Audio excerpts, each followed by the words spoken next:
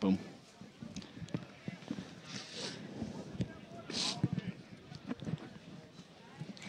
Welcome out to the foothills of the Dandenongs for the first time this afternoon. This is Montrose Recreation Reserve. This is International Cup football. It's the USA taking on New Zealand. If you're looking at the shots now, you're just watching the reserves game going on between Montrose and Blackburn before the massive clash between the USA and New Zealand. It's going to be a massive game. My name is Dyson Baker. Welcome to the coverage, first of all, wherever you're listening around Australia and around the world. Joining me in commentary this afternoon, Paul Semertzidis. Good afternoon, Dyson Baker. What a fantastic event this is. What a major coup for the Eastern Football League that we're able to come out here at the foot of the Nongs, like you mentioned, and call a game between the New Zealand Hawks and the USA Revolution. It's absolutely fantastic. And two gentlemen who have just slotted in nicely into the special comments chair, and they'll be doing their darndest just to try and explain to you our great game, because we are going to have to possibly explain a few things this afternoon to our international audience. But it's a very good afternoon, firstly, to Aaron Kirby-Rodier. Afternoon, Dice. Afternoon, Paul. It's been a big game this afternoon. I've tried to watch the International Cup a few years ago and never ended up getting down, so I'm a bit more excited about actually seeing it today and seeing the skills on show. Teams 3 and 4 coming into the competition will big be clash. The USA and the New Zealand Hawks. And joining you in special comments, Tim Morgan. Good afternoon to you. Good afternoon, Dice. Good afternoon, everyone. Yeah, very excited for today's game. A little bit of international cup. I'm excited to see how both teams go. Look, it's going to be a massive game. If you've just joined us, it is the USA Revolution taking on the New Zealand Hawks.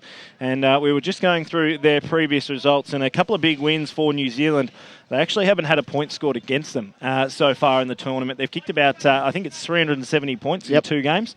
Came up against China and Sweden in their first 2 games. So this is probably their first real test in terms of the tournament. But New Zealand on the other, the USA on the other hand, got over Finland pretty comfortably in the first game, and then were challenged pretty comfortably by Canada. I think it was only about 32 points in the end. So it's going to be a real interesting game. Basically, the winner of this game essentially qualifies themselves for the semi-final. Yeah, it is. It's a big clash, and that game you did mention was on Wednesday. The Stars and Stripes against the Canadians, somewhat of a local derby. Yeah. That game. So the USA, the Revolution, were good enough. They had enough firepower up forward that afternoon to shrug off the Maple Leafs eventually. So they'll be pretty bored by that, and they know that the challenge today is the New Zealanders. They're our closest neighbours that are playing our great game. So they'd be more adept to our sport than the Americans would be. So they certainly have their work cut out for them today, Tim Morgan. Yeah, exactly. It's no surprise really that New Zealand would be one of the teams being our neighbour. I'm pretty sure Jeff Kennett floated the idea that they deserved their own AFL team at one point. Well, maybe based on the form of Trent Croad and Shane Savage. But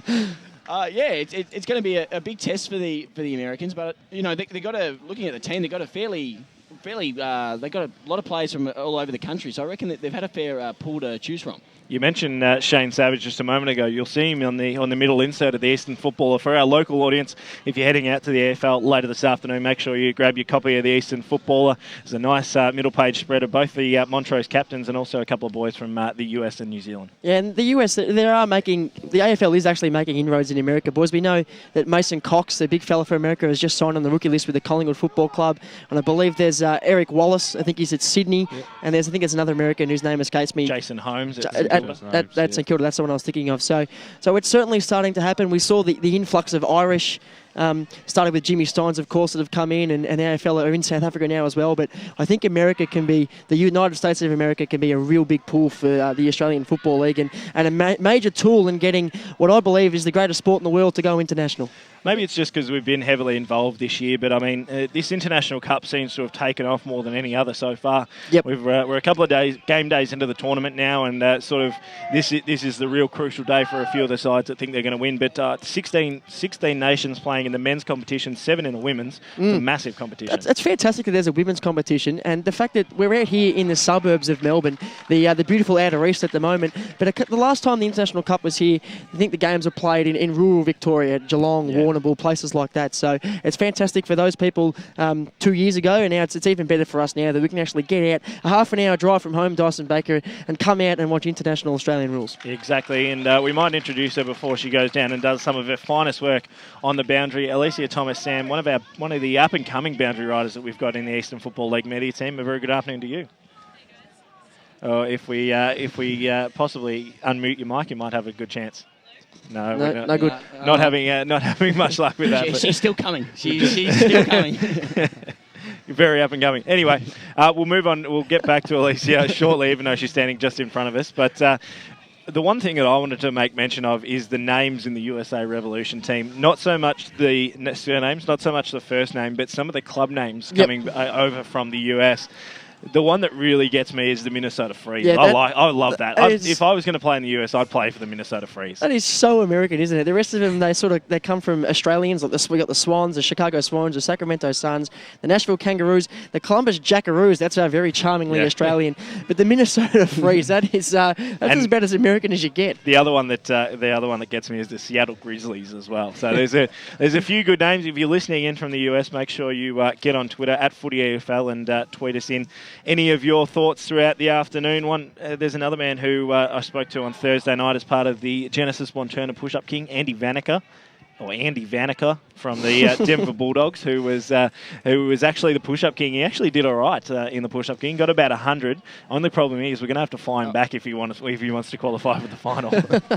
But I reckon there's only 2 guys that have done the proper push-ups and that, and they were the Blackburn in New Zealand, and they should win it straight away. Have you been on the forum? Because I reckon that pops up every week. No, I haven't. No, Dead said I watched that yesterday, I think, when Bakes chucked it up, and they're the only 2 blokes, Sammy McCauley, and I think it was AC from New Zealand. They did full-on push-ups for 90 or so of them, and that was flat out. There's one bloke walking around in the number 19 jersey for Montrose at the moment called Heath Roberts, and he did about 150 head bobs in a minute and nothing else. I gave him one just to be nice, but they were the worst push-ups you've ever seen, and it sent the crowd that was in here on Thursday night into an absolute uproar.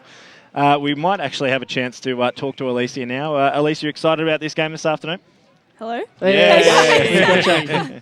Yes, I'm excited. Thanks for having me. You were talking about the women's football in America, and I was just going to say that they have 2 American teams, Freedom and Liberty, I think. And they're actually took off over there, so they've actually come over a few times and played the VWFL teams over here. So yeah. Wow, with all the inside goss. Yeah, it's amazing. 2 teams. That's I think Canada has and Revolution, very American. And I think Canada have 2 women's teams as well. The Northern Lights and the Midnight Suns are playing as well. So there's a nice mix. Suns taking off around the world, not just in this country. Now we've just got to get these guys to give up baseball and start taking up cricket, and we may as well just become best friends with them. We'll pull the 2 countries closer together. Yep. Actually, why don't we just pull all the countries closer together? It'll be a nice, friendly atmosphere. We'll get ourselves an NFL side at the same time, maybe. Dodgers can just move to Sydney. It'd be beautiful. Exactly right. In terms of the competition, obviously, we mentioned that it's 3 versus 4 coming into the competition. Ireland are the powerhouse and have been for many years of the International Cup. I think this has been going about 12 years. The International Cup, Papua New Guinea, obviously our closest neighbours are always good. A lot of those Islander boys are really sharp and well fitted. And then you've got New Zealand, who actually beat out America in the 3rd and 4th place playoff last year. Yep. So, yeah, I mean, it gets more and more exciting with each game that goes past, but this one's definitely the big one. Yeah, historically, New Zealand and Papua New Guinea and Fiji have probably been the three better sides. I actually ran into some of the Fiji boys on the train from Southern Cross at Etihad Stadium last Sunday afternoon, and oh boy, there are some big units running around for the Fijians. So watch out for them. There's another game going on. I mentioned it off air earlier this afternoon, out at Craigieburn this afternoon. It's been called the Friendship Cup between Pakistan and India. This is a rivalry for the ages, my friends. It's Collingwood Carlton-esque this, so it's going to be an absolutely massive game out there. Big crowds, apparently. They're expecting thousands and thousands of the local Pakistani and Indian communities to get right around that game, and I think that's absolutely fantastic. Yeah, it was.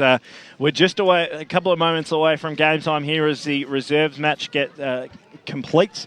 9-12-66, Blackburn, Montrose 8-3-51. Now, I'm going to throw you under the bus here a little bit. I might get two special comments, guys. Just before we get underway, we're going to obviously get proceedings underway, but just to explain some of the minor intricacies of our game. I'm going to let you. I guess if you kick it obviously through the middle, score system is probably that's the... probably Yeah, I was about important, to say, so, there's two ends to the ground. One team will go one way, the other team will go the other way. Mainly the way to score is kicking it off your own boot. It can't be touched or anything like that. It can roll along the ground. It can go through the air. It doesn't really matter as long as it's not touched by the opposition. Through the middle sticks, 6 points, and through one of the big and the little, it's 1 point. And if it goes out of bounds on the full, so if you kick and miss the whole lot, which I used to do a lot in my career. Should have put him on that NAB ad. Yeah, Footifying Australia, Tim Morgan. Exactly right. Now, obviously, for those of you who don't know the game, the ball is shaped similar to both countries in terms of their major code. Obviously, the NFL is a little bit less pointy, and rugby in New Zealand it's a little bit more pointy. So that's basically what we're going with. We're going oblong style, I think it is, and not made of the pigskin like the NFL ball. It used to be back in the day, but they're pure Australian leather, of course, made by T.W. Sherrin, as they have been made for 100 years here in the great city of Melbourne. Former Collingwood player too, just quietly, Tom Sherrin. Correct. And proud sponsors of the Eastern Football League, and they'll be supplying balls right throughout the afternoon. There'll be a few Magpies fans jumping on the New York Magpies. Yeah, look, these names just keep getting... It seems funny, the one that missed me was the Louisville Kings. I like that. But obviously, New Zealand Hawks, they qualified from around the provinces. So players that have played non-professional football from right around. There's a couple of guys from Melbourne, one who actually plays with us in the Eastern Football League. That. Good point. Andrew Christensen, he was part of the Genesis Montana push-up king. He'll wear number 9 for the New Zealand Hawks, who will be in black, and they've actually just taken the field. They're currently warming up, as you can see on your screen. And I tell you what, there's some pretty quality players. I was down at their training at Blackburn on Thursday night, and guys taking shots from outside 50, and one man who I really like the look of was number 16, Joseph Baker-Thomas. He was one of those guys that was just taking pot shots from the boundary deep out into the into the stands at Blackburn. The youngest player to play this afternoon will be Takopa Tiffany Thomas. He was born in 1997. Takopa Tiffany Thomas. So Takopa being his first name, a hyphenated Tiffany Thomas as his surname. And he was born in 97, which to my maths makes him 17 at the moment. Yeah, no, I think that's spot on, mate. Yep, 17. So good, fantastic for him. And you can see them warming up. Now I think we're getting ready for the USA Revolution just coming out now. Do we have theme songs, boys? Led by their captain, Andrew Warner, wearing the number 16. It's the Montrose boys lining up, giving him a little bit of a guard of honour. I think we're expecting national anthems from both sides at some stage soon, and of course the traditional haka from the New Zealand boys. So that should be fantastic to see that. I like the jumpers. So I was just about to say, they're very Star-Spangled Banner, very bright jumpers. Oh, there we go. Bit of a crowd favourite, the man wearing the number 24. I'll leave that open to you. Benny Carpenter Nwawanyu. I hope I got that one right. We'll certainly work out that one as the day goes on. Benny will be called the hyphen for most of the afternoon, I reckon. Now, something else I've noticed, boys, he's got a bit of local footy flavour with the USA. They've got a number 83 out there, Ryan Castell. And that is very old school. The twos player? Yeah, the twos player. That's great to see. So I'll be keeping a close eye on him, I reckon, today, so he runs around. Yeah, well, it's pretty exciting to be out here. It's going to be a massive afternoon. Both teams warming up at the moment, looking pretty sharp in terms of skills. Just having a look around, boys. Basically, they'll go through their warm-ups, and then in about 5 or 6 minutes' time, we'll be heading for national anthems, and then the world-famous Haka just before we break at 12:30 to get this game underway. way. Now, we've got to talk about the matchup and the game itself and how it's going to play out. Obviously, our knowledge of the two sides right now would be quite basic, but we're just having a look at the team sheets coming through at the moment. The tallest player for New Zealand, they've got a couple of guys standing at 193 centimetres, which is probably about, 6'2" in the old scale for our American friends. Correct. And the USA boys, their tallest guys are about 6'6", so they've even got a bloke pushing 6'7". So the height advantage certainly with the USA boys. So you think that if they can get their game plan working and get the footy in to the forward line long and strong and high, their big tall timber down there are going to be able to take a few marks and kick a few goals. We'll try and keep as much of the Australian vernacular out of the call as possible, just to help our overseas friends. Yeah, we're going to try and explain this game as well as we possibly can. It's a game that we love, and we're going to try and get an interview at some stage. If Alysia can go and head over to the USA coach, who is the guy in that group of coaches wearing the hat, that would be Matt Bishop. From what I believe as well. You'll be right. Yeah, we'll see if we can get a quick interview with Matt Bishop before we go on air. It's excited about this one. Oh, no. Giving her the don't argue. It's unfortunate we can't get a chat with Matt Bishop before the start of the game. So USA throwing it down pretty quickly with a media ban. No, it's a big game. It's a fiery clash. Just have a look at the brains trust there, the coaching panel of the Revolution, just trying to work out what's going on. We must mention the conditions out here this afternoon, of course. A little bit of an overhead cloud. You might be able to see at some stage the magnificent picturesque backdrop of Mount Dandenong, but it's going to be a fantastic day for footy. Not too much wind. Pretty cold though we are at the moment, but from ground level, Alysia Thomas-Sand now does have Matt Bishop, the coach of the USA Revolution. Matt, it's we'll just get a headset on Matt, and we'll get him to have a chat to us. And I reckon he'd be pretty excited about this one. Matt, it's Dyson Baker up on the balcony. You must be pretty excited about what should be a pretty fiery clash. I can't get any more excited than what I am now. I'm very anxious, very nervous, and looking forward to it. Now, Matty, that's not a very American accent, mate. Can you just tell us your background in footy and how you actually landed this role? Yeah, I moved over to the US just nearly 10 years ago and got involved in the local footy over there. Happened to be here in 2008 when the National Cup was on, in between jobs, and saw the event and thought that's exciting. I'd love to get involved, and shortly after the coaching role became available and put my hand up for it. Hi, Matty. Just wanted to ask, being part of the American, any Richard Sherman kind of trash talk you're going to give us? You've been well spoken so far. No, none of that stuff. I'll leave that to the players. Well, we wish you all the best of luck, and what is to be a massive game out at Montrose Reserve. Yeah, huge. Thanks, guys. Appreciate it. Thanks to Matt Bishop for his time this afternoon. Pretty excited about this one. His team just breaking as we start to get ready for the national anthems and gear up for what is a massive clash. Sorry, Aaron. Sorry, Paul. I was just going to say, when I was coming into the ground even earlier today, there was plenty of US support and New Zealand support around, people wearing jumpers and that sort of thing. So I know they weren't the players. So, bit of a show of strength from the US guys, hand in hand and arm in arm as they walk towards the presentation area to line up for their national anthem. We know the Americans have a what's the word I'm thinking of here? Have the reputation of being a real patriotic nation, and they certainly, if any side in this international cup is going to play for that jumper, play for those stars and stripes, it's going to be the Americans. I mean, they really love what their whole country's about, and they will belt out their national anthem as the New Zealand boys on the other side just slowly make their way across as well. I am looking forward to seeing the Haka, which we've mentioned. Just a quick one. Well, the Americans, they're actually rolling out the flag at the moment, so they'll hold that. That's a nice touch. A couple of years ago in the NFL, Tim Morgan, they did bring out the rule of overzealous touchdown celebrations would result in a flag. Are we bringing that in today? Any over-the-top tomfoolery from the USA? Are we going to see a free kick? No, the bigger, the better. Yep. Is what I want to see. I want to see as good a celebration as you can get, especially considering how hard it's been to score against New Zealand so far in the competition.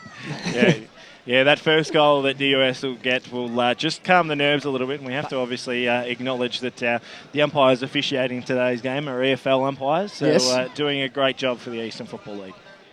Would everyone please be upstanding beside the national anthem of the United States of America? It's the USA national anthem just about to roll out now.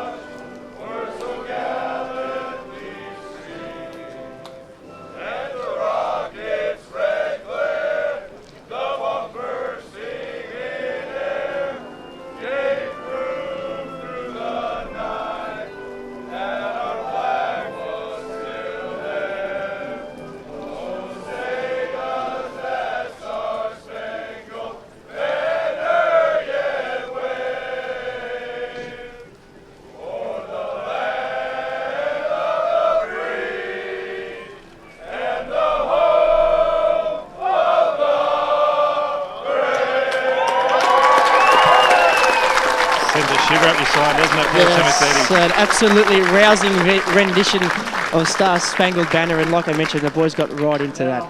National Anthem, New Zealand.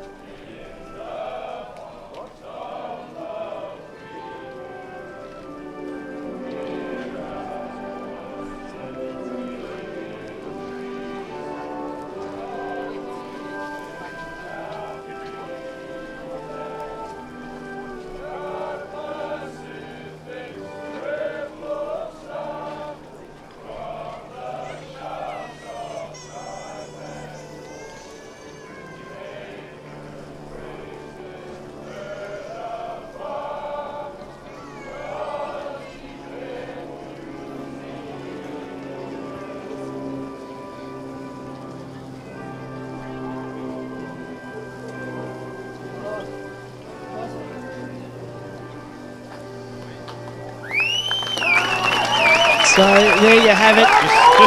Just the one version of the New Zealand anthem. Yes. Usually it's sung in Maori and then in English as well. It's a good point. Now Here here we comes go. the Haka. This is what we were looking forward to. People who haven't seen this before, do not take your eyes off that monitor. It's going to be absolutely fantastic. And the US with a massive show of strength, just all hand in hand and arm in arm. You With can the American you can flag feel right across the it. passion, can't you? Just buzzing around the whole ground from the players and the fans of both sides.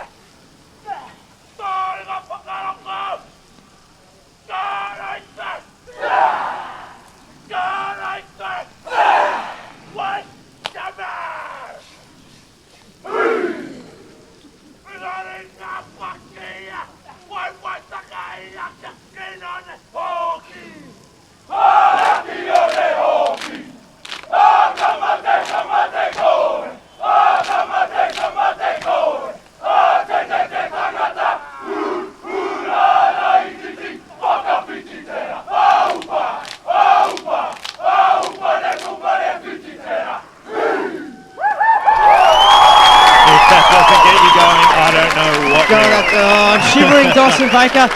Oh, I can't wait to call this game of football. USA have not moved. Just staring them down. They're up and about. They're excited. We're up and about. I've got tears in my eyes, Dyson Baker.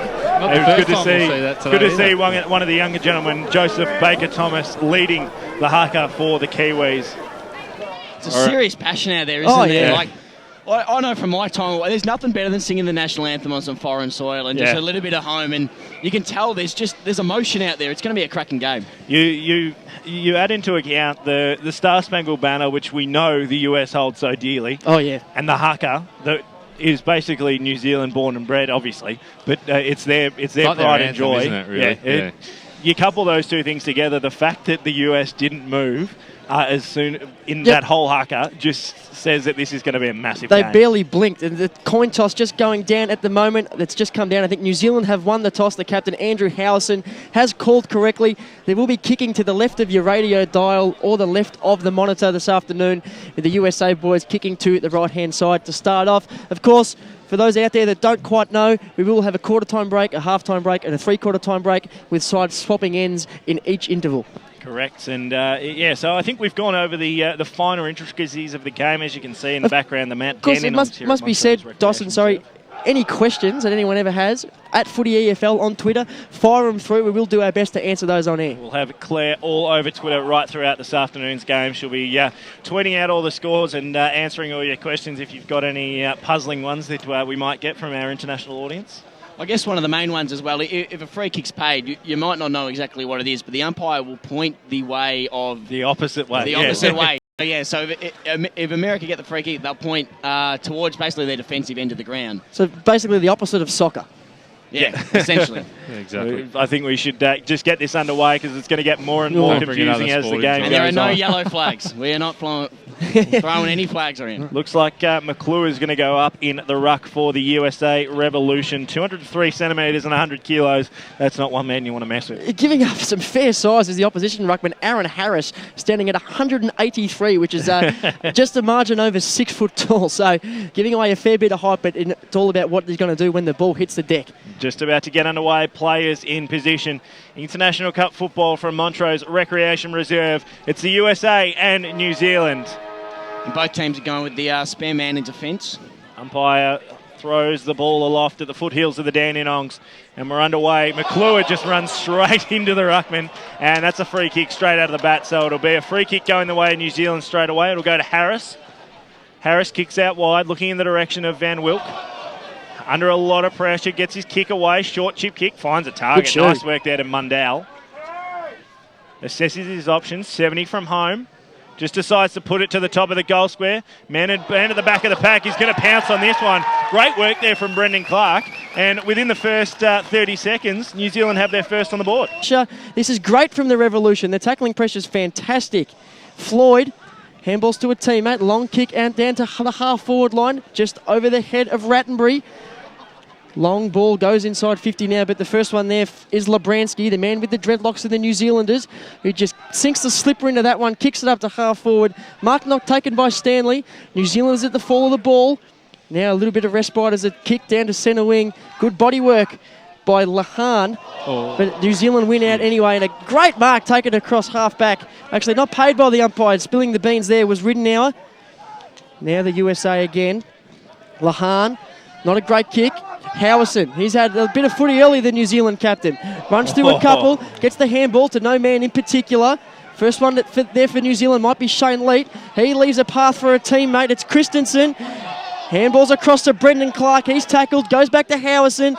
Kicks it straight to a USA player in Fashant, who kicks it long to centre half forward in a 6-on-1 in favour of the New Zealanders. And through Gregson, they're going to rebound this football. So a chance now, although an interception, and away they go. The US Floyd held up and tackled. No, great tackle there. So New Zealand will get it back. Trying to take it away there was Miller. It'll come back though. Yeah, holding the ball, the decision was. I want to shed some light on that one, Timmy Morgan, the holding the ball rule. Well, I mean, we don't really understand it anymore. If you ask any talkback caller, but essentially, you have prior opportunity to get rid of it if you tackle and don't dispose of it either by handball or kick. Then it's a turnover and not a turnover, free kick to the other team. Sorry to interrupt. There's a fantastic work from Van Wilk. Shot on goal came from about 40 out, missed across to the face and through for one behind. So New Zealand lead this one 1-1-7. The USA 0 behinds, 0 points. Yet to score on the Bendigo Bank scoreboard. Really feeling for body contact, the USA, especially early here. They're really laying a few hard bumps. Good to see. So long kick comes in from the USA. Of course, after a behind, the other team does get to kick the ball back in.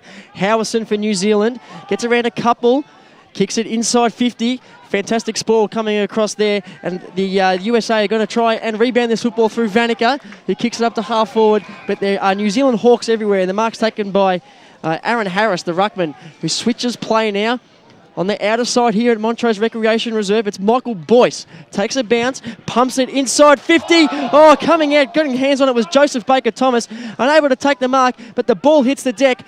The first one there, fantastic bit of running there is Talbage for the USA. He kicks it long over the top to half forward. Trying to get some uncontested possession inside 50. It's Talmadge. He's tackled, and that's a fantastic tackle from Michael Boyce. On a bigger turnover now. So the USA, that was their first real sort of fluent passage of play for the afternoon. It looked pretty good. 2-on-1 in the favour of the Revolution. Picked up by Carpenter Nguyenwanyu. Nice. Thanks, mate. Gets a handball out to a teammate. Talmadge is there, can't take the mark. Picked up by Harris. Handballs now, half-back for New Zealand. A long kick out to the centre wing position. Mundell unable to take the mark, and it does trickle out over the boundary line, out in front of a fair throng of New Zealand supporters out there. Should mention our sponsors for this afternoon's game. EFL Game Day brought to you by the Sports Pass app. As I mentioned before, the Bendigo Bank scoreboard, Bendigo Bank, bigger than a bank. Alysia Thomas Sam is brought to you by Life Care Boundary Riders, and it's fantastic to have them on board, particularly when I was just checking the stats on the YouTube at the moment. There's a fair few people watching us at the moment, so pressure's on, gentlemen. As the USA try and go forward once again. Going absolutely nowhere. He's a real tough, aggressive unit, is big Mark McClure. You can just see him just sticking the body in hard there again. Got a good footy name too, boys. Yeah, Mark McClure, former Carlton great. A lot watching might be wondering why both teams seem to be going forward and just kicking to basically to the opposition where they're outnumbered. We're seeing both teams set up with the sort of an extra number in defence. They're floating that extra person back there, which means that whenever either team goes forward, there's more numbers of the opposition, which is making it really hard for both teams to go inside 50. And at the moment, not a great deal happening. 55 metres out from the USA goal. Ball thrown up once again. Great work off the back of the pack there was McClure. Tried to get it away, just pumping it forward, New Zealand. Up towards the direction of Mundell. Pressed hard up against the boundary line. It looks like it's not going to go anywhere. And Mundell just, tell you what, he let Johnson know about it and almost threw him into the fence on that one. So a little bit of heat in this game. We played 7 minutes thanks to EFL Game Day. We're brought to you by the Sports Pass app. The ball comes hurtling back into play again. They're going to have a free kick off the play. It's going to go the way of the New Zealanders. I think Mundell's the man. It is. So he just plays on, goes central, goes in the direction of Morton, unable to take the mark, and the ball just flops over the back. Oh, a bit of a rough handball there to Lahan, unable to pick that one up. And now it's New Zealand's turn. Miller kicks it inside 50, but chopped off. That's a great defensive mark from Saleh Taibji from the USA. He's done some good work in defence so far. So let's see what his foot skills are like. Doesn't have a lot on. Just going to go long down the line. A real defensive option. Actually chips it short to Daniel Lahan. Good work rate. Make sure you tweet us at Footy EFL if we're butchering these surnames as well.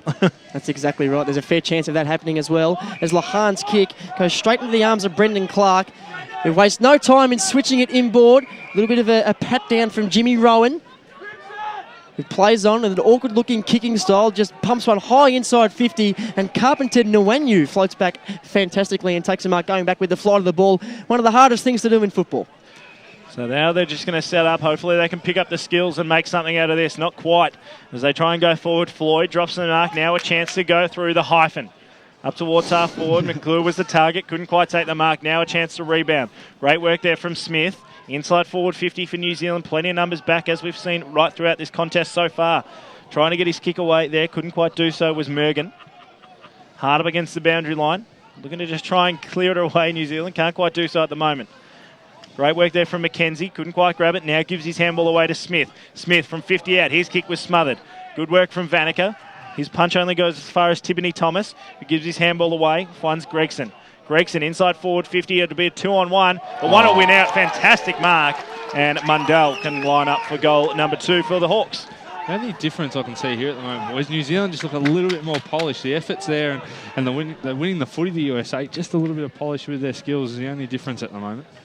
So Mundell gone a fair way back. Man on the mark stands about 25. He's currently almost right on the paint of 50. Can we use our Michael Holding? Yeah, the New Zealanders know who Michael Holding is. Comes in now, sends it on the boot. It's crossed to the left-hand side, through for one behind. I tell you what, he's roosted that a fair way. It's gone right into the car park. But alas, on the Bendigo Max scoreboard, it's New Zealand 1-2-8. The USA 0 behind 0 points. 9 minutes gone, first term. Aaron Kirby-Rodier spot on. It's just the foot skills that are letting the Americans down at the moment. Nothing more, nothing less. The endeavour's there. They're getting their hands on the footy. They just need to slow down, be a little bit more polished going by foot. That's a big hoof down to the wing, and an even better mark from that big fella, Jason Wilhelm. Stands tall on centre wing, takes a mark. Doesn't go back far enough. It has to kick over the man on the mark. But Carpenter Nwanyu, he's made fantastic position. Takes a mark at half forward. Wastes no time playing on. Great smother there from Labransky, who did some good work on the mark. And now Howison for New Zealand. Tries to get around one. Gets around him. Handballs out wide into the path of a teammate who was unable to pick it up. Eventually does. A long, high, scrubby-looking kick. Great mark taken by Andy Vanica. They're playing on here, the Americans. It's good to see. Wilhelm.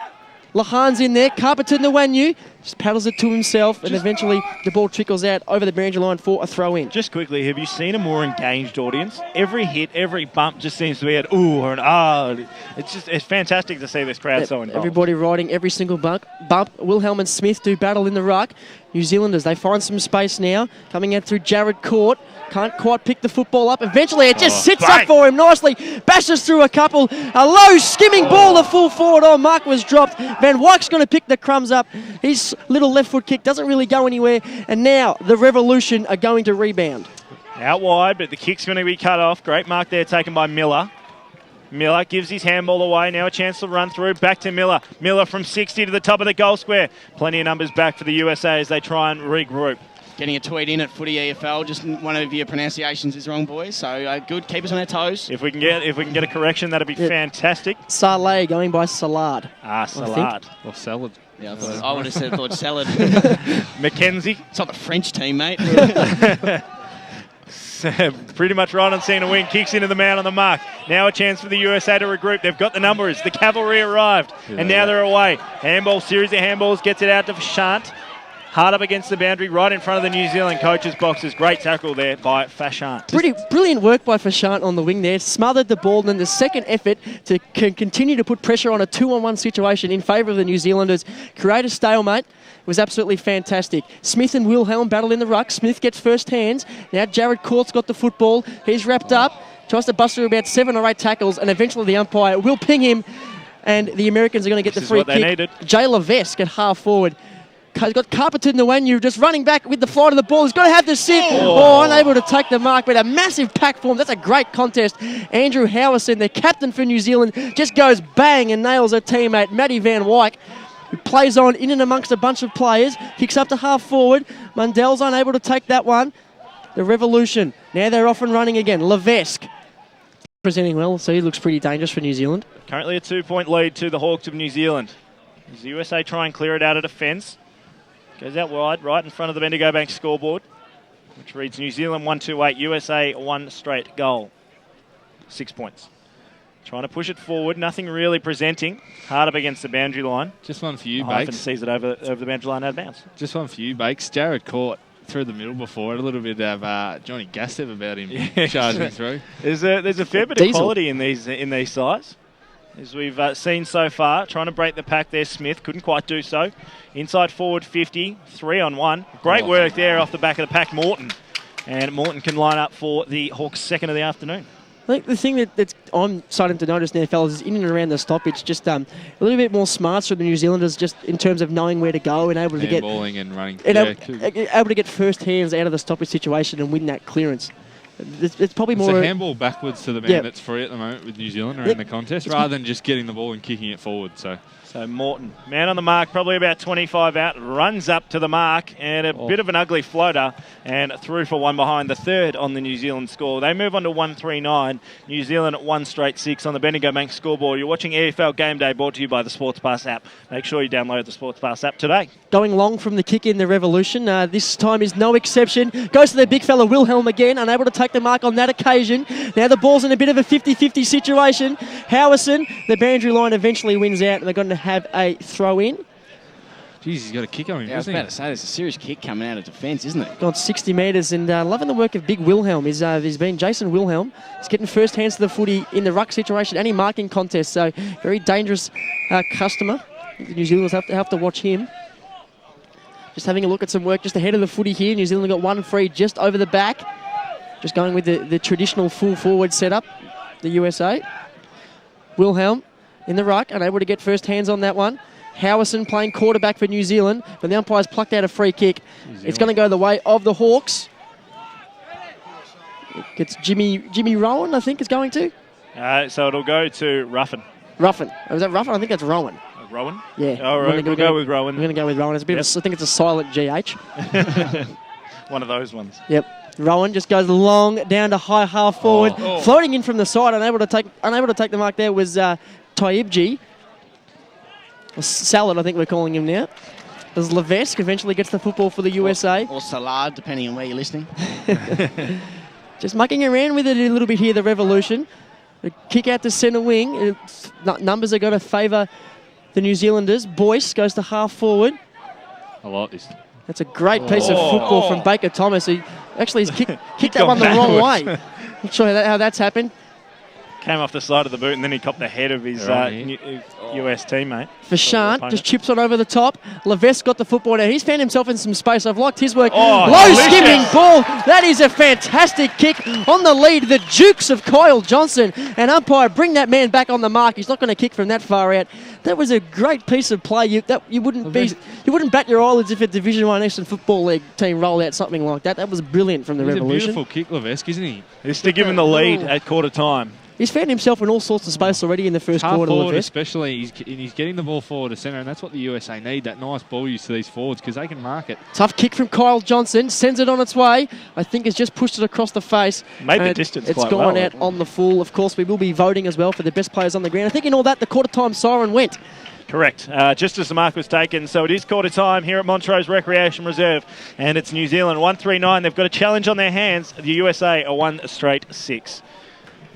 We don't have any ads, so we'll just keep moving on. We aren't actually on air yet, so we will cross to ads once we get on air with 98.1 Radio Eastern at 1 p.m. I was about to mention before I realised the siren went, just like in any other Eastern Football League game, fellas, we will be voting 3, 2 and 1 at the end of this game. I'll be giving the best player for the Americans a Walmart voucher or something like that. I'm sure we can still vote for the prestige of being the best player on the ground in this game. A couple of boys, I reckon, for New Zealand, 16 and 17, Baker, Thomas and Mundell up forward for them. I thought they've been really good. They've led up at the footy, got their hands up high, especially Mundell taking some awesome marks. So, and the same with the USA boys. The big boys really having an impact for them when they can get the ball in the air. So, all in all, good first quarter. I'm really impressed with the marking ability of both teams for me. That's what stood up. I was about to say the exact same. The skills, how good are, some of those kicks are... their precision, as Seymour said as he was calling it, the stuff that you'd see in Division 1 sort of EFL, some of the skills out here are absolutely phenomenal, and that's what's impressing me at the moment. Because we're getting a bit of a melting pot, it must be said, but sometimes we're getting some absolute shanks. So I think the difference between this standard of footy and the standard that we're used to, fellas, is nothing more than consistency, because the endeavour's there, the skill level's there, it just doesn't always come off. Benny Carpenter-Nwanu, I think we have an absolute genuine excitement machine on our hands in that gentleman, fellas. He covers the ground, doesn't he? He probably only got about 3 or 4 touches that quarter, but every time he went near the footy, you knew he was there. He's very rangy, very gangly, and he looks like he's got a little bit of toughness about him too. Had no problem running back with the flight of the ball, and I think we might see some sort of specky attempt from him at some stage. Yeah, what I'd like to sort of see from the US as well is just I guess as we've spoken around the stoppages, just a little bit more polish and just a little bit to work it out. They're quick to get the kick on the foot, and that's.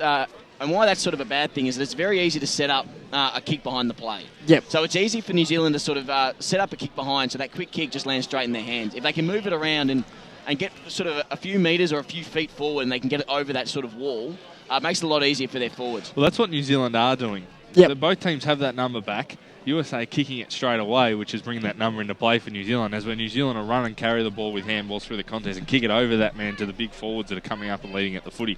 Saying that, it's 3 points of difference. The USA, it was a game, sort of a quarter of 2 halves there for a little bit. But I think, New Zealand obviously started off the better side. I think the thing that got the USA back in the game, and what they started doing really well, just out in front of us here at half-back, through guys like Levesque, even Fashant did it a couple of times, and the skipper Andrew Werner, was they actually started to switch the play. Just out in front of us here, and then they'd go across to the outer side, and that's how they got that last shot on goal through Kyle Johnson before, through the great work of Levesque, who found some space on the opposite side. So they're starting to play the angles. They're not playing what I would call dumb football, which is just going in straight lines. So that's fantastic to see. Yeah, and I mean, that last sort of goal, that opportunity, that shot and goal came from the US, actually getting it onto that other side of the wing. And as I mate, there's a lot of space on the other side of the ground for them to move to. So if either team can, have a look at that, not just go straight forward, sort of bring it sideways to then go forward. There's a lot of space on the other side of the ground. It's quite a wide oval here at Montrose. And not a breath of wind, so I don't think anything will change this quarter. Just quickly, how's the crowd around the USA? It's huge. You can't see it on your monitor, but yeah, they are about 14 or 15 deep, the USA supporters. I think the Montrose, the home side here, the Montrose Football Club, have adopted the USA as their side to barrack for the day. So they've got all the Montrose guys in and around the USA. No, not saying that there's no one around the New Zealand boys. There certainly Blackbird is. Boys around there, but no, look, it's been great. I reckon the crowd's been super impressive today, as we spoke about during that quarter. The amount of oohs and ahs, and I'll tell you what, your man the hyphen, I saw him line someone up on the other side after a kick, and he gave him a nice hard bump. I wouldn't be getting the footy near the fence today, boys, because he might end up through it. Speaking of down near the fence, we're going to take this opportunity to cross down at boundary side thanks to Life Care. Alysia, Thomas, Sam. Hey, so I was just with the New Zealand huddle, and Justin Davies was talking about how they need to kind of get out of the goal square and challenge the Americans, but on either side of the ground, the defensive and attacking 50, and they just got to take the game on. They can't just hang back and, let the ball come to them. And I don't know if you saw in that quarter, there was a bit of a scuffle between Justin Clark and Brian Dragas. Yeah, out on this wing. Yeah, and there was a bit of conversation there. So the tension's high here and the emotions are really running. Was it one of those conversations that probably shouldn't have been picked up in the effects, Mike? Yeah, no. It was a bit R-rated, I think, actually. Yeah. Fantastic work from you, Alysia. Thanks to Life Care, leaders in physiotherapy and sports medicine. Yeah, good to have them on board as well, just in the last 4 or 5 weeks. Yeah, look, unfortunately, another sponsor of ours couldn't quite make it through the year.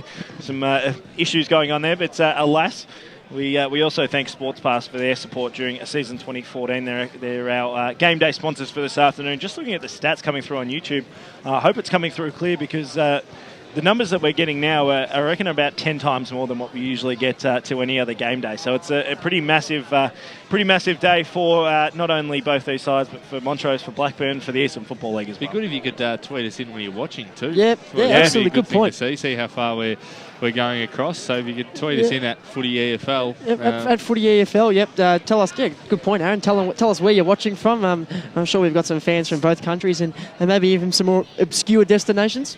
It's I think it's about 10 o'clock over in the US at the moment. Perfect. So we're looking at it 10 o'clock on the East Coast and about 7 o'clock on the or 11 o'clock on the East Coast now, and about 7 o'clock on the West Coast. So if you're over there, make sure you crack open a Budweiser, sit down on the couch, and get ready. Or a Steiny if you're a Hawks fan. Get ready for the second quarter. We are underway here at the Montrose Recreation Reserve. Of course, both sides have swapped ends. The USA going to the left of your radio, and the New Zealand side going to the right-hand side. Big Stork McClure doing battle in the ruck with Harris again, just like the first quarter. Oh boy. New Zealand get the first kick away. It's a little bit of a scrappy affair. And eventually they do get it inside 50. The Revolution just looking to rebound this one. They don't want to concede an early goal here in the second term. And they will. They will rebound it, but it's not going to go very far. Straight into the arms of a New Zealand Hawk. It just kicks the ball, pumps it back long inside 50. And over the back there is a play for the New Zealand side. Who was that? That was Timmy Morton. It's the second or third time. He did it in the first quarter as well. Fantastic roving off the pack. Another smart one that just knows where to go and not stagnant as the ball's in the air.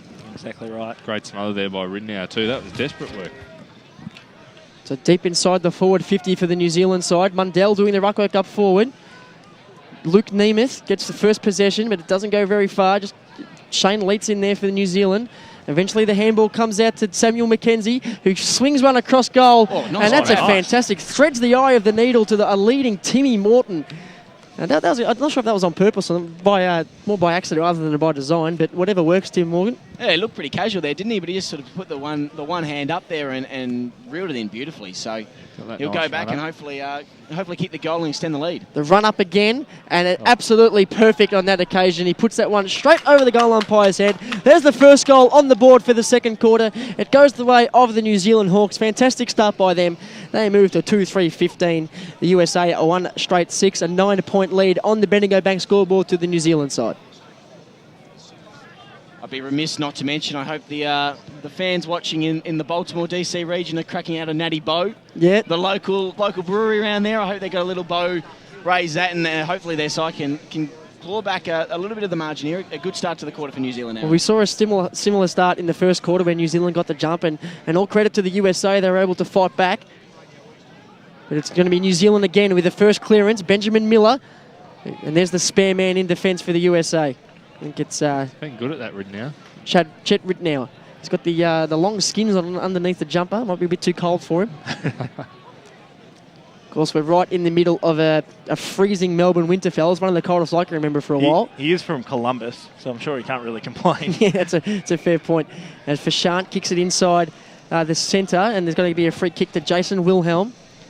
Who an average-looking kick, not exactly off the part of the boot where it was intended. Tiffany Thomas, handballs. This handball again, boys, to get that over the zone. The run and carry from the New Zealand Football Club. A big, long kick inside forward 50. Mundell, the first hands to it, unable to take the mark, and it trickles out over the boundary line. Just saw the difference already there with the run and carry New Zealand to the USA a little bit. They've been bombing it out of that defensive 50 as when New Zealand would run and carry with a handball. Ball thrown in once again. New Zealand to pick up, now go inside forward 50, top of the goal square, 2-on-1, running back with a fly to the ball. Fantastic mark taken there by Timmy Morton. And Morton is going to be put right hard up on the angle. Kick short. Ugly kick, but it's found its target. Can't quite take the mark there was Mundell. Under a lot of pressure, 25 from home. Tell you what, just back yourself from there, mate. For those wondering why he passed that so close to goal, he was on a pretty acute angle, so maybe didn't want to back himself. He did have a free man in Mundell. I mean, 9 times out of 10, the bloke with no one near him takes that mark and has an uncontested shot on goal. He's been pretty lively to start this quarter and throughout the game, Timmy Morton. There's going to be a free kick. I'm holding the ball. The umpire's paid advantage and has gone through the big sticks. I think it was Brendan Clark. I just took my eyes away for just a second looking at the free kick. But there's a goal on the board for the New Zealand Hawks.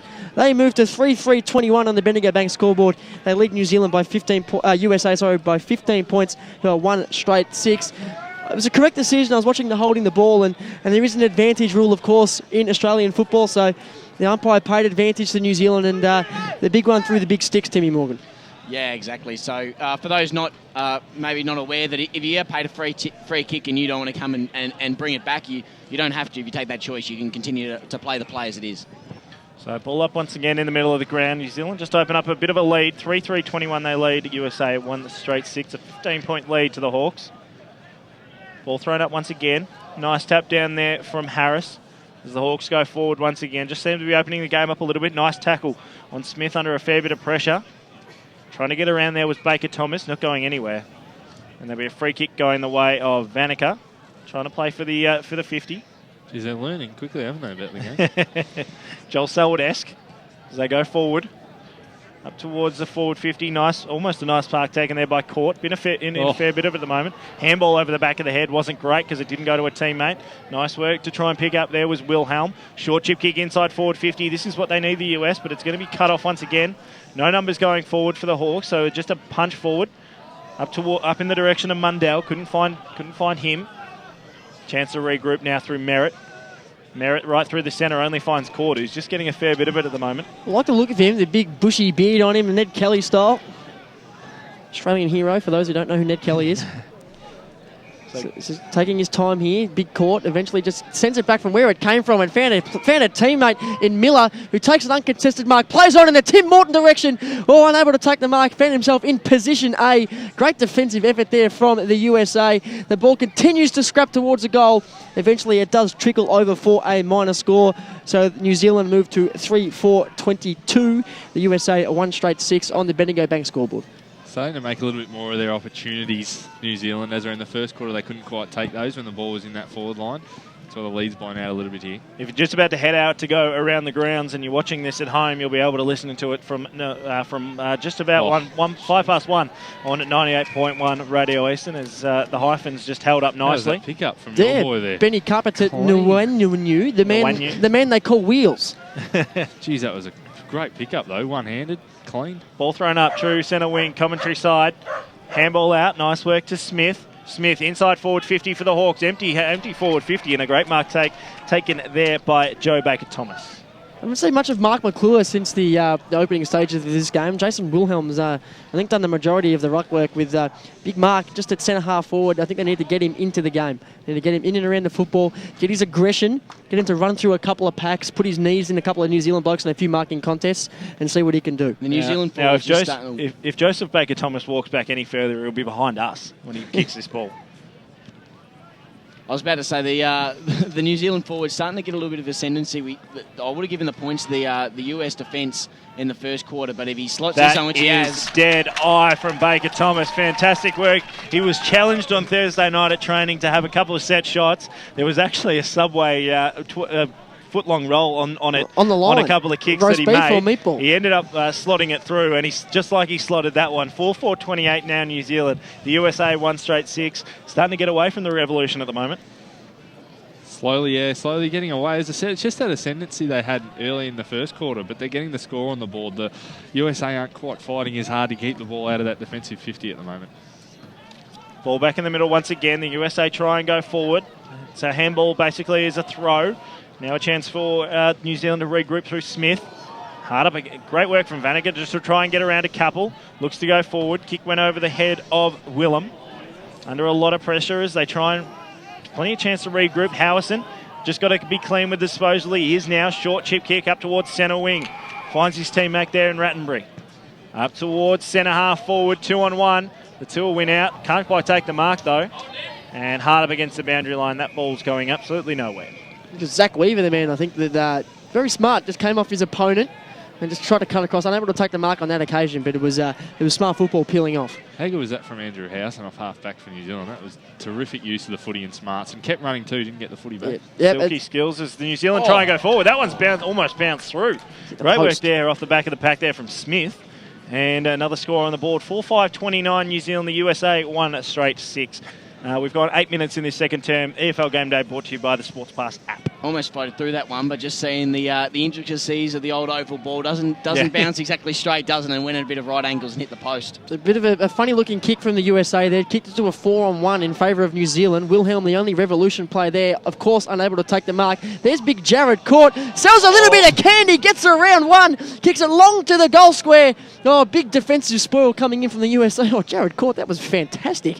As now the USA through Kevin Stanley take a mark in the back pocket, and Stanley's just should just stop and prop and just find something. Goes along down the line in the Floyd direction. Smith has front position, almost gets his head ripped off, and is going to get a free kick accordingly. It's your free kick, Ty Smith. Come back and take it, son. He does. Now he's finally got it. Cameron Labransky, the man with the dreadlocks, involved there as well. So Smith, looks like Napoleon Dynamite, long left foot kick. Chopped off at half back for the USA by Salard. He kicks a drop punt to Ty Smith, who gets the first hands on that one. Miller, unable to get the kick away.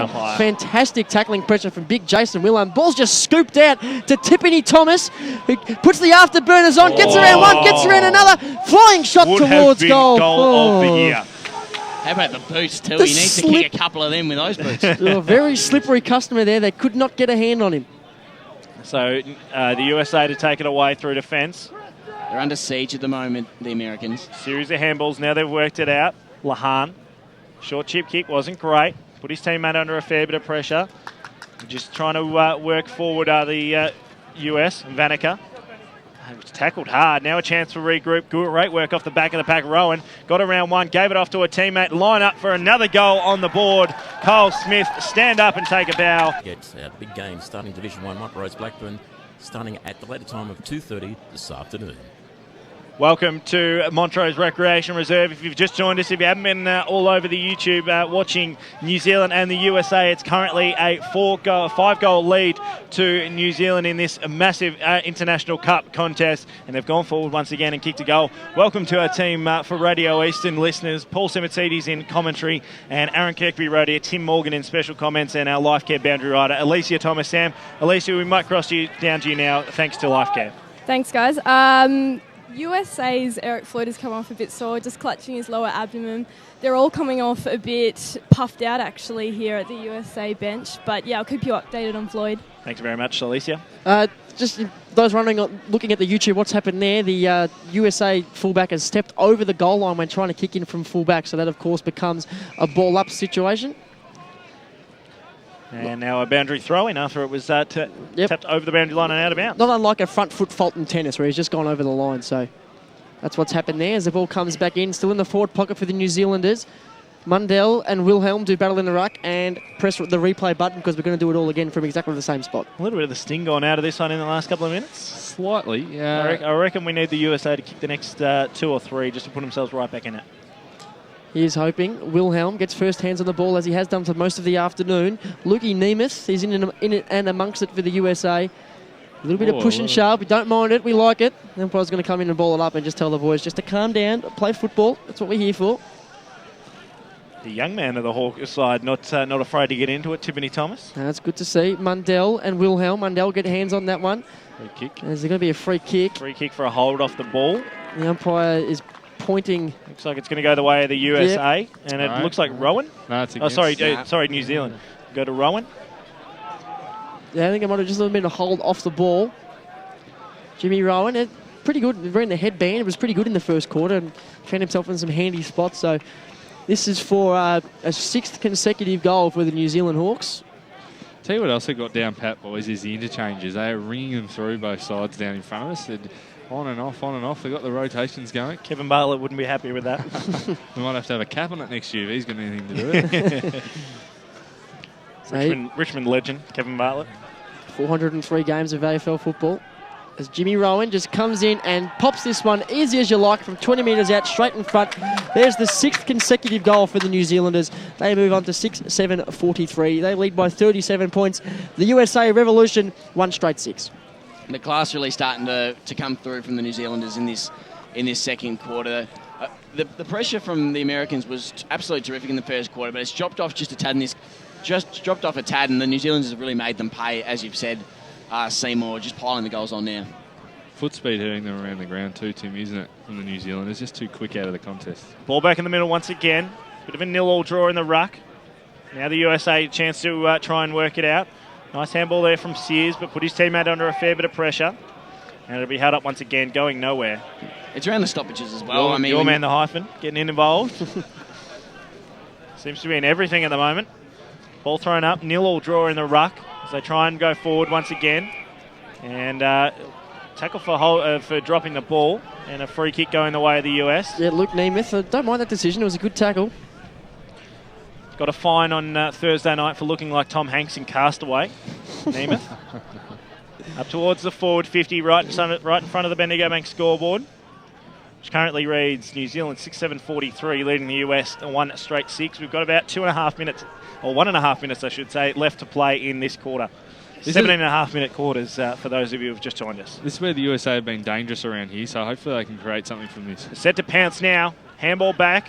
The hyphen, inside forward 50, kick was ugly. Trying to push it forward, nothing presenting. Great tackle by Howson. He's going nowhere, Nemeth. And held up once again, 40 from home. We've got need to get it on the boot quick, the US. Michael Boyce sitting in the hole. Goal square's open now. They've got to get a quick kick, the USA. That's not going to help. Howson kicks it out of defence up towards centre wing. Commentary side here at Montrose Recreation Reserve. Trying to push it forward. Ran around like a truck. McKenzie. Kick up towards Baker Thomas. Wasn't flash. Couldn't quite take the mark. Plenty of numbers back for the Revolution. If they can try and get a classy handball away, they do. Although it doesn't go quite to a teammate. Still trying to push it forward. Good work off the back of the pack there. Sears. Held up in a great tackle. And a great work there from Fashant. Sorry, Base, just say there that the composure from McKenzie for New Zealand coming up at the footy there, taking it to turn around and wait for an option. He didn't panic and bang the ball forward. He waited for the option and gave it off. Didn't amount to anything, but it's good to see. Hit out goes to the US. The hyphen tries to break the tackle. There's the one-handed half volley. Just bang. Over the boundary line and out of bounds, right in front of our commentary position. Fair bit of back chat going on between these two sides. He's an excitement machine, Ben Carpenter-Nwanyu. And he's just about to pounce on it now. Can't quite do so. Coming in and cutting it off where was Johnson. Tried to push it forward there was Fashant. Been in everything in the last minute or two. In the back, a free kick for the USA. Still time if they just push it forward. And they're going to go short. They're just going to use the switch. Plenty of numbers out wide. Plenty of space out there, but that's obviously not going to be enough time. And it's half time here at EFL Game Day. It's the US taking on New Zealand. New Zealand 6-7-43 opened up in that second term to lead USA 1 straight 6. You're listening to the EFL Game Day, brought to you by the Sports Pass app. We'll be back right after this. More International Cup action from Montrose Recreation Reserve here on EFL Game Day. Okay, boys, it's time we got ourselves a big advantage this weekend. I'm not going to tank, Coach. No, who said anything about tanking? It's what you'll save in the tank. I want you all to go out and get a breeze tag. Use Eastlink. You'll be at the ground faster and fresher, and you'll save fuel too. Get a breeze tag and use Eastlink, the quickest way to get around Melbourne's east. Arrive fresher, play better. Eastlink, it's time better spent. Program sponsor. For all things EFL, The Huddle. Good evening, Eastern Football League lovers. One of the punishments is you've got to get spray tan the Friday night before a game. Oh, nice. Wash all the jumpers. And of course, he is Glenn Archer, and welcome to the program tonight. G'day, Glenn. G'day, guys. How you going? If it was up to Dino, he's winning the league B&F, our B&F. How much longer we've got to see Stewie Wine going around in the Eastern Football League? Probably about 1 quarter. 6 p.m. every Wednesday on 98.1 Radio Eastern. Authentic Autographs is Australia's largest licensed and authentic memorabilia dealer across all sports. They not only consistently have the best retail prices and customer service in the business. In the EFL poll, tip against your mates in the Vibromania tipping competition and voice your opinion on the mighty EFL forum. Best of all, you can listen back to any EFL radio program at any time. To go live and local for your footy, head to efl.org.au. Own a smartphone and love the Eastern Football League? Then the EFL mobile web app is a must for you. Go to m.efl.org.au to access fixtures, results and ladders for all EFL grades. You can also receive live around-the-ground scores every Saturday afternoon right from the palm of your hand. And contribute to the mighty EFL forum while you're online. Download the EFL mobile web app to go live and local for your footy this season right from the palm of your hand. The warm-up continues right here on EFL Saturday.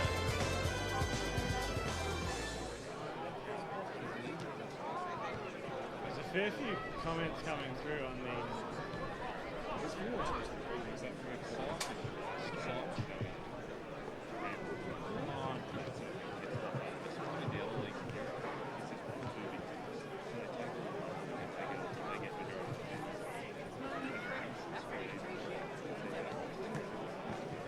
Go live and local every Saturday afternoon for EFL Game Day.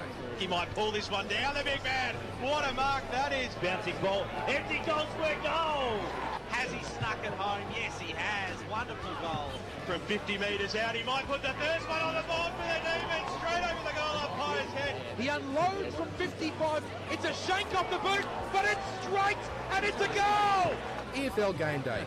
1 through to 6 every Saturday on 98.1 Radio Eastern.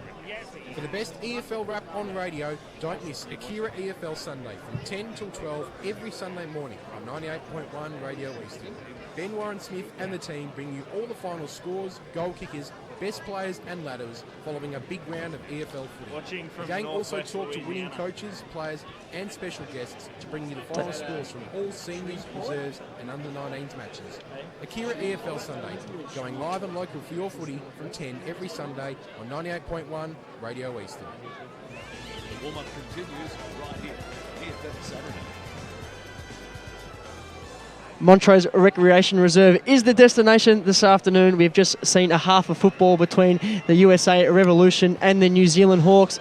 It is the New Zealand Hawks with the ascendancy in the first half with a convincing second quarter, which sees them out to a 6-goal lead. But while we've got some time during the half-time interval, fellas, with, of course, the senior game starting at 2:30, we might have a little bit of a chat of some of the games going around in the Eastern Football League this afternoon. And we'll start with Division 4. Surrey Park take on the Eastern Lions out at Surrey Park.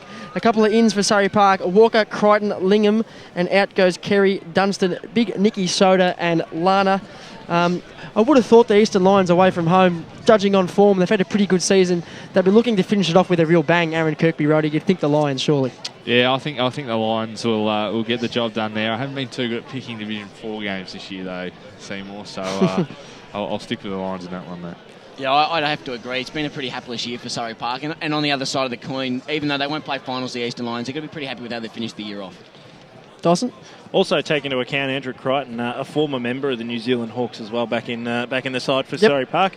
I reckon the Parkers, the Panthers, they'll get the job done last game of the year, I reckon. Park Orchards take on Kilsyth out at the Shark Tank this afternoon, and in for Park Orchards comes Egerton, Roland, Hyde, Jacob, and Timmy Raines, who was named last week, didn't play last week, first game back from a broken leg, on Twitter last night exclaiming himself as the best tagger in Division 4, so he'll certainly be looking for a massive afternoon. Out goes Matty Fleming, who was best on ground last week, Griffiths and Philp.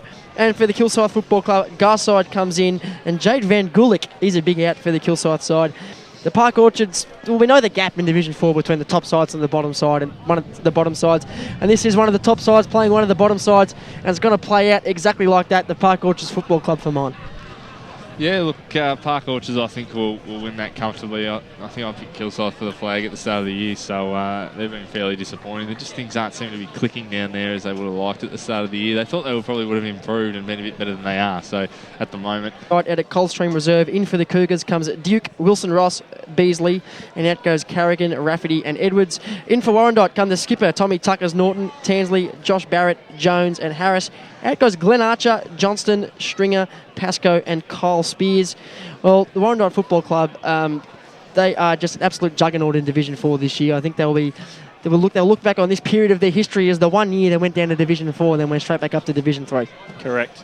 Warrandyte for mine. Yeah, Warrandyte easily. Yeah, easy. And the game of the round in Division 4, you touched on it earlier, Dyson Baker, is the Sylvan Football Club taking on Ferntree Gully at the scratching post this afternoon.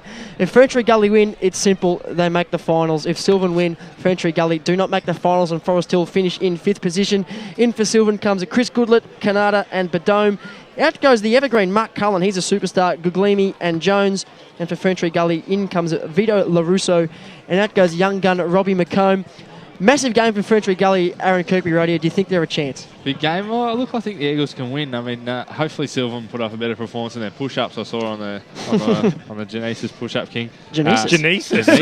What is Genesis, that? there you go. That's why I don't do that sort of thing, Dyson. I'm not very good with the sponsors, so keep me off it. Keep me off the sponsors. Yeah, so I'll just keep it anyway. Ferntree Gully, all right?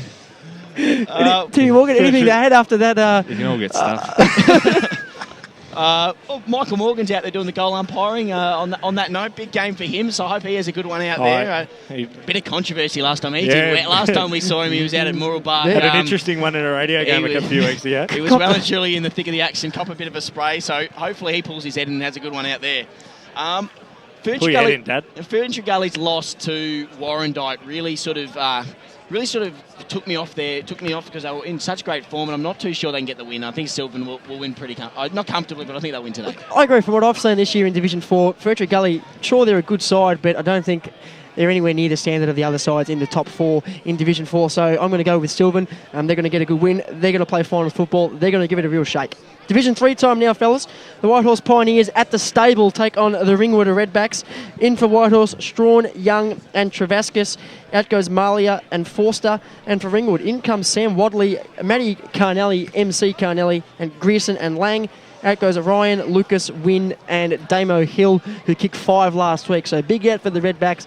Whitehorse, it's a tough ground to go and play footy at Springy Park. It's tiny. It doesn't make any sense in terms of shape. It's not an oval. It's not a square. I don't know what it is.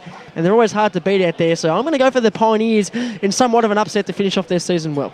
Pioneers have been such a tough one to pick this year. They started the year really well. They've kicked a lot of high scores and then a lot of low scores. It's either been one or the other. Seems to be Whitehorse this year. So, look, hopefully the good Whitehorse come out today, and I'll go with you, Seymour, and hopefully they can win at home. Timothy? Yeah, good win for Ringwood last week, but there's something about that makes me want to tip Whitehorse. Just I think it's that time of year, and you might just get that odd result, where a team below another is going to win, and I think they could get the Chockies today. Just on another note, as we go back, almost finishing up half-time, there's a nice little bit of chit-chat going on the comments page on the stream, and it looks like there's one man just trying to set up a new team. He's got 3 players from America, a basketball player from California, an ice hockey player from, I'm assuming he means Vermont and not Vermont, and an American player from somewhere else. So there you go. You might have another side to play over when someone eventually goes over the US to play footy over there. People are getting a little bit of an itch down. We're not too far away from a start here in the second half, so we'll try and roll through some of these Division 3 games as quickly as we can. Upper Ferntree Gully take on Baronia at the Swamp, that is currently Kings Park. In for Upper Ferntree Gully, Cassidy Marsh, Hards, Roberts and Geordie Whiteman. Out comes Didonato, Lawson and Ward.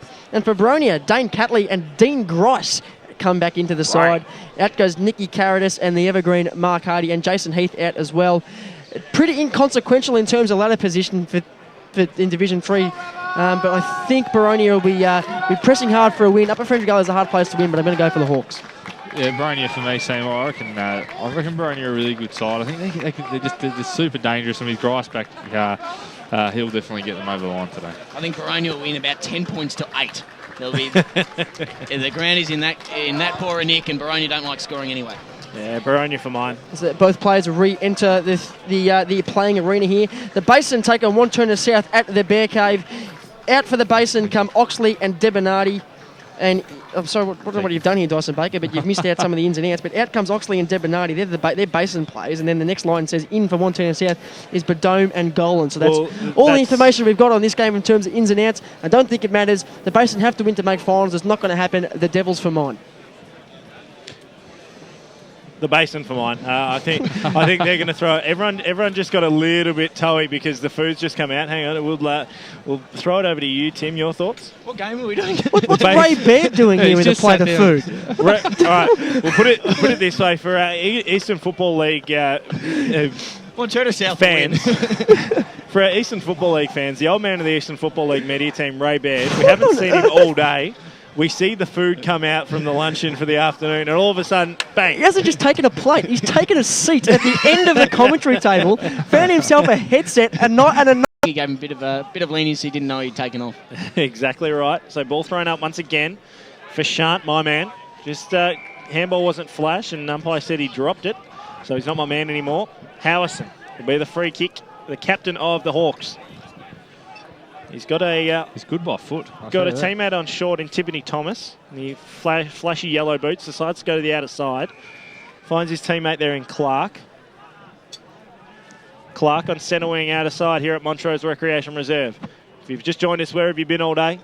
New Zealand 6-7-43 lead the USA 1 straight 6 coming up from 2:30 p.m. this afternoon. The big Division 1 clash between Montrose and Blackburn. If you're a USA, if you're a Revos or Hawks fan, make sure you stick around for that one. That's going to be a massive game of Eastern Football League football. Free kick not paid to Court for high. Umpire's just letting this game go a little bit. And going nowhere on that occasion was Mackenzie. Good start from the USA. Pretty more tackling pressure around, more in their half of the ground already. Pretty open couple of minutes. As both these sides just find each other out. New Zealand, US, you probably think need the first couple at least. Nice kick off the back of the pack there, Miller. Up towards centre half forward, straight through the arms of Morton. Now inside forward 50, Baker Thomas to the top of the goal square, looking for a teammate. Bouncing ball, nothing really presenting. Running around like a ship at the moment. Great work there from Mackenzie. Gets around one, puts the kick away, can't quite make the most of it. And 3-1 behind. The first score on the Bendigo Bank scoreboard. I'll tell you what I'm going to do, boys. I'm going to claim this Chet Ridnour. He's got a bit of former Adelaide Crow Nathan Bassett about him. Anything to get the ball done, lays the tackles, gets the smothers on. Nothing too flashy. He's done a great job down back for the USA. Get stuck into your lunch, Dyson Baker. I'll take over for a couple of minutes. This is beautiful. Isn't it? It's fantastic. Short little kick. Finds a teammate. USA working hard now. Handball to Lahan. Another kick out there. There's the skipper for the USA Revolution, Andrew Werner. The umpire's blown the whistle. Something's happening here. It's going to be a Danfield free kick for the USA for an off-the-ball indiscretion. A long kick down the line to the goal kicker for the USA, Brian Dragus. Takes a mark at half forward, plays on. Andrew Howison in the hole, fantastic. He's been great, the New Zealand skipper, Andrew Howison. You mentioned Aaron, he's pretty good by foot. We'll see here, I just gave him a wrap, so expect him to turn this one over. And he doesn't, he just hits a teammate, absolutely lace out Sammy Mackenzie in the yellow boots. Umpire calls him to play on, gets around the man on the mark. Short kick inside the centre square. Smart option. That's what New Zealand have done well. Clark. Bring the ball back through the middle. On the cricket pitch, gets a long inside 50. Oh, almost a great mark to Joseph Baker Thomas, but the ball hits the deck. The first one there was Fisher. He gets the handball out. A quick hack out of midair for the USA.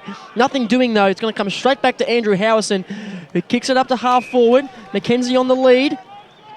On the left foot, kicks a low stabbing ball. Great work. Kicks a great kick to Brendan Clark, who comes out and takes a tumbling chest mark about 45 metres out on probably a 45-degree angle. Not sure what he's just marking his spot. He's going to kick from probably about the 45-metre mark. Spoke about Mackenzie's composure in that second quarter on the wing. He's been real fine for them centre forward. Didn't see much of him in the first quarter, but since then for New Zealand, he's really come along. Howison been in everything early as well in the third term to put the 7th goal on the board for New Zealand. That's an absolute mongrel punt, reverse helicopter, ugly-looking thing that's just strewn across the face of goal. Bounced inside the boundary line, so we're going to have a throw in deep in the forward pocket. Probably a better result than a behind for the New Zealanders. There's your lunch, boys. Beautiful. Good stuff. Thanks again to the people from the Montrose Football Club who have looked after us nicely. The ball at full forward. Rowan's on hands and knees. He's got the footy. Eventually gets it out. Baker Thompson's in there. Now the New Zealanders, they're still pressing. The USA Revolution doing some great... I think the defence, for all that's come in, and the way it's come in, and the way the footy's been around in their defensive line, have actually been pretty good. They've stood up tall. I've loved the work of Sallard, our man, Tim Morgan.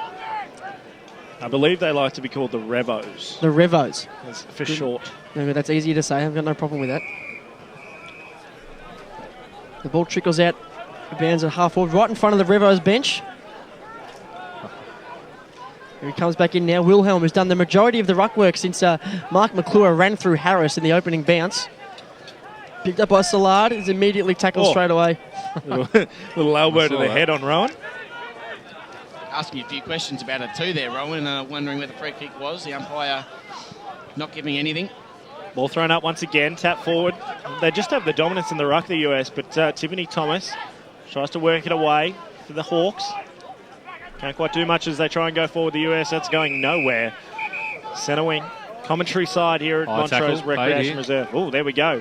Off the ball, non-controlling umpire has paid that. So Tom Hanks, cast away. That's a fair old beard he's got, Neemish. Up towards the forward 50, empty forward 50. They try and swoop on it. Can't quite do so. Caught. The big man with the beard just roosted on the boot. Up towards the direction of Smith. Still trying to push it forward are the Hawks. Plenty of numbers around the contest. They've just got to be clean with it. Vanica tries to get it away. I'll tell you what, he's been in everything at the moment, Willem. Up towards the hyphen. Oh, almost took the mark too deep. Now trying to push it forward. Great work on the outer side here from the Hawks. They've got the numbers out there through Harris, although they give it up once again. Just dishes off a little bit of candy. Now goes inside forward 50, does Dragus. Great kick. And it finds a teammate about 45 to 50 metres out. Plenty of numbers flooding back. Hasn't got enough of the footy in this quarter. He was one that really set them up in the first quarter with his ball used forward to the centre. And just a little thing about footy smarts as we were speaking about. The big man Dragus just sort of lurking, 30, 40 metres out from home. He's got to push forward and be the option if this ball falls short, which he's going to try and get to now. Dan Lahan, I tell you what, he's made that. That is as good a shot as you will see. Fantastic work there from Dan Lahan. And after we thought the USA were dead and buried, they've come back. 2 straight 12. They trail New Zealand on the Bendigo Bank scoreboard 6-8-44. And as I'm making the point, it doesn't really matter what the other 21 blokes do if you just slot them from there, does it? If you can just put it home, it doesn't matter what the other guys on the ground are doing. That's a fair old route. That's at least a 55-metre kick on a 45-degree angle. Levesque, he's terrific. He's one of the best kicks out there today by far. He just hasn't had enough of the footy, especially in that second quarter when New Zealand got the ascendancy. He didn't get enough of the footy. Ball thrown up once again. Tapped down by Willem. Going nowhere, though. And hard tackle. A couple of blokes just getting up a little bit shaken. Ball to be thrown up once again. 8 minutes played in this third term here on EFL Game Day. If you're listening around Australia or around the world via the stream on the EFL website or 98.1 Radio Eastern. Pleasure to have your company. EFL Game Day brought to you by the Sports Pass app. Make sure you go to the Sports Pass, the App Store and download the Sports Pass app. Start snapping your photos. We look forward to seeing a few from the Montrose Blackburn game and also the USA-New Zealand game from today. As New Zealand go forward. Swooping on it there was the hyphen. Couldn't quite take it away, though. Fisher gets his handball away for the Hawks. Mundell gets a handball away. Howison called to play on advantage. Inside forward 50, the skipper coming back with the fly. Can't quite take it off the back of the pack there, Clark. And I reckon he's been called for the push in the back. My boy again, just getting the job done in defence, isn't he? So the USA, kick wasn't flash, but it'll find its target. That's what I'm telling you, Bakes. He gets the job done, mate. Mergen up towards centre wing. Kick went over the head of a teammate. Now swooping on to the back of the pack, Harris. Harris inside forward 50, bouncing ball. Couldn't quite sit up for Clark. He already has 2 this afternoon. Man picked it up there was Fisher. Top of the goal square. And sitting back, resting nicely there was Mergen once again. Kicks to the outer side this time. They're going to play it. And hard up against the boundary line. It goes out of bounds in front of Castle. That foot skill letting them down a little bit then again, the USA out of defence. EFL Game Day brought to you by the Sports Pass app. 9 minutes gone, third term. It's New Zealand 44, USA 12. Throw in right in front of the scoreboard, deep in the New Zealand forward line. They've already kicked the only goal. So there hasn't been a goal kick yet in this third term. They've kicked 6 goals. So USA kicked the only goal. Just remember what's actually going on. And of course, our lunch is in front of us here this afternoon. Tim Morgan, I've got plenty of salad left if you'd like to finish it off. Salad, I think. Salad, is it? Nemeth, the boy that looks like Castaway, tries to crash through a pack. Still, New Zealand, they're just able to just grab the flying shot from the boundary line. Oh, not going to quite go in. The goal kicker from before, Lahan, comes across and spurls it through. The point I was trying to make there, Aaron, was whoever's got the microphone on there, Tim, they're getting 2 or 3 possessions in a row, the USA, and then they're just turning it over. Yeah, exactly. It's that class and polish that we've spoken about all day at the moment. They look great coming up on the lead. I think they just they can't be sucked into playing New Zealand's game. Their strength really is the height and their ability to mark. So whereas most teams wouldn't play that sort of stop-start footy, it really works for the US. As Werner's kick eventually falls in the arms of Fashart, whose low stabbing ball goes straight onto the chest of David Rattenby. And that emphasises your point there, Tim. You just see again, there's been a few times they've got the ball specifically on this side out the back, and there's just been no one there to kick it to. There's a long kick down from Rattenbury. Eventually finds Lebransky. He gets tackled. A handballs as he's tackled to Miller. Miller gets a long kick inside forward 50. The ball bounces end over end. Oh, Castle got the dodgy bounce. Eventually it's going to fall for him. Doesn't quite. And now through Salard. Carpet to Nguyenwanyu. Goes around the corner. Long high ball. And it goes out of bounds on the full. And it's going to be a free kick to the New Zealanders. That's what quick entry inside the forward 50 does. It just puts the defenders under pressure. So New Zealand, they've certainly had the better of it since quarter time. Adam Simpson's going to take the free kick. Just pops it over the top. McKenzie stands tall at the back of a pack and takes a mark. He's going to go back and try and put through the 7th goal on the board for the New Zealand Hawks. It's a great mark. Just read the flight of the ball better than anyone else there.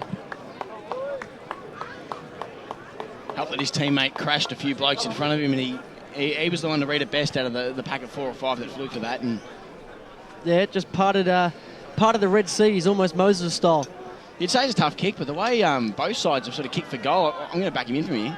Well, there you go, on the left foot. Doesn't hit it very well. Low skimming ball, but it's gone straight through the middle of goal. That didn't look too good off the boot. It doesn't matter. They don't draw pictures of him. It's on the scoreboard now. 7-9-51. The USA, 2 goals straight, 12. A fantastic mark from Sam McKenzie and an even better finish to put the goal on the board. The New Zealand Hawks just look like the better side at the moment. Yeah, couldn't say it better myself. As you sort of look through the list, there's a few blokes on that New Zealand side that have played a bit of footy in Melbourne. You can kind of tell it. They just sort of know where to go. That sounds like a pretty generic statement, but they sort of just know where the footy's going to be. I suppose it's the just like you said, know where it's going to be, and also probably being around and probably kicking the footy a little bit more than some of the USA boys are. Once again in the middle of the ground. Nice interchange there from Seymour. Enjoy that bread roll. The hyphen, he's just gone straight for the man. Didn't want any bar of the ball, and it's cost him because New Zealand will go forward once again. Nice mark taken and paid there by Salad. He's been quite good behind the ball as a spare man today. Yeah, a few of their half-backs have had really good games. I mean, the ball's been around there a lot. This man in particular, for Sharp, up towards half forward, nice kick. Couldn't quite. And it's Smith to take it away. Smith, his kick wasn't flash. Almost turned it over once again, but Smith regroups. Now tries to get it away. Umpire calls play on and a hardest hit you've seen today. Shirt front. It was him again. The hyphen, he has lined people up all day today. Trying to go through quarter, win the free kick. I reckon Gregson will win the free kick for the 2 high. As a man of Adam Moore talks about 5 disposal games, they're now man the hyphen. He has the stand over about still hasn't moved. Yeah, Adam Simpson, it is the recipient of that massive shirt front. Former North Melbourne captain Adam Simpson. Same name, I don't think it's the same bloke. He's got that stand over about him too, the hyphen. He knocks someone over and he just makes sure they see him who's knocked him over. And imagine if they introduced the names on the back of the shirts for the International Cup. they think they struggle getting Kolajasnij on the back of a jumper. Up towards the forward 50 for the US. They've got to find some extra numbers. Here they come. The cavalry arrives as they go in side forward 50 through the captain. Kick wasn't great. Delquist, second to the ball. Out to the outer side. Good work from Gregson, although he was taken down. Nice tackle there on Talmage. Adam Simpson coming off here. He's struggling there. Yeah, absolutely already split in half. Already taped on both sides of his legs. We've got a life care boundary rider, Alysia, to keep on track of that one. He's not a small boy either. I think he's been into Genesis. He's not too small. So the Die trying in this final term. We'll cross back to the studio. We'll clear some sponsor messages. We'll be back here with more International Cup action live from Montrose Recreation Reserve here on EFL Game Day.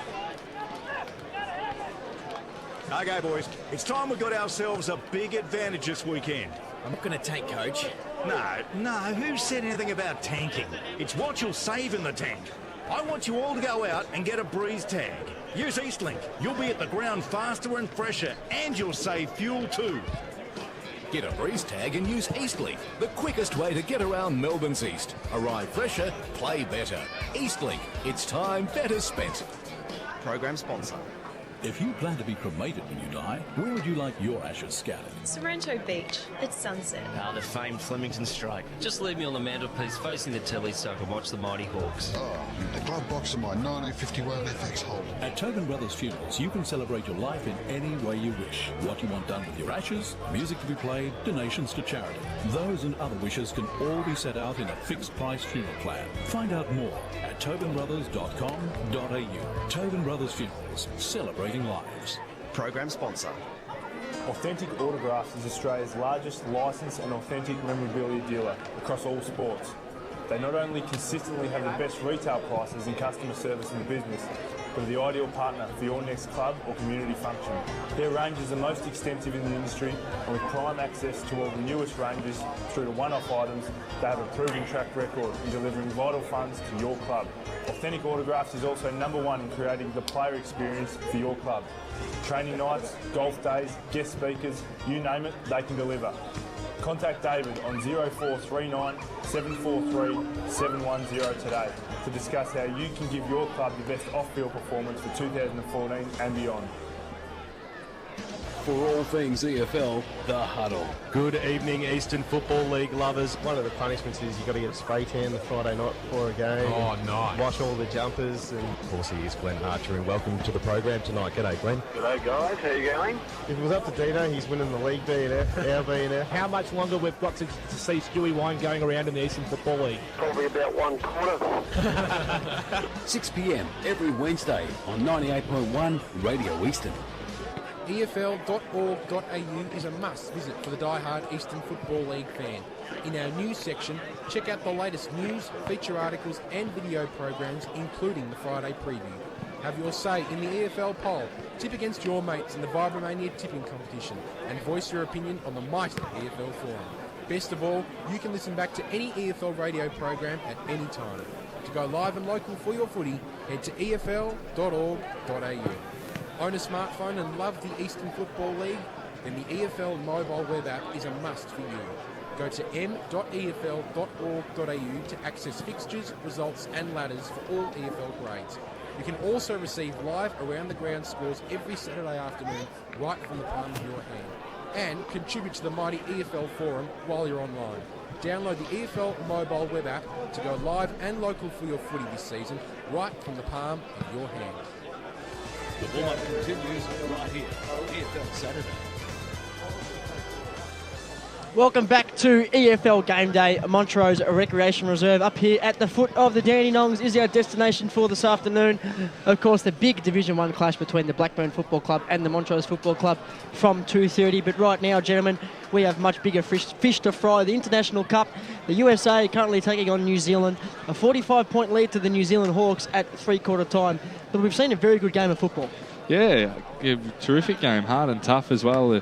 No one taking a backward step. Just, I think Tim said it in that second quarter. He just said the class in New Zealand is just starting to show through a little bit. They're being able to play their game of footy with their running and their handball and just their better ball use. Yeah, they coped well within that first quarter, the Americans. The pressure was their ability to rebound from half back, and they really didn't let the New Zealand forwards get on top. But as the game's gone on, the delivery's there's just been too much of it, really. There's been too much supply, and those forwards have really started to get a hold of this game. And I mean, what I've been most impressed about is just the intensity and the seriousness of it in a way. You know, it's really getting, even though at times the skills haven't been great, they've been good at times and they've been woeful at times. Yep. But the intensity and the passion has been absolutely superb. Yeah, I agree with you there. I mean, and this is just my ignorance not watching it before, you know, seeing them actually set up with zones and that sort of thing. You know, I sort of came today not knowing what to expect, whether it was going to be a real sort of packed game of footy and and, just packs of blokes following each other around. But the way they set up, the way especially New Zealand are prepared to handle the way backwards, and something from the New Zealand forwards, the way they've led at the footy and how they've worked within each other. They've probably got 2 or 3 big guys down there. Yep. And that have led at the footy really, really well. And as I said, Yeah, Mackenzie's certainly. been one that's played that centre-half forward role, which is a really difficult position to play, leading up at the footy from the wings and through the centre of the And ground. Mundell as well. He hasn't had a lot of the football, but he's been there and he's found himself in the right positions. Something we didn't mention before the game is that there's no expats running around in these two sides. These people were born and bred in their countries that they're playing for, so that makes it even more special, even more impressive. They spent to get it. You have to have spent your development years in that country, correct? Yeah, you can't have played any developmental football in Australia. That sort of 14 to 18, 19, you would have had to play in your country of birth. You also have to be a citizen as well. If you're ready to go, Alysia, you might cross boundary side thanks to Life Care. What did you find out for us? So I was just at the USA camp and I was listening to Luke Nemeth and he was talking about... Castaway. Castaway. They just need to end the game well. They're going to go 100%. He specifically said if there's a tackle that you don't think you can land, try it anyway. They're just going to try everything. And I walked round to the end of the New Zealand huddle and I saw Adam Simpson had the lower left leg strapped with an ice pack, I think. Done for the day, you would think. That sounds like a bit of a licence for the hyphen. We got tackles. I mean, I don't think I've ever seen anyone practice the bump as much as he has since Byron Pickett. As the huddle's just breaking away and the Montrose and the Blackburn boys leaving the ground. Mentioning people out here just strutting their stuff, Jordan Buckingham, who's the umpire in the Montrose Blackburn game, just strutting off after his warm-up. He doesn't mind a strut, young buckers. I mean, I never thought I'd be at a local Eastern Football League ground and hear at three-quarter time a team put their hands in the middle and say, USA! Absolutely fantastic. I believe! They're certainly doing a great job, the Revo, and the New Zealand Hawks as well. We knew coming into this game they were probably going to be favourites. So a 45-point lead to the New Zealand side at three-quarter time. And we're underway here. Big Stork McClure and Ty Smith to do battle in the ruck to start the last quarter. Smith gets the hit down, comes out to Weaver, who just throws it away. But New Zealand, they're going to get the clearance out. Coming across there for USA was Chet Rittenauer, who's been pretty good. And now the Americans, the Revo, they will clear it back up to centre wing. Good work there by McGettigan. Gets first hands on the football. Handballs to Fashant. He's run down from behind. Tackled in it late. Takes a bounce. Tries to get around. Tries to get around another. Eventually gets the handball off. Oh, goes straight to Jimmy Rowan, though, who shrugs off a tackle. Handball straight to McClure. Handball's in the Fashant direction. McGettigan picks it up. The ball at ground level. No one quite able to find some clear possession. And eventually, Stanley tries to pick the football up, puts his arm up, tries to bust through a couple of New Zealanders. Couldn't do that. The tackling pressure then from both sides was absolutely fantastic, and they're going to have a bounce. I don't know if it's by design or they're just getting a little bit tired, but America's dropped the second spare man in defence now. So why that when they're running forward, he had absolutely no one to go to because they've they've thrown a couple of extra men down back. No one at home there for the USA. McGettigan got the quick kick out of the stoppage, and cutting back to take the mark was Baker Thomas. Just gone from centre half forward to centre half back. Maybe the Kiwis just trying a few things heading into the final stages. His long kick down the line goes straight to Andrew Werner, the captain of the Revo. Been a little bit quiet today, but you can see the little few things that he's done that he actually has quite a bit of natural footballing ability. Just plays on, kicks a low stabbing ball inside 50, straight to Baker Thomas again, this time at centre half back. Wouldn't mind this guy on my super coach. Yeah. He's racking them. Cleaning up. Decides not to go down the line, switches the play. Tiffany Thomas, the youngest man on the ground for either side, wanting to get some sunglasses on, looking at his footy boots, very bright fluoro yellow. Long kick to the wing. Salard, who's been probably USA's best player, I think, today. This cutback, been the spare man in defence. Doesn't have an opponent, but he's been pretty good, getting lots of football. David Rattenbury picks the football up, tucks it under his arm, handballs to McKenzie, tries to give it back to Rattenbury. Too much on that one. And now the ball at ground level again. Jimmy Rowan's in there, gets the ball out. The USA, they're going to get the clear possession up to half forward. Miller stands underneath it for New Zealand and takes the mark. And eventually plays on to Baker Thomas. Looks like he's gone down to the back line. They've effected the switch beautifully here, the Hawks. Takes a bounce, draws the man, eventually just goes along down the line. Unable to take the mark there was Tim Morton, who's probably been one of the most dangerous forwards on the ground. There's a 2-on-1 situation. He gets spoilt. The ball trickles out over the boundary line. We spoke about the boys, that a few boys that do are from Australia and play a little bit more local footy here. Baker Thomas, for somebody who is not from in Australia playing football, the way he sort of, the composure and the way he kicks the ball off half-back's unbelievable. From the capital, Wellington, Baker Thomas. Trying to take the mark here, just didn't bounce for him. Smith.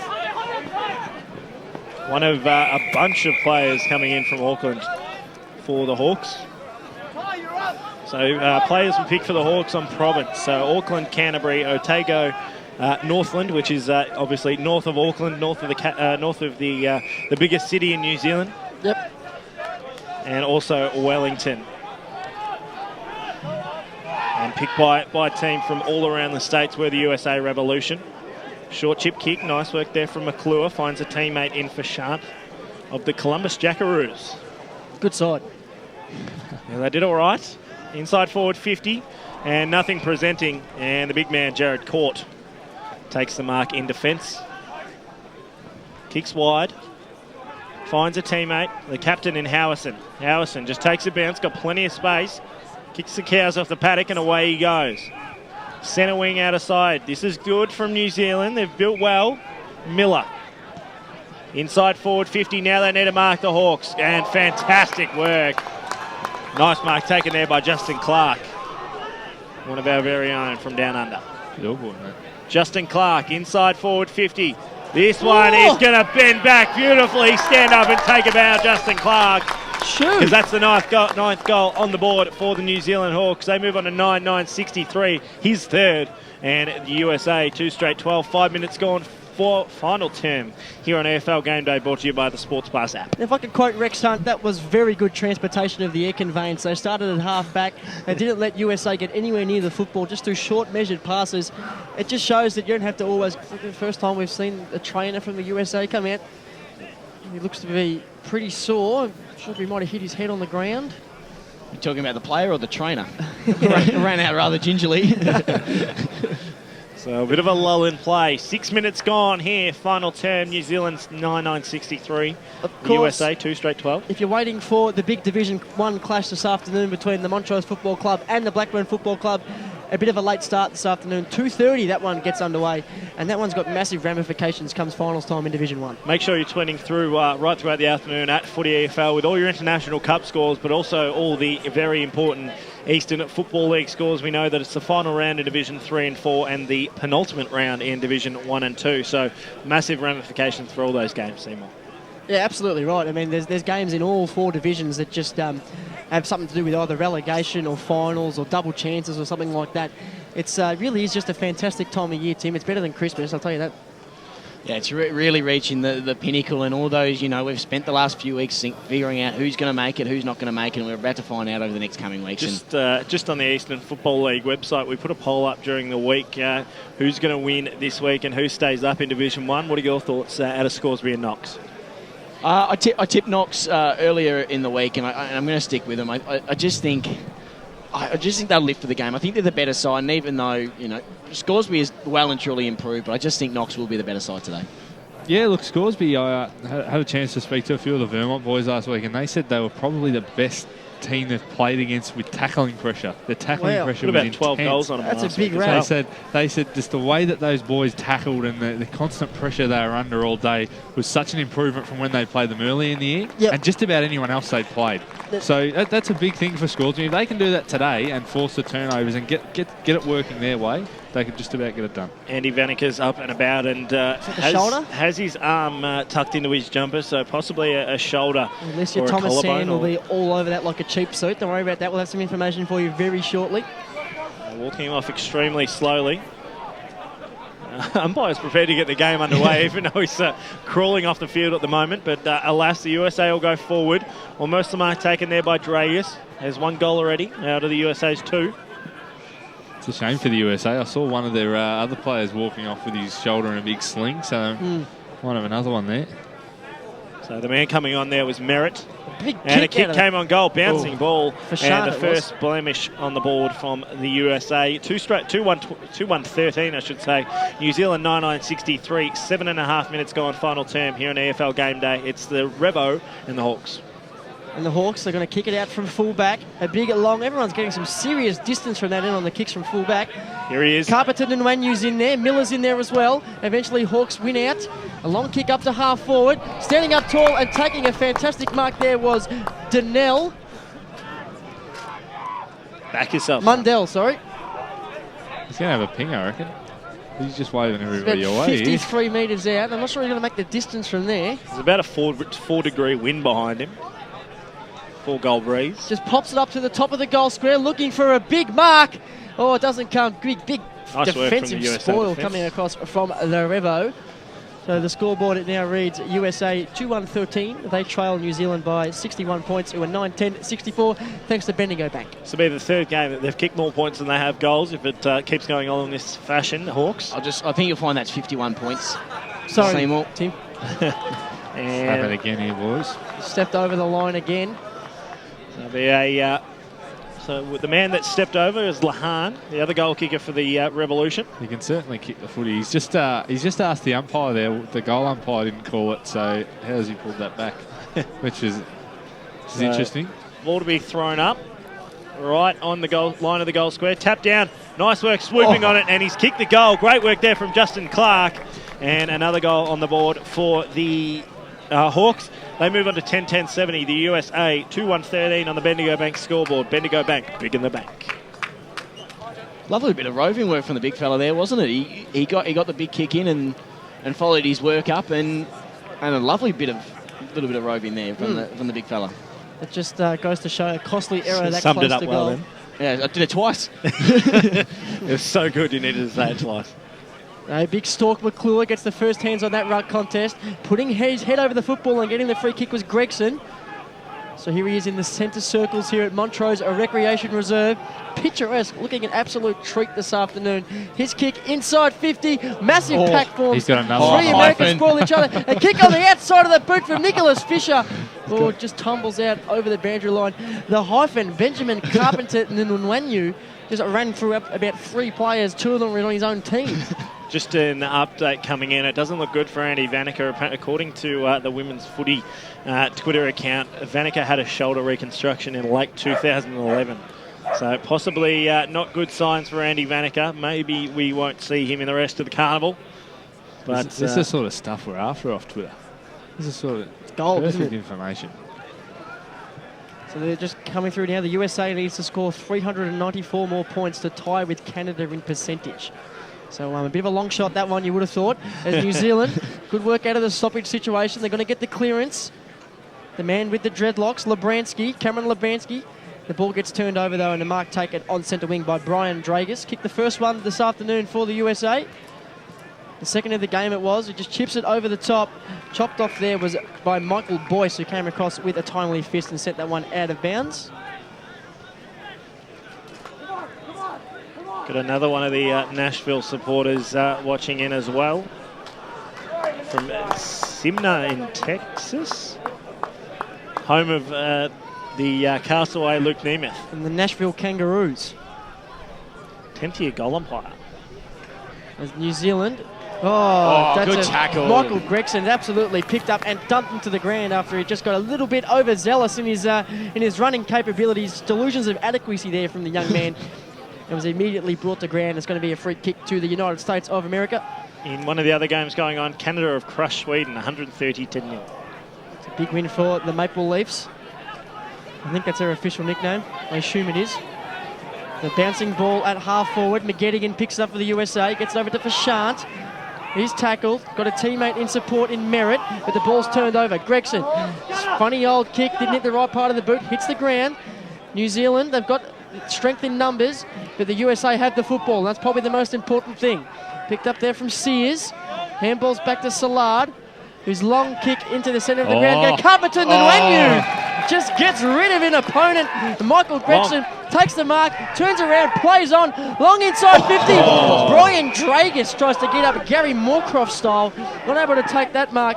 Joseph Baker-Thomas, who's taken a few defensive marks here in the last term. And now the New Zealand side look like they're going to really have a chance to kick a goal as Kyle Smith is tackled immediately. That's a fantastic tackle. And now the ball is still at half forward for New Zealand, taken over the line. Tell you what, you never know what he's going to do when he's around. Just swooping on everything is the hyphen. It's the boundary umpire, the ponytail boundary umpire. Nice little haircut on him. Not a fan. Rolls that one back in. Labruski gets the tap down. Fashant's in there for the Americans. He eventually picks it up, just finds a little bit of space, tumbles a kick forward to Rattenbury. His kick double smothered. falcon. And again. It looks like Jason Wilhelm has copped the football to the face, and that has got to hurt, especially on such a cold day. Just you can see just the lovely people here in the luncheon behind us just getting stuck into a bit of chocolate cake. Just looking forward to getting that one on the commentary table. The ball at ground level. Howison for New Zealand, the captain. He was fantastic early. Gone out of it a little bit.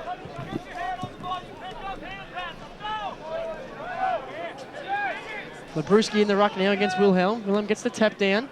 And balls to the captain, Werner. Balls at ground level. Stanley, Miller, Levesque. Just wanting the boundary line to win out. It's not going to do that. Picked up by Shane Leet. Great tackling pressure from the Americans. We're going to have a ball up right in front of us here. You can hear the crowd going nuts in the effect, Mike. They're absolutely loving this. Cal Mays just tried to claim his own free kick. Got McElroy for the umpire's job. His call was, I tackled him. Of course, our Eastern Football League umpires doing a fantastic job here this afternoon. Not taking anything. Brewski and Will. Sorry, Dyson, ball thrown in once again. Series of handballs. Nice work out the back of the back there, Johnson. Breaks through a couple, gets his handball away, finds Willem. Under a lot of pressure, his teammate there in Werner.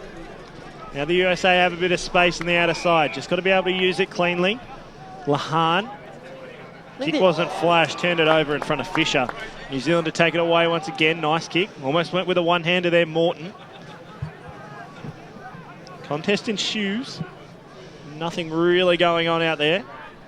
Out of side, about 80 from home. Umpire crosses himself and says, I'll have it, thanks, gents. I think the Americans have probably had the run of the majority of this last quarter. They've run out the game pretty well.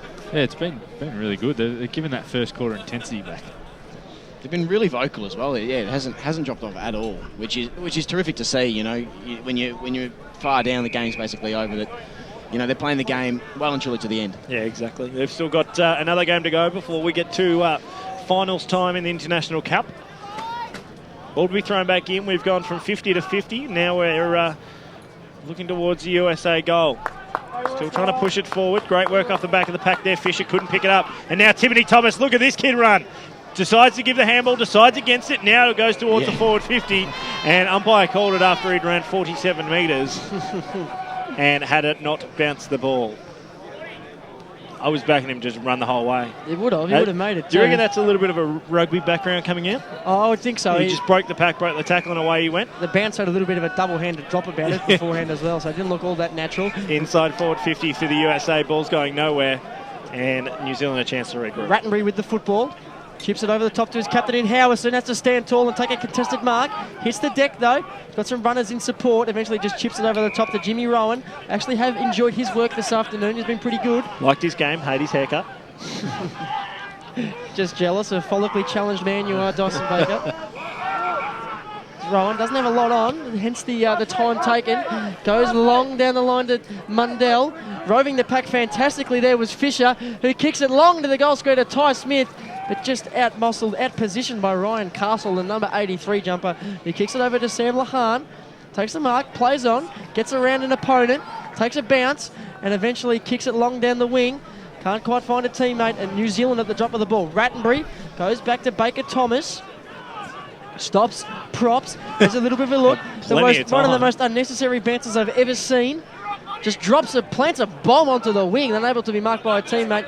Mundell, that's a good tackle by him. Clark gets the handball out. The Americans have the football now. Mundell tackling pressure's good. And I think New Zealand will be just looking to finish this off with a goal or two, just at least get to 11-11. Square the ledger.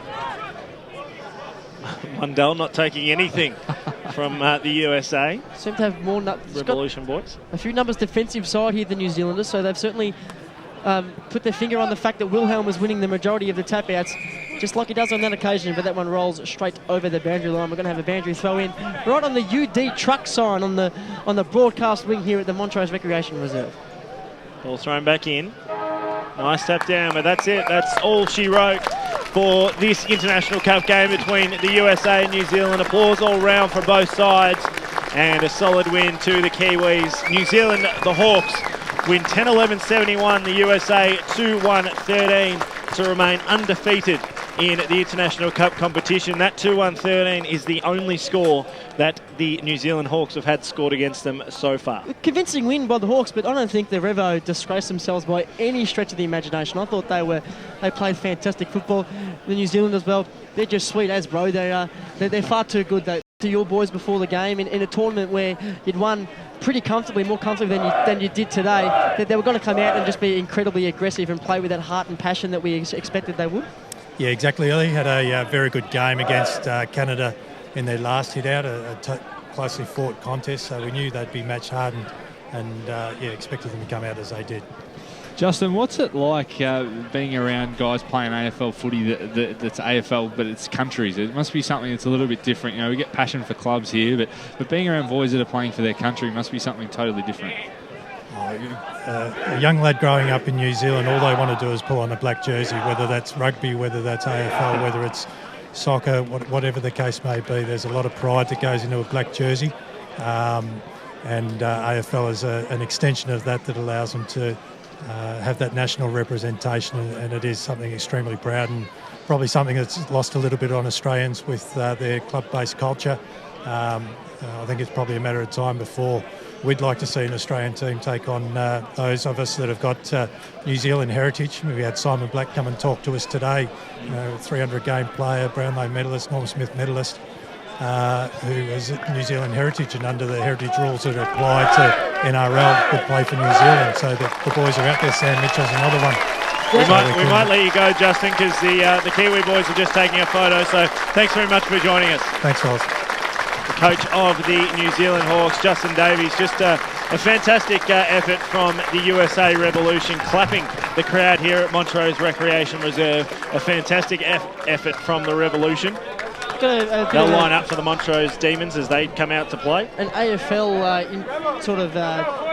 influx in the New Zealand camp at the moment. Former Carlton St Kilda great Wow Jones currently involved in the team photo. Correct. He's travelling with the team at the moment, and will travel right throughout their tournament.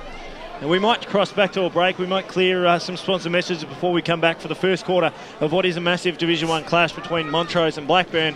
All that and more here from Montrose Recreation Reserve on a massive day for Eastern Football League football, for International Cup football here on EFL Game Day. Have you got a premiership or milestone jumper that needs framing? Is the better half nagging you to clean up the man cave? Well, you're in luck. As well as being Australia's largest licensed memorabilia dealer, the team at the Authentic Autographs also do custom framing. From the deep rebatted frame, the acid-free pins, the mount will not only look great, but won't damage your prized jumper should you want to relive the glory days. The team will also design a frame, including photos and all the important information, so you have no trouble growing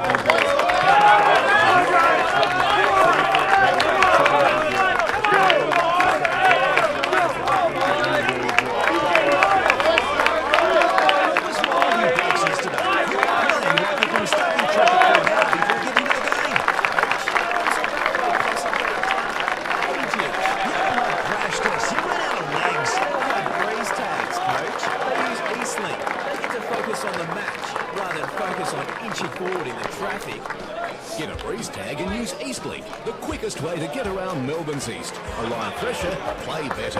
EastLink, it's time better spent. Program sponsor. I think maybe my wedding photo would look good. Like each and every morning, I speak the best years of my life as a chick. Picture me and the kids from when I was younger and they were babies. Let's see pretty flowers. Well, talking about this flowers, anything is possible, including a custom-designed and decorated coffin to celebrate yours.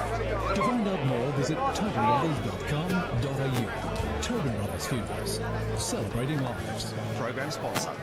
Go local for your footy and keep your radio dial locked on 98.1 Radio Eastern. EFL Game Day kicks off at 1 every Saturday. Ben Warrington, Ben Warwood and the team bring you all the EFL Game Day action. On Sunday, keep it locked from 10 a.m. for the Kira EFL Sunday for a complete review of all senior EFL matches. And Wednesday night from 6. Tune in to The Huddle with Ben Warren-Smith, Ben Waterworth and Ray Baird for a look at all things EFL. So go local and live for your footy on 98.1 Radio East. Desperately need budget-friendly windows? Visit T&B Discount Window Warehouse. You'll have the right solution for you. T&B has new and surplus windows to suit any budget needs, and you'll still have spare change to finish off your renovation. Visit T&B's new Superstore, Unit 4, 116 to 118 Canterbury Road in Kilsyth. T&B Discount Window Warehouse. Part of the EAL and AW Window Transport Group, your number one in window transport. Call 1300 075 038. Program sponsor. EFL TV is back and better than ever. Head to efl.org.au every Thursday morning to check out the new episode of EFL TV. EFL TV features weekly interviews with players and special guests. And the EFL media team always discuss all the big issues in the Eastern Football League. And you can get involved by voting for your favourite EFL player of the week. EFL TV, live and local for your footy every Thursday morning at efl.org.au. EFL Saturday, it's time for the match of the round. Let's cross to our team and go local for your footy.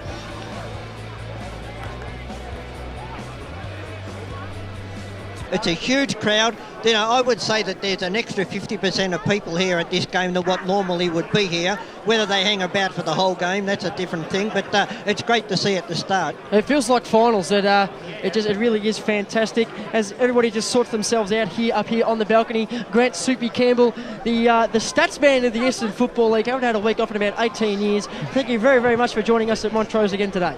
Oh, you're welcome. It's great to be here. What an occasion. This is fantastic. It's a finals-like atmosphere. I think it's finals come early, and what a big match we've got today. Looking at the two sides, Blackburn's away form this season's been outstanding. They've won 7 of their 8 away matches. Montrose at home very strong, winning 6 of their 8 home games. Porter's won, Blackburn 43, Montrose 34. Ooh. And Montrose, they take most of their chances because their kicking accuracy is 55.3%, which is one of the best in Division 1. So it's going to be a very close game, and I'll get my early tip in. I'll go for the home side by 1 goal. I think it's going to be a cracker today. Love your work, Grant Soupy Campbell. We'll take the opportunity now to cross down Boundary side. Our 2 Boundary riders for this afternoon are Aaron Kirby-Rodier and Alysia Thomas-San. Aaron, you've got the microphone in your hand. What's it like down there? I know it's bloody cold up here. Yeah, look, it's freezing down here, guys. But look, the winds are dying off a little bit. So I don't know how much of an advantage that's going to create kicking to the right of your radio dial from up there. Also, the ground's held up pretty well too, boys, after that first game. Yeah, it does. It looks pretty good. Aaron, could I get just a quick tip from you and a margin? You've got about 5 minutes until game time. Look, super important day for Blackburn, I think, after the loss to Vermont a couple of weeks ago. So they need a win today, so I'm going to go Blackburn. No, love your work down there. We'll touch base with Alysia a little bit later on. Just getting in the seat next to me now is one of our commentators for this afternoon. We'll be calling the game with the media manager, Dyson Baker, who's just jumped off to get another couple of layers. It's a very good afternoon to Brad Henderson. Very good morning to, very good afternoon, I should say, to you, Seymour, as well. What a great vantage point we have this afternoon. What a great place to watch football from. And what a great game it should be as well. Really looking forward to this one. Two sides who have impressed, I think, just about everybody this year with their performances in Division 1. And based on what I've seen, I reckon I'm going to go for Montrose, the home side, this afternoon to cause a little bit of an upset, minor upset, I guess you'd call it. It's always hard in games like this, Ray, to tip against the home side. I mean, in local football, it does become a big factor. It certainly does. And look, I saw Montrose a couple of weeks ago out at Mullen Reserve against Norwood. They went down by about 20-odd points, but they were workmanlike, and that's what I like about the Montrose Football Club. There's nothing flashy, there's nothing brilliant about them. They just go about their business, as I say, workmanlike, but playing up here at Montrose Recreation Reserve, to me they're a 5-goal better side than playing anywhere else. And I'm also picking Montrose. I think that because it's up here, I'm not going to say that they're going to beat, if these two teams beat, that they would beat Blackburn in a final, but particularly on today, up here, I'm going to pick Montrose by 18 points. It's such a tight-knit club and such a tight-knit group. Of course, there's been a luncheon going on behind us this afternoon, and there really is just a sea of red and navy blue. They really do get around their footy clubs, especially up here in the hills where they're a little bit sparser than they are down in the suburbs. And look, and I know that BWS would be disappointed that he's not here today, because every time we talk about Blackburn, he says, I love those red jackets, and they are out here in the thousands today. They certainly are. Quick shout out to that man, Benjamin Warren Smith. He's actually having his wisdom teeth taken out this afternoon. I'm not sure if they're going to find any wisdom in there, but let's get rid of those big teeth at the back of his mouth. He'll be watching the stream all day. There's the voice of Dyson Baker, the media manager of the Eastern Football League, who fantastic call in the early game this afternoon. He just assumed the central commentary position again for the senior game this afternoon. Welcome to you. I'll tell you what, I was feeling a little bit tired when I got here this morning. A little bit down. But and then as soon as that Star Spangled Banner played, the Haka got going, then it started amping up and the atmosphere just kind of became electric. And that's what it's been ever since, even though the USA game's kind of finished and a couple of people have gone. But this is still going to be a massive game and one that will decide the fate, not only obviously for today, but for the rest of the season where these two teams are at. And how do you see this one playing out? We're about 4 minutes away from the first bounce. Look, I'd love to see Montrose win. I think in terms of I suppose credit for their performance this year, they should be finishing within the top three, but I think Blackburn will be too good away from home, although the fact of it being here at Montrose Recreation Reserve could have a play. So I'm basically sitting on the fence at the moment, but I'm going to tip Blackburn. Who are not here yet, and the Montrose side have been out on the field for a good 7 or 8 minutes. We're due to start at about 2:30. They did run out. The New Zealand boys made a guard of honour for them, and they must have gone back in for some reason. Something must have bobbed up. Maybe Peter Panfield, just a last quick rev up, a last quick chat. Maybe the New Zealand boys have taken it back in there to teach them how to do a haka before the next game. They're actually warming down out the back, so taking the International Cup extremely seriously, as you would expect. Must make welcome to a new sponsor on board for the rest of season 2014, the local Burger Co. If you've been driving down Bayswater Road, you would have seen them in Croydon South, just across the road from Cheong Park, around that shopping centre there. They're at 114 Bayswater Road in Croydon South, and at Victoria, obviously, if you're listening around the word. Super plug. Cross down boundary side again for the first time in this game. We just spoke to Aaron, Alysia, Thomas Sand. What are you feeling like down there? I mean, it looks cold. Yeah, it's freezing. I'm surprised there's no ice actually down here. I'm just looking around. There's a lot of Montrose supporters, and they look freezing as well. Everyone's rugged up down here. And the ground underfoot, it looks pretty firm from where we're standing. Yeah, no, it's pretty dirty though. Like, the dirt's coming up a bit whenever they run onto the field and stuff, but that shouldn't be a problem. It certainly should not be. Alysia doesn't have to worry about it with those shoes that she's wearing. Do you reckon you'd pull them off, Seymour? I don't think I'd sprain an ankle in the first 3 or 4 steps. Thanks very much to Alysia. Thanks to Life Care in Croydon. Fantastic work coming in right across the board. A couple of guys just watched the EFL Push-Up King Challenge, a joke. Only Sam from Blackburn was doing proper push-ups. So the Baruga didn't even like Andy Vanica's push-ups either. Andy Vanica won't, unfortunately, be doing push-ups for a long time. Boys on the stream just working out percentages for New Zealand. They're working out percentages for the USA on exactly who's going to play in the final. It's good to see so many people getting around it and really not just watching the game, but taking a vested interest in all the other little nuances about the competition.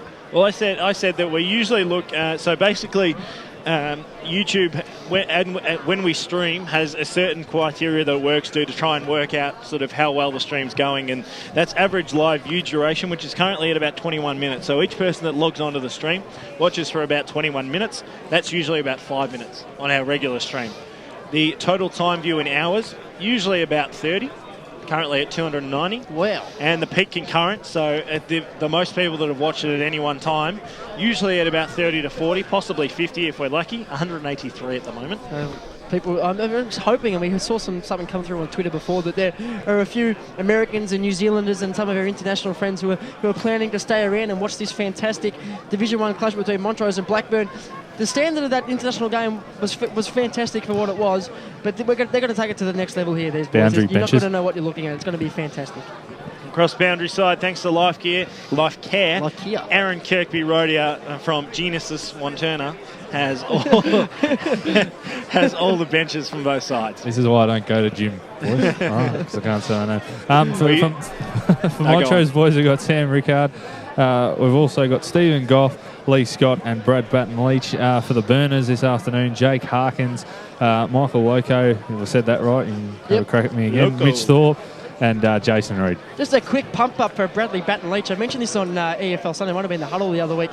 We actually called him last season in an under-17 B grand final on a losing side. He's obviously coming to the Montrose Senior Club. That would make him 17. As an under-19 player, and he's found himself playing at Division 1 senior football. And dominating as well. A fantastic story. It must be a fantastic young kid and certainly a senior player for the future for the Montrose Football Club.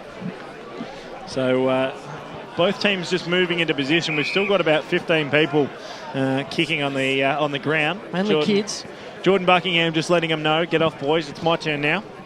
And Sam Goodman, the Montrose captain, won the toss. And Montrose are kicking to the Tourist Road end of the ground in the first quarter. Left-hand side of your radio dial, left-hand side of the screen if you're watching on the stream. So it'll be umpire Jeremy Beattie with umpire Jordan Buckingham to get this one underway. Two of the best you'll see in the Eastern Football League. And we're very excited about this one. Buckingham holds the ball aloft and we're underway. EFL Division 1 action. Montrose taking on Blackburn. Up for the first time. Nice tap down there from Dolan. Montrose try and move it forward. They will. Nice work off the back of the pack. Haining couldn't quite get the kick away there. Was Stephen. Now a chance for Blackburn to regroup. Push it forward through Ralph. And it sits in the middle of the ground. Jai Goodman takes a mark inside forward 50. Looking for a target. Couldn't quite find it off the back of the pack. Petrarca just loses his man. Snaps around for the first for the Demons. That's exactly what they needed. And at Montrose, 1 straight 6. 30 seconds gone in this game on the Bendigo Bank scoreboard. They're 1 straight 6. Blackburn yet to score. And that's a great start for the Montrose Demons there. And it was great play by Matt Petrarca there. When the ball come to ground, he just at the right moment, he just shunted his opponent off the ball and was able to run in and get the score. Yeah, good body work. Well, it's his first full season at the Montrose Football Club. Came about halfway through last year. Was a pivotal member of their premiership win. Of course, has played so much football at Upper Ferntree. Now Montrose go inside forward 50. 1-on-1. Billy couldn't take the mark. Hard up against the boundary. Nice work there from Macaulay, the push-up king. Pushing the back. And he'll win the free kick. Sam Macaulay kicks it straight to the man on the mark. Now has to do the groundwork to try and pick it up. And handball's over the boundary line and out of bounds. Billy Schilling just letting him know about it on that occasion, right in front of the Bendigo Bank scoreboard. Yep, boundary throw-in. The scoreboard does read a 2-goal lead for Montrose. Great start by them. Blackburn very slow out of the blocks. And the umpire pretty quick on the whistle that time. Calls for a ball up. Throws it up now. Dolan won the tap down. Little quick kick came out of the pack into open space. Macaulay runs onto it for the Burners. Little handball over the top to Haddon. Very smart. Umpire will pay the advantage. The kick will come downfield, but now it's going to have to come back, in fact, to Sam Macaulay. Yeah, it was just off the play, that one. Just an errant elbow in the head. Aaron Hatton had to wear. Just interesting matchup for you guys. The leading goal kicker for the Blackburn Football Club, Jake Hammond. Brendan Gardole has the important job on big Jake Hammond. And Macaulay, of course, has the big job on Billy Schilling at the opposite end of the ground. As the kick comes up towards half forward, Garthwaite flew for it, but there's a bit of holding on going on in the contest. Free kick comes back to the captain of the Blackburn Football Club in Ben Fraser. Fraser, neat kick, although Andrew Haining just filled the hole beautifully. Yeah, everywhere, man. Worked back to take the mark. Goodman. Out of defence, beautiful kick from Jai Goodman. They're often running the Demons. Edwards through the middle. Looks for a long lead that was offered by Watson, who has time to trap the ball now. Watson, kick around the corner to Bell, who, well, the mark wasn't paid. I don't think he has a flying shot at the goal. Touched off the boot. Bell's kick was just off target, so David Bell had the wherewithal then to quickly get Boots a ball. He knew the mark hadn't been paid or wouldn't be paid, but the kick was errant. Minus score, Montrose 2-1-13. Blackburn yet to score on the Bendigo Bank scoreboard. All the runner play with the home side as Ralph kicks out for the Panthers. They've managed to move it outside defensive 50. Just need to keep moving it. Great work there from McFarlane to play on it, play on quickly. Mark taken by Watkins, 80 from home. Assesses his options inside forward 50. The lead came, wasn't great there from Hammond, trying to work it out. just eventually gets his handball away, fumbled it a little bit. Kick came from O'Farrell, injured last time we saw Blackburn in a radio game, and a great mark taken and paid. Tell you what, 4 grabs at it, and Ben Fraser's taken the mark. And Montrose fans not overly happy with it. Either are the Montrose defenders down there, but I thought they're 50-50 in the first contest. Ben Fraser from point-blank range makes no mistake for the first on the board for the Blackburn Football Club. They move on to 1 straight 6. Montrose 2-1-13. Mathematically a 7-point lead. 5 minutes gone on the Bendigo Bank scoreboard. Bendigo Bank, bigger than a bank. Yeah, that's the score that Blackburn had to get. They were more settled then. They had a lot of the ball in the last two minutes or so they've really just taken a little bit longer to settle down than what Montrose, but now they look as though they have. And umpire Jamie Beattie there explaining that decision to Jack Garthwaite after the goal was kicked by Fraser. But I'm not too sure at that point if Jack Garthwaite was listening too intently. Exactly right. Damage has been done, of course. So first goal on the board for Blackburn. They needed that one just to steady. As I said, it's been a bit of a sluggish start from them, but Fraser gets there first now. Out of the middle, the Burners try to force it forward through Reid. Great diving effort there by Reid, showing good tenacity, and he forces the ball up. Just watch Big Benny Dolan in the ruck here. I think he's dominating every single hit-out situation. He's getting first hands on the footy every single time. Good Latrobe boy. Matthews for Blackburn through some heavy traffic. Gets the ball forward to his teammate there in Watkins, who was confronted by a couple of demons, and the umpire will ball it up once more. Good to see both umpires right on the whistle from the word go. No, this one's going to be a heated clash. No rolling mauls on the cards today, from the way that the umpires are quite quick to call for a ball up when there's congestion. That kick came out of the pack from O'Farrell. Don't think we've seen any footy out here on the broadcast wing yet. We're 8 minutes in, and the majority of this game has either been played through the centre or on the top end, as you mentioned. Back into play once more, the boundary throwing. Haining won the tap down. Fagan was all wrapped up then by Johnson. And as you mentioned that, Seymour, you're right, it hasn't been on this wing, and yet such a good vantage point that we have here. Yep. To be honest, I've hardly noticed. I think Dyson as well would have no problems calling this game, even if it was continually on that outer side. So great venue to call football at here at Montrose. Strong tackle applied there from the Demons, and the umpire wasn't happy with that one. The free kick goes to Blackburn. Dolan it was, the big ruckman who got the free. It's kicked to half forward. Montrose worked their way back. Well played then by Lavertia, paddled it. To break 2 tackles. Now finally gets his handball, which umpire Jordan Buckingham has called a throw. A couple of around the ground scores thanks to the local Burger Co. North Ringwood 4-6-30, lead Croydon 2-1-13 in the top of the table clash. And Baronia 3-4-22, lead by a point over Upper Ferntree Gully 3-3-21. Free kick paid, centre wing out of side to Jake Hammond. Umpire's not going to pay advantage. So a chance for Montrose to regroup in defence. Michael Edwards just coming off the ground. If anyone's seen Michael Edwards, you know what he's going to bring to the table is a pinch hitter who'll play 5 minutes to 6-7 minutes a quarter, and he really will rough and tumble in and around the stoppage. Look forward to seeing Barney right throughout this contest. So we'll cross to Grant Campbell, Narrow Valley Water, Choose Tap match stats. Inside 50s were 4-1 at the start of the quarter. Montrose way now 8-5 in favour of Blackburn. Ball thrown in once again. Bit of a 0-0 draw as they try and go forward once again, Montrose. Now a chance to regroup. Nice work off the back of the pack, Loco. Here they go. Blackburn now a chance. Bouncing ball and over the goal line and through for one behind in front of Ben Fraser. We'll cross boundary side thanks to Life Care. Alysia.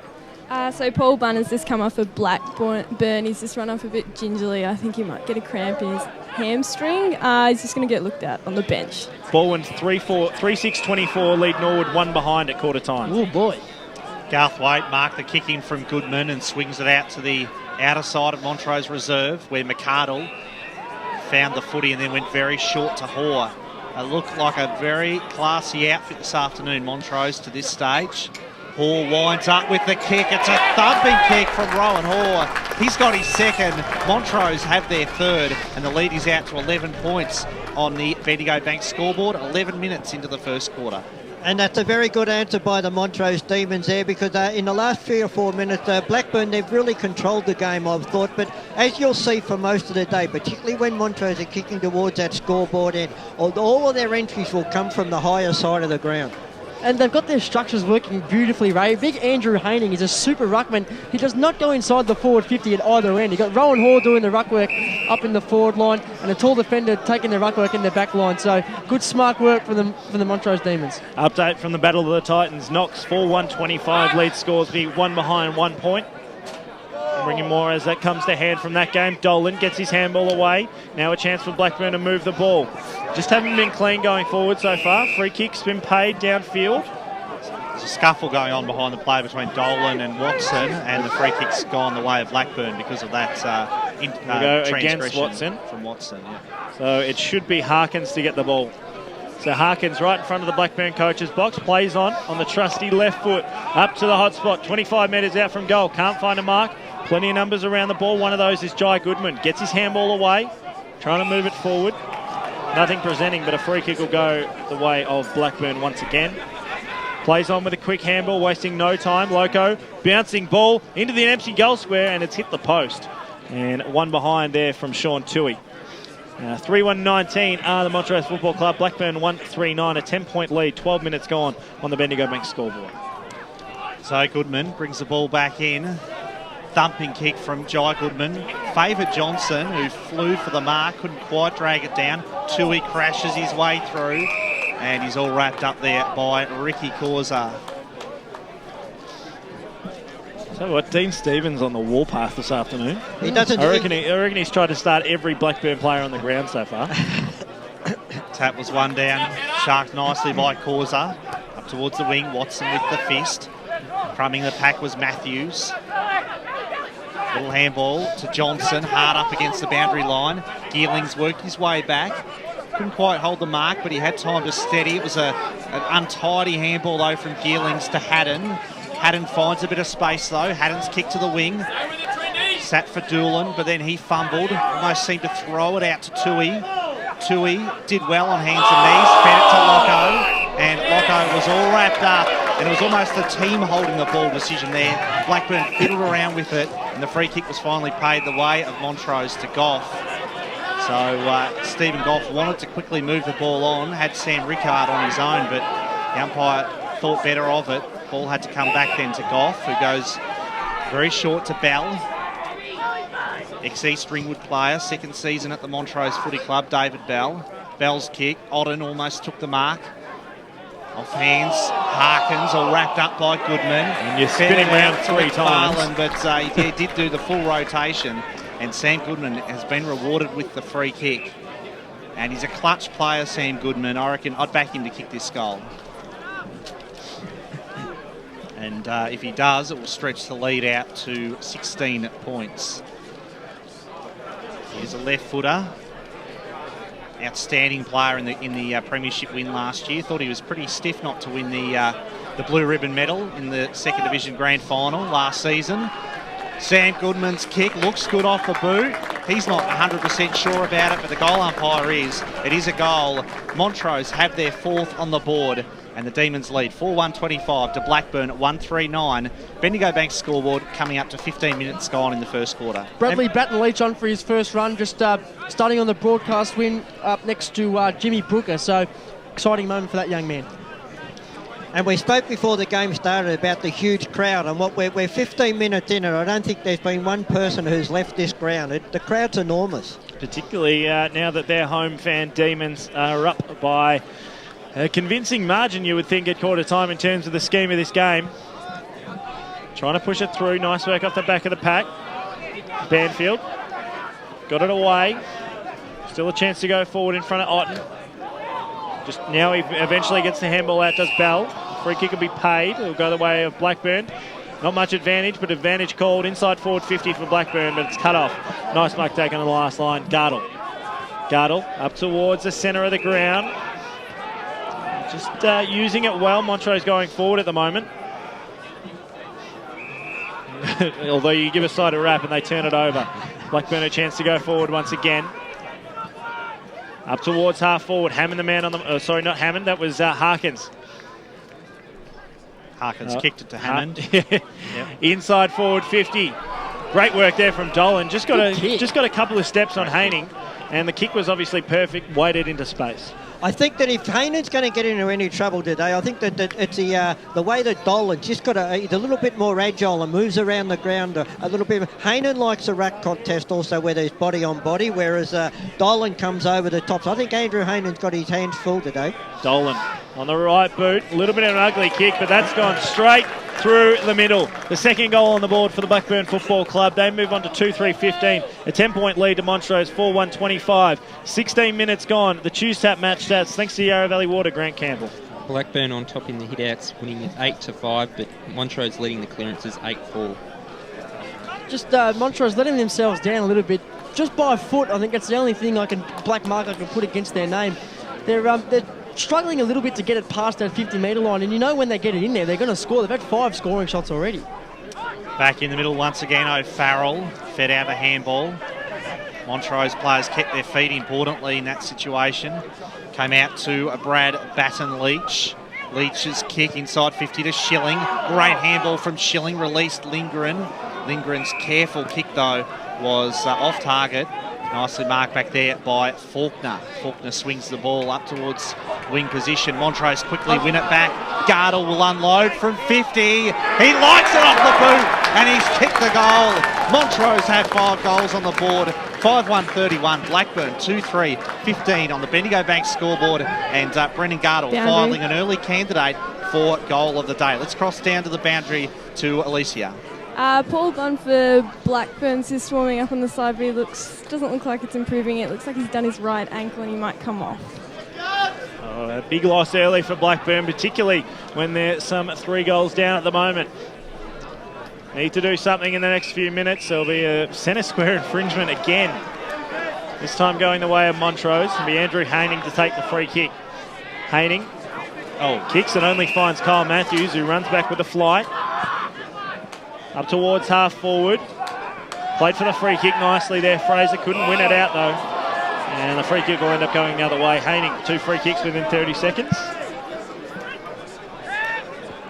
Just assesses his options on half back. And once again kicks it to Kyle Matthews. Obviously paid him before the game. Trying to get around one. Nice work there from Faulkner. Gets it away to Fagan. Fagan dropped what he should have taken. Still trying to work it. Back to Haining. Now he once again finds a Blackburn opponent. Otten, inside forward 50, bouncing ball. Hammond needs to find front position. He's got to beat 3. And in the end, the boundary line wins out. And after that, last couple of minutes, Andrew Haining coming off the ground in front of our Lifecare boundary He's riders. getting his hands on the footy. He just keeps turning it over. Two rubbish kicks straight to Kyle Matthews and then a muffed handball. So he's a quality player. He's a lot better than that. He'll certainly bounce back. Ball thrown in, all right, inside the Blackburn forward 50. Nice pick up there from Stephen, and away they go, the Demons. High kick to a 3-on-1. The 3 win out. They punch it to the ground. Goodman. Great work there from Sam Goodman just to try and get it away. It wasn't going anywhere, though. And it's wrapped up with Aaron Hatton. Will be a ball up. And to the defence under siege at the moment, the Montrose back line. Blackburn doing most of the attacking. 2-3-15 to Montrose 5-1-31. Approaching time on in this first quarter. Umpire didn't like the way that Garthwaite approached that ruck contest. Gave away a free kick. So the free kick will go to Watkins, who gives it off to Tui. Had Tui cruising past. Tui's kick to a big pack of players, and the mark safely held back there by one of BWS's favourites in Matty Langdon, who shared it with Jai Goodman. Goodman's kick into the path of Gardle. Gardle handed it off to Hoare, who's had a great first quarter. Hoare's kick intended for Schilling, just was a bit too tall for him. Ralph was confronted, got his little handball away, but Blackburn still haven't cleared the area, and then Tui was all wrapped up in the tackle by Goodman, and it will be a ball up. Blackburn just not looking dangerous at all when going inside 50. It just seems that Montrose defence have their measure and have their measure quite comfortably. Locko crashed his way through. I think he'll earn a free kick here. Yes, he will. Michael Locko at half-back, true half-back position. Just banks the kick to centre half forward, where there's plenty of Demons back there to defend. Ball was shoveled out. Harkins took possession, was stripped of it by Langdon. Garthwaite got it onto Stephen, and now with Sam Goodman to Batten Leach. Back to Sammy Goodman. Slick handball to Garthwaite onto Stephen. Through the middle, Montrose worked that beautifully. To full forward, Schilling almost took the mark. Brett Johnson, the coach, sharked the pack. Was forced to go off his right foot. He put it through for the goals, but there's a bit of discussion going on because Sam McCauley is pleading his case that he touched that ball off the boot. And I think the field umpire might agree. He's goal. No, the goal has been paid, and Montrose get their 6th goal on the board. That one kicked by Brett Johnson, his first of the day, and Montrose lead by 22 points on the Bendigo Bank scoreboard. Ray Baird. Yeah, look, it might have been Montrose's 6th goal on the board, but and the Demons dominating play so far. I think Blackburn would be pretty disappointed with the way it's actually played out. They've had more footy inside their forward half of the ground than Montrose have. Montrose just 10 times more dangerous going inside 50, and that's the difference at the moment. Exactly right. Leading in the race there was Rickard. Picks up, kicks, smothered over the boundary line and out of bounds. I think you're dead right there, Seymour. Don't worry. Quarter time, Peter Banfield, he's going to have to address it the way their forwards are not working hard enough for one when it's in there, and they're not presenting when it is coming in. Not the one to be quiet. I reckon you'll hear the spiel that Peter Banfield will give in Auckland. Inside forward 50. Barney Edwards in the front position, but coming in. Fantastic mark there taken by Goff. So Stephen Goff, man on the mark, will stand at about 40. And this for goal number 7, would you believe it, Paul Semertzidis? A fantastic start from... They work inside 50 and they're taking their chances. If you put this one through, 7 goals, 1, which is good kicking, is good footy. Comes in now. Goff on the left boot, and it's just gone across the left-hand post and through for 1 behind. 6-2-38 now, Montrose. Blackburn 2-3-15. 24 and a half minutes gone. Bendigo Bank scoreboard. So Blackburn, they can ill afford to concede another goal here, and they desperately would love a couple before the quarter-time siren sounds as Ralph brings the ball back in. One score that a few Montrose and Blackburn fans will like to hear. Noble Park 2-4, lead Vermont 1 straight. Ball with Brooker. Those pretty bright sort of orangey red boots. James Brooker's kick to half forward. Nicely sharking the pack was Thorpe. Thorpe's kick to the top of the square. Corsa read it well though, really read the bounce of the ball particularly well, and it brings the kick out towards half back where he finds Stephen. Up and under kick from Stephen.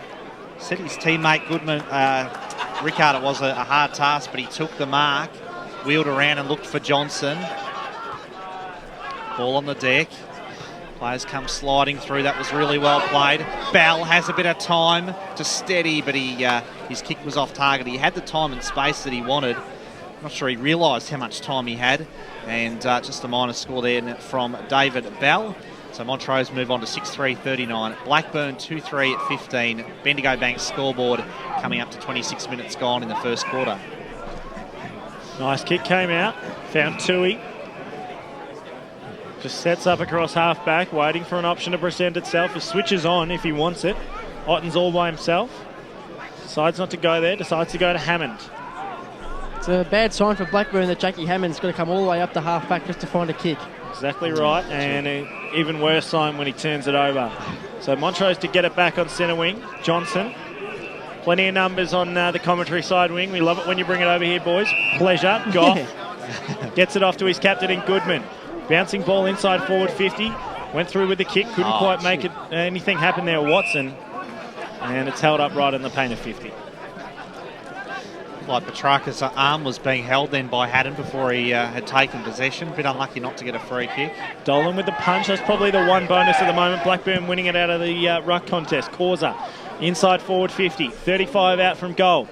And a mark's been taken. And it's also been paid to Sam McCauley.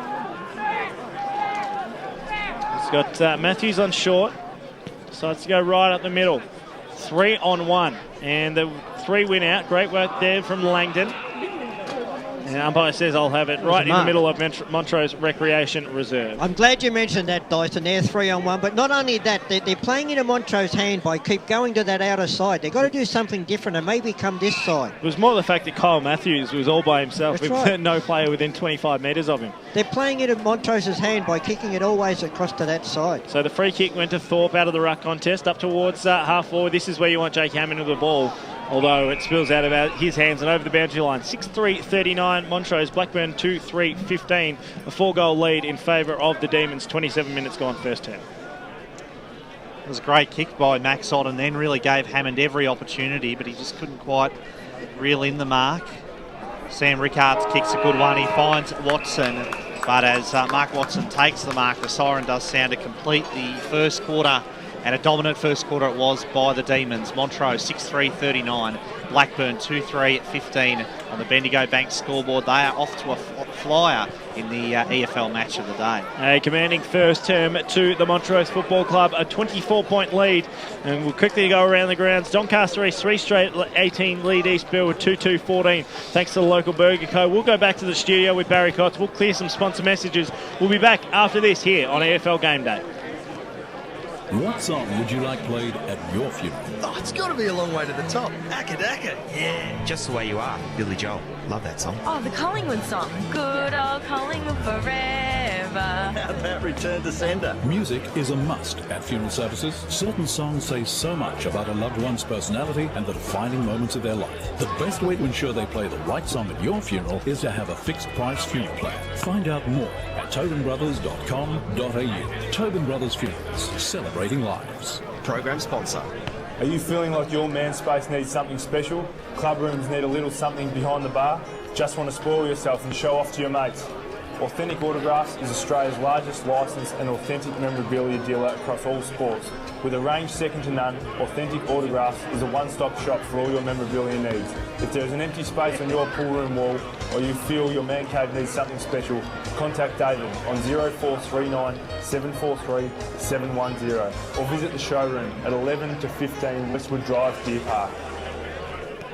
For the best EFL rap on radio, don't miss Akira EFL Sunday from 10 till 12 every Sunday morning on 98.1 Radio Eastern. Ben Warren Smith and the team bring you all the final scores, goal kickers, best players and ladders following a big round of EFL footy. The gang also talk to winning coaches, players and special guests to bring you the final scores from all seniors, reserves and under-19s matches. Akira EFL Sunday, going live and local for your footy from 10 every Sunday on 98.1 Radio Eastern. Port Adelaide 2-6-18. Goal kickers for the Suns, Bernal and Jashnish 1, and the Lynch 1, and major possession getters Mackenzie 11, Bernal 10, and Swallow 10. For Port Adelaide, goal kickers Gray and Westhoff have 1 each. Major possession getters Hartlett 14, Corns 9, and Jonas 9. And the twilight game this afternoon at Etihad Stadium between Essendon and West Coast, and gets on the way at 4:40 p.m. We'll keep in touch with all AFL scores, but coming up after this next break, we'll return to our game between Montrose and Blackburn, Division 1, right here on EFL Game Day. Good news, boys. It's 20% off to travel on Eastlink on weekends and public holidays with a car tag. So, with the money you'll save, you'll have enough. Enough for what, Coach? My birthday present next week, and I have my eye on some sparkly gold footy boots with some pandas on them. Get a breeze tag and use Eastlink, the quickest way to get around Melbourne's East. Arrive fresher, play better. Eastlink, it's time better spent. In sparkly boots. Program sponsor. For all the latest news and information on the Eastern Football League, make sure you check out our website, www.efl.org.au. EFL Saturday Game Day continues. Let's head back and go local for your footy. Yes, welcome back to the Montrose Recreation Reserve. It is quarter time here in the big clash, 4th versus 5th. Montrose taking on the Blackburn Football Club. The quarter time score is the Montrose Demons 6-3-39. They lead Blackburn by 4 straight goals, who are 2-3-15. We saw somewhat of a Blackburn dominance in terms of inside 50s, I think, that quarter, but Montrose just far too polished going inside 50, and they're just brilliantly accurate in front of goal. Grant Soupy Campbell, thanks to Chewstap for some stats that matter in the first quarter. Well, the inside 50s actually ended at 15 apiece, but it was the clearances Montrose were dominant, winning at 15-8, and that included 7-2 out of the centre. Montrose winning the contested ball 44-39 and having 24 effective tackles to 11. Montrose also superior on the outside, winning 41 uncontested possessions to 26. Now, Raymond, we're being treated to a fairly attacking game of football here. It's not often you see both sides from the same team get 15 inside 50s in a quarter. No, I think by the end of the day, we're really going to have a shootout here. I think both sides are going to kick 20-plus goals. Let's cross down boundary side. Thanks to Life Care, Aaron Kirby-Rodier. Boys, Brett Johnson was wrapped with that first quarter from the Montrose guys. He said they're winning all the 50-50 ball. They're up in the contested footy as well. But he wants them to play on a bit more with speed. He said they're playing on a little bit but not getting it down there quick enough. And he wants to make sure he puts the foot on the throat. So I'm sure he would be absolutely stoked. I mean, Montrose in that first quarter, they just look like they have multiple avenues to goal. Rowan Hall looks dangerous. Billy Shearing looks dangerous every time the footy goes near him. Petrarca, the Goodman boys. And even Brendan Gardole is doing a very good job on Jake Hammond, was able to snaffle a goal after picking up the footy from a Jake Hammond drop mark.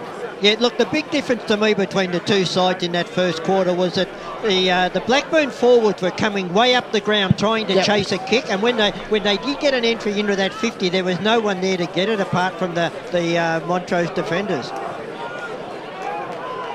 Let's cross down boundary side again, thanks to Life Care. Alysia Thomas-Sand. So Peter Bamfield at the Blackburn camp was actually fuming. There was a few expletives I can't really repeat. But don't repeat them. He just wanted the team to lift, basically. He wanted them to run. They're not taking their chances with the contested possession, and it's causing too many, I guess, turnovers. And he was so angry, and he wants them to lift in this quarter. Second term here, EFL Game Day action. Thanks very much, Alysia. Thanks to Life Care. Blackburn go forward through Dolan. Nice chip kick. Couldn't quite find its target. Pushing forward there, Brooker gives his handball off, but only finds an opponent in Goodman, the Jai variety, who only finds an opponent in McFarlane. McFarlane towards the forward 50, looking for Fraser, couldn't quite take the mark. Picks it up at the bottom of the pack, Tui from 50, off one step, sends it home, and the first goal on the board for the Panthers.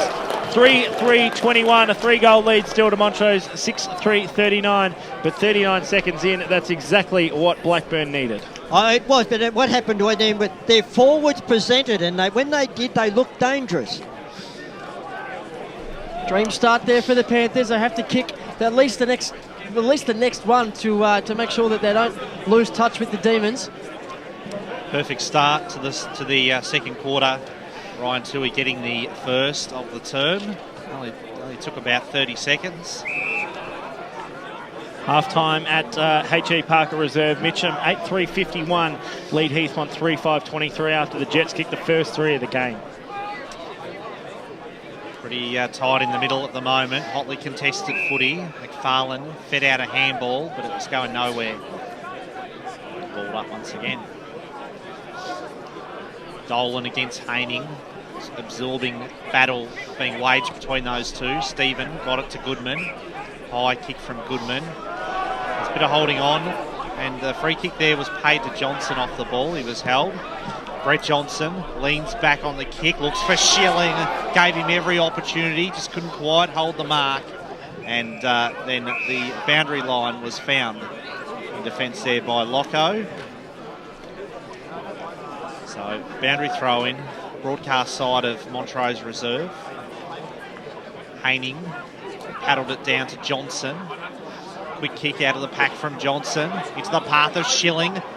Little handball. Gave his teammate Bell a chance there, but he was all wrapped up. Some great tackling from the Burners, and the Blackburn faithful wants a free kick paid there for for holding the ball. A few Montrose supporters thought it may have been a fraction high. Great umpiring by Jamie Beanie, because no doubt Schilling ducked into it. Yeah, the umpire sort of basically went straight down the middle and called for the ball up. So Johnson's little handball. Look at the tackling from Blackburn. They have started this second quarter with, I think, a completely different mindset, Ray. Oh, it is. You can see their attitude's completely different at this stage. And now the key for them is to be able to sustain that, because you can always do that after a bake from the coach. for the first 5 minutes or so, but can they maintain that throughout this quarter and work their way back into the game? It's only 3 goals the deficit.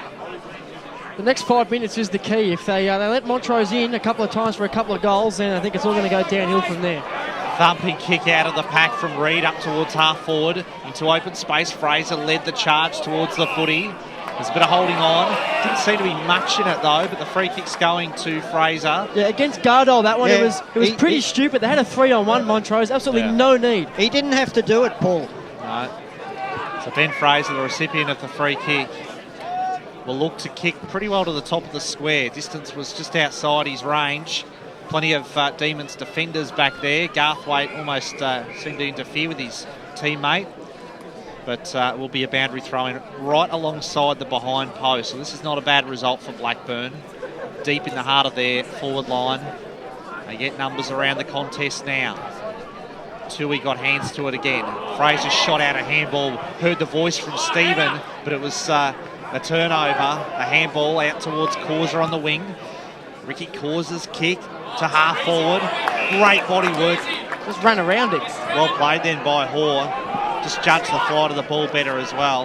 And Rowan Hoare goes very short and he spears the kick in to Michael Barney Edwards, the longest serving member of this Montrose team and the only player who played back in the 2004 grand final side. Let's cross boundary side thanks to Life Care to Alysia. Blackburn's Paul Banners tried to run a bit more, but it seems like he's not improving at all, and he's just put on the jacket. Some for the day. I think that's why they look a bit hollow up back in the first quarter especially. Yeah, that's a big loss. Big loss for Blackburn, losing one of their architects in defence in Paul Barnes. Edwards hangs the kick out to the right. It doesn't quite come back enough. And a minor score there for Montrose, 6-4-40, Blackburn 3-3-21. 5 minutes gone on the Bendigo Bank scoreboard in the second quarter. Around the grounds, thanks to the local Burger Co. Mulgrave 7-4-46 lead the Waverley Blues 4-4-28, and still a 1 point ball game out at Kings Park. Boronia 4-5 lead Upper Ferntree Gully 4-4. Plenty of great games as you go local for your football right across the Eastern Football League. Still waiting on scores from Sylvan, Nunawading and Templestowe. We know they have massive factors on games going on right across the Eastern Football League and finals and everything like that. Noel McPhee, the Stats Bench writer, is trying to do a live ladder, except missing a few scores that are coming through on Twitter and through the live scores out through Fox Sports Pulse. Haining gave it off to Goodman. Just ran straight into trouble, and now a chance for Blackburn to regroup. Inside forward 50, out on the lead. Oh, what a mark! Great mark taken there by Fraser. That was a slips catch. Shane Warne, Mark Taylor, name any slip you like. Would have been impressed with that. That was brilliant. That was one of the best marks I've ever seen in catch football. him like that off my bowling, right? Fraser kicks short. Oh, no. Man all by himself. Watkins and steals the deal. I'll tell you what, if you're Brett Johnson, you wouldn't be happy with that. The Montrose people all just crowded around Jamie Beattie complaining that it wasn't a mark, and Watkins strikes for Blackburn's fourth of the afternoon. 4-3-27 at 6-4-40 Montrose on the Bendigo Bank scoreboard. Once again, the entry into the forward line, Blackburn had themselves, they had forwards who were presented, and that's the whole difference, and it's the key to this game. If their forwards can keep presenting and they get it in there, they will score. 6 minute mark of the second quarter, if you want to watch that during the week. That was one of the best marks you'll ever see. Stephen out of the middle, boots it forward, big pack contesting for it, palm down to Haddon. Haddon's clearing kick. Lindgren leads the race to the ball against Otten and over the boundary line. And it was a great mark from Fraser, but that was just completely unacceptable, the way that Montrose failed to guard a man all on his own in the goal square then in Tim Watkins. Easiest goal he'll ever kick. And Ben Fraser seemed to be the only person alert to the fact that there was this open player in the goal square. So Montrose just concentration lapsing at the moment. They need to find their mojo again that they had in that first quarter as the kick comes forward. Plenty of players around this footy. Just watched it again on the replay. Brilliant. No one can take the mark. Let's hope that our international guests are out here at the ground today had a good look at that mark. Would have just seen it come through on the stream. So Haddon takes the free kick, looks to switch to the outer side, then elects to come inboard, down through the corridor to O'Farrell, who dropped a mark he really should have held. Still got his handball away to Reid. Blackburn looked for Watkins there at centre-half forward. Couldn't take the mark. Came off hands to Scott. Lee Scott got it to Gardle. Gardle arched the back and beat the would-be tackler. Finds Causa with the lateral kick. 25. And Causa now the recipient of a 25-metre penalty. So the ball comes up towards true centre-half back position. Ricky Causa in the bright white boots. Causa's short pass is on to Goodman. Goodman spearing kick up towards the wing. Johnson. Neat pass for Petrarca, and Petrarca safely holds the mark. So Matty Petrarca probably just outside his range, you'd think here. He'll have to kick from about 55 metres out. We've seen kicks all day just carry over the back at this end, so wouldn't be surprised if it just sneaks over. Well, unsurprisingly, they've got the bit of tall timber on the goal line. It's tallest man in the Blackburn side, Benny Dolan, just prowling the goal line there and giving himself a bit of a run and jump at it as well. Kick right to the square. It'll be fisted through. No, in fact, the ball stays alive. Blackburn not conceding the point on that occasion.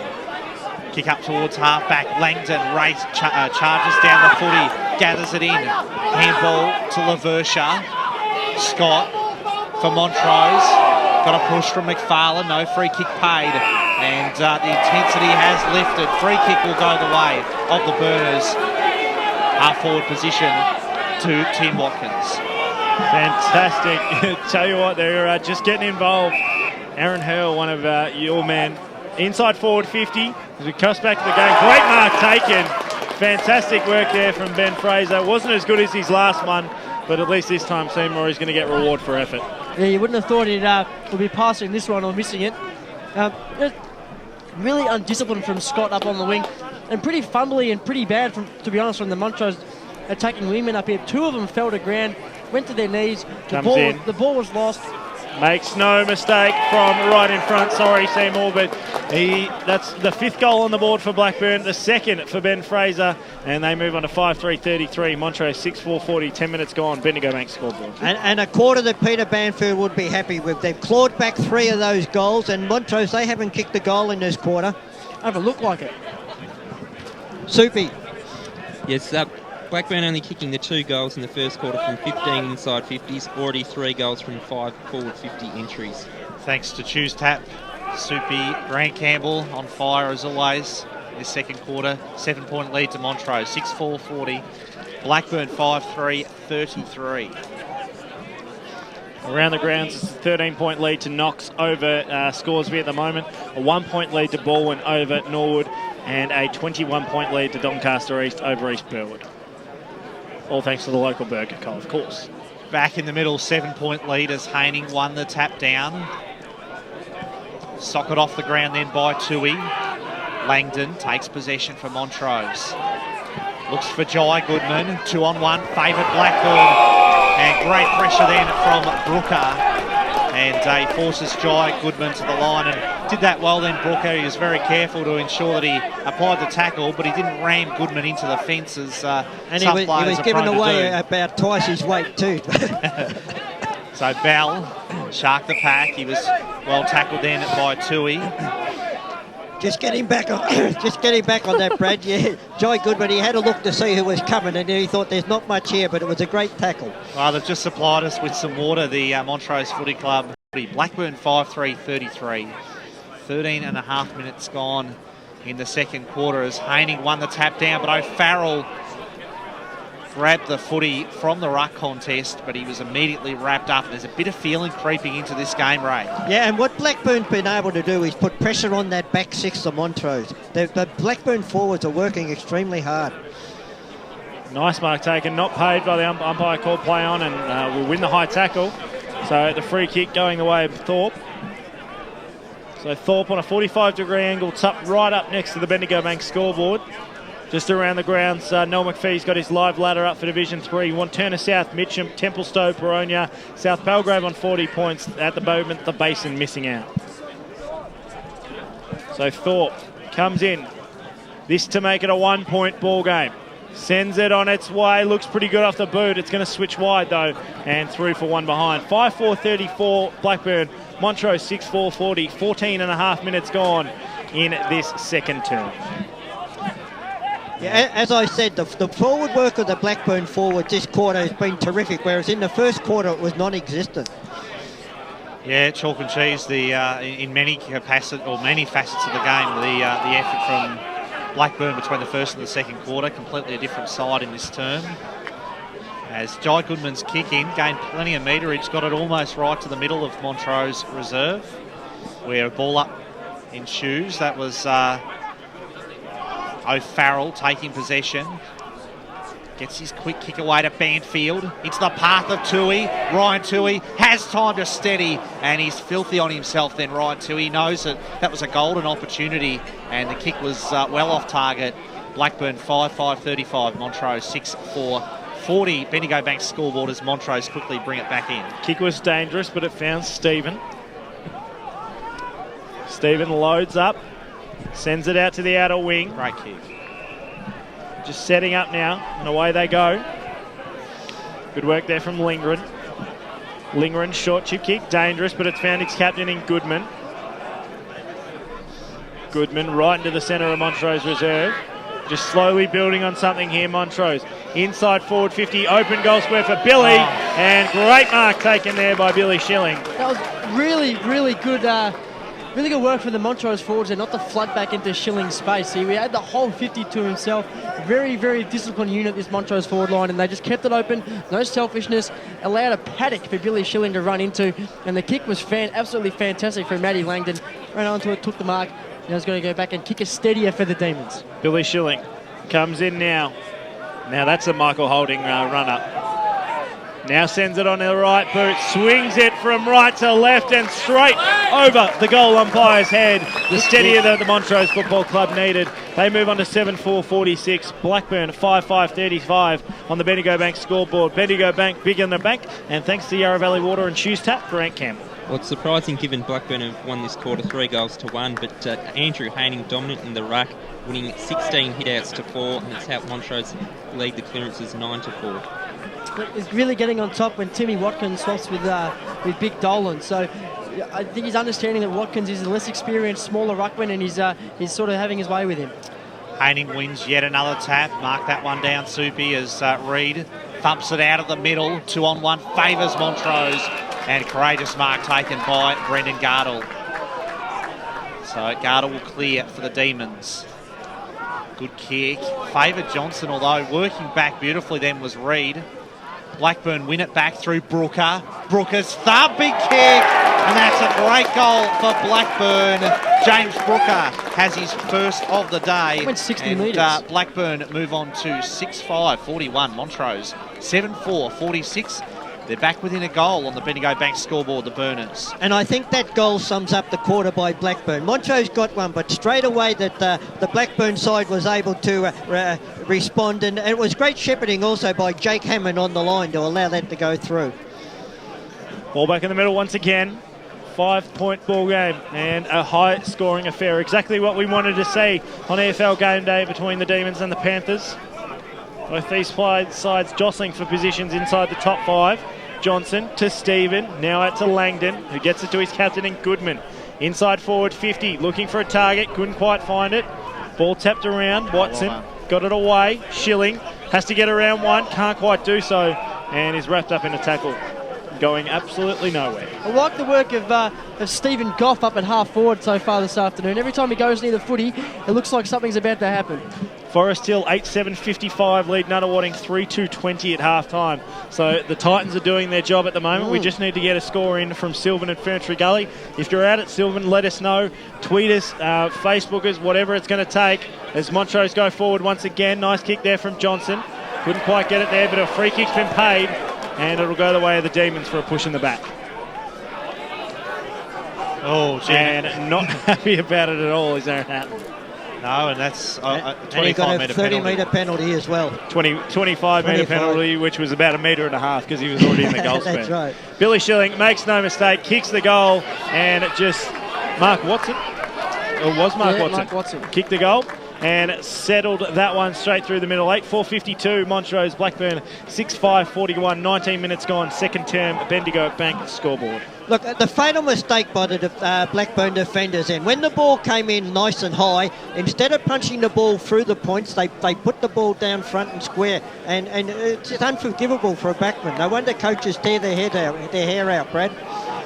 Absolutely. Well, if they have hair, they do tear it out. 11 points, the margin. Haining climbs over the top of Dolan that time to win yet another ruck contest. Matthews handball was intercepted by Lindgren, handed it off to got his name for a moment, Goff. Stephen Goff's kick, and he's put it out to Schilling, who's taken the mark. Almost identical to where he kicked the first one. Another more smart play from the Montrose forwards. They came out 60 from defensive goal. It's held up. Choose tap match stats. Grant Campbell, thanks to Yarra Valley Water. Inside 50s this quarter, 12-8 in favour of Blackburn. Of course, this is where Grant comes into his own, because next week we go to choose tap finals action. Macaulay marks in front of his opponent on centre wing, out of side, inside forward 50. No one back there for Blackburn, and a chance for the Demons to regroup once again. Through Goodman, but his kick was a shocker. He shanked it. Still found Sam Goodman. Got it from Jai. Goodman's kick to half forward. Petrarca safely takes the mark. Judged that one nicely. Short pass is on, and the mark safely held there by Bell. And that was good footy from Montrose. Good build-up. It was a bit messy to start with, but it finished up well. And it's safely in the hands of David Bell. A bit of a scrubby kick there from Goodman. Found his brother, the ball was rolling on the ground. He just stuck the foot out, almost Gaelic football style, and controlled the ball, kicked it up to himself, and they got the play off and running. It's usually a good finish to David Bell, but he's tugged that one to the left, a minus score. So Montrose 9-5-59, Blackburn 6-5-41. Bendigo Bank scoreboard. 23 minutes gone in the second quarter. Plenty of players going to be around this ball once it eventually kicks out. Blackburn almost a huddle in the middle of the ground. Slight delay as we wait for the ball to return. Now it's in the hands of Faulkner. 23 minutes gone, second term. Plays onto himself, Faulkner kicks to the outer side wing. There'll be a couple to fly. No one can take the marks. Ball spills out the back. The Demons to regroup. Handball only went as far as Ralph for Blackburn. Now they're a chance to get away here if they're clean. Got to be smart with the use of the ball now. Great work off the back of the pack there. McFarlane found a bit of space. Now up towards centre wing. Hammond the target. Found him. Gives off to Matthews. Matthews inside forward 50. Short chip kick and finds Fraser. And he'll win the 25. LaVersha giving away that one. And a little bit of byplay. The ball went straight into the Montrose coach's box. Not one Montrose player moved for Ben Fraser. If you were a Blackburn player, though, Dyson, well, you could have walked in there to get it. Yeah, exactly. Smart play from Jake Hammond, who stood tall and took a damn good mark right in front of us here. Didn't need to go back and waste some time. Got the footy straight onto Kyle Matthews, whose kick to Ben Fraser was perfect. You make your own luck in footy, 25-metre penalty for the Blackburn captain. For goal number 3, Ben Fraser. Bang. Straight through the middle, just curves it in nicely for the 7th goal on the board for the Panthers. 7-5-47. Montrose 9-5-59. A 3-goal lead still to the Demons. 24 minutes gone, second term on the Bendigo Bank scoreboard. Bendigo Bank, bigger than a bank. And that's a goal that Blackburn had to answer after those two quick ones by Montrose. Look, the work of Kyle Matthews, and he was under pressure. He was on his left foot. He still hit the forward on the chest. It was great play. So 12 points the lead for Montrose. An important goal then for Blackburn. Ben Fraser, his third of the day. And as we approach 25 minutes gone in this second quarter, there's a free kick to Heath O'Farrell for a high tackle. Got one over the shoulder. So O'Farrell right in the middle, true middle of Montrose reserve. Neat pass to Thorpe. Liked his game today. Thought he was pretty lively early. One of the Burners' better players in that first quarter. Hammond got to his feet quickly. Was all wrapped up though in the tackle. Sam Goodman. Little handball to Ricard. Jai Goodman now under pressure. Fed out the handball eventually. They made hard work of that, Montrose, but worked out in the end, although Otten takes the mark for Blackburn. dangerous kick, found McFarlane. McFarlane races in for goal, but he's off target. And, Montrose defence that time. Dodge a bullet. Because of missed opportunities almost for Blackburn in the second quarter. That miss there from McFarlane. And there's one earlier on in the quarter that you called, Brad, from Tui, that he probably should have put through on his left foot as well. But his teammates were running alongside him. They had 3 players there and he had the ball. Why didn't one of them just tell him to keep going? He could have run another 20 metres. 2-goal lead as we go around the ground thanks to the local Burger Co. Park Orchards 6-8-44 lead Kilsyth 5-2-32 in Division 4. Back in Division 1, it's the Demons in possession. More importantly, Garthwaite kicks out wide. Nice mark taken there by Johnson. Still 60 from home. Sends it right to the top of the goal square in the Billy Schilling direction. Great work from Matthews. Put himself in the line of fire and earned the free kick. Yeah, smart work from the Blackburn midfielders. 2 of them pushed back into the space of Billy Schilling that he's already used 2 or 3 times this quarter. Geelings, short. Oh, almost found a teammate there in Harkins. And the ball spills over the boundary line and out of bounds. 11-point lead here at Montrose. And a nice chance for Montrose to make a statement to the rest of Division 1 this afternoon. Ball thrown in once again. Tapped down. Great work by Hanning. Took it out of the ruck. Gave his handball away. Found Causa. Causa away to Goodman. Goodman up towards Barney Edwards. Went over his head. Wasn't that hard because he's only 4 foot tall. Inside forward 50. Now regrouping Geelings. Plenty of space out there for Brooker. Can have a cup of tea before anyone will get to him. Now decides to put on the afterburners in those orange boots. Oh. Takes a couple of bounces. In towards the forward 50. Need of mark. Couldn't quite find it. No downfield paid. Still a chance. Great work from Causa. And the Demons regroup and they get it out of defence. They do indeed. Gee, that was great footy then from Ricky Causa. Sam Goodman's kick to half forward. Plenty of holding on. No free kick paid. Matthews involved again along with Faulkner. And the umpire right on the scene will ball it up. Just have a look at Ryan Tui, fellas. Went to affect the shepherd on Bradley Batten-Leach, who braced for the contact and actually smacked him in the mouth. I think it was an accident, but Tui looks a little bit proppy. It's half-time here at Montrose Recreation Reserve. It's Montrose 9-5-59, Blackburn 7-6-48. By the way, that's the tally that Buddy currently has in the Sydney St Kilda game. So good afternoon to Ben Warren-Smith, a big St Kilda supporter. Short siren, that one that just went too. Exactly right. 11 points the margin at half-time here on EFL Game Day. Back for a massive second half right after this. Authentic Autographs is Australia's largest licensed and authentic memorabilia dealer across all sports. They not only consistently have the best retail prices and customer service in the business, but are the ideal partner for your next club or community function. Their range is the most extensive in the industry, and with prime access to all the newest ranges through to one-off items, they have a proven track record in delivering vital funds to your club. Authentic Autographs is also #1 in creating the player experience for your club. Training nights, golf days, guest speakers, you name it, they can deliver. Contact David on 0439 743 710 today to discuss how you can give your club the best off-field performance for 2014 and beyond.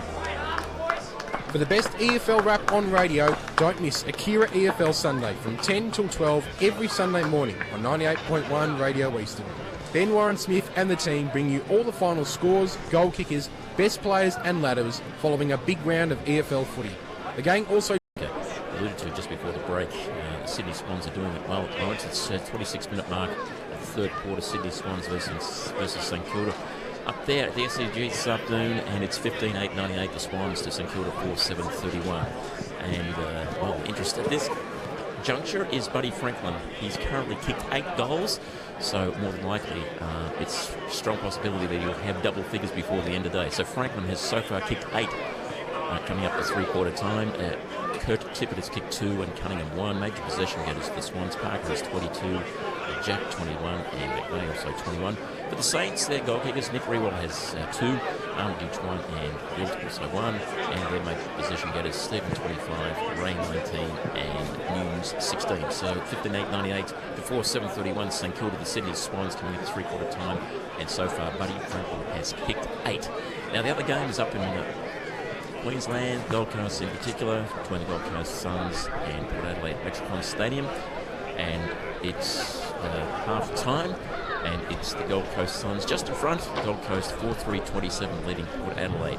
2 goals, 8-20, so a little accurate kicking by Port Adelaide. Major goal kickers for the Gold Coast, all singles at this stage. Banal, Kolajashnic 1 and Lynch 1. Major possession getters for Gold Coast. Banal 14, Prestia 13, Mackenzie 12. Goal kickers for Port Adelaide, De Grey and Westhoff with 1 each. Their disposal getters, Hartland 16, Brookfield 13 and Williams 13. And the twilight game this afternoon is between Essendon and West Coast Eagles at Etihad Stadium at 25.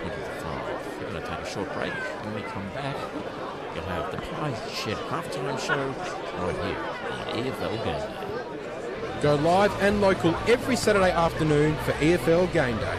He might pull this one down, the big man. What a mark that is. Bouncing ball. Empty goal square goal. Has he snuck it home? Yes, he has. Wonderful goal.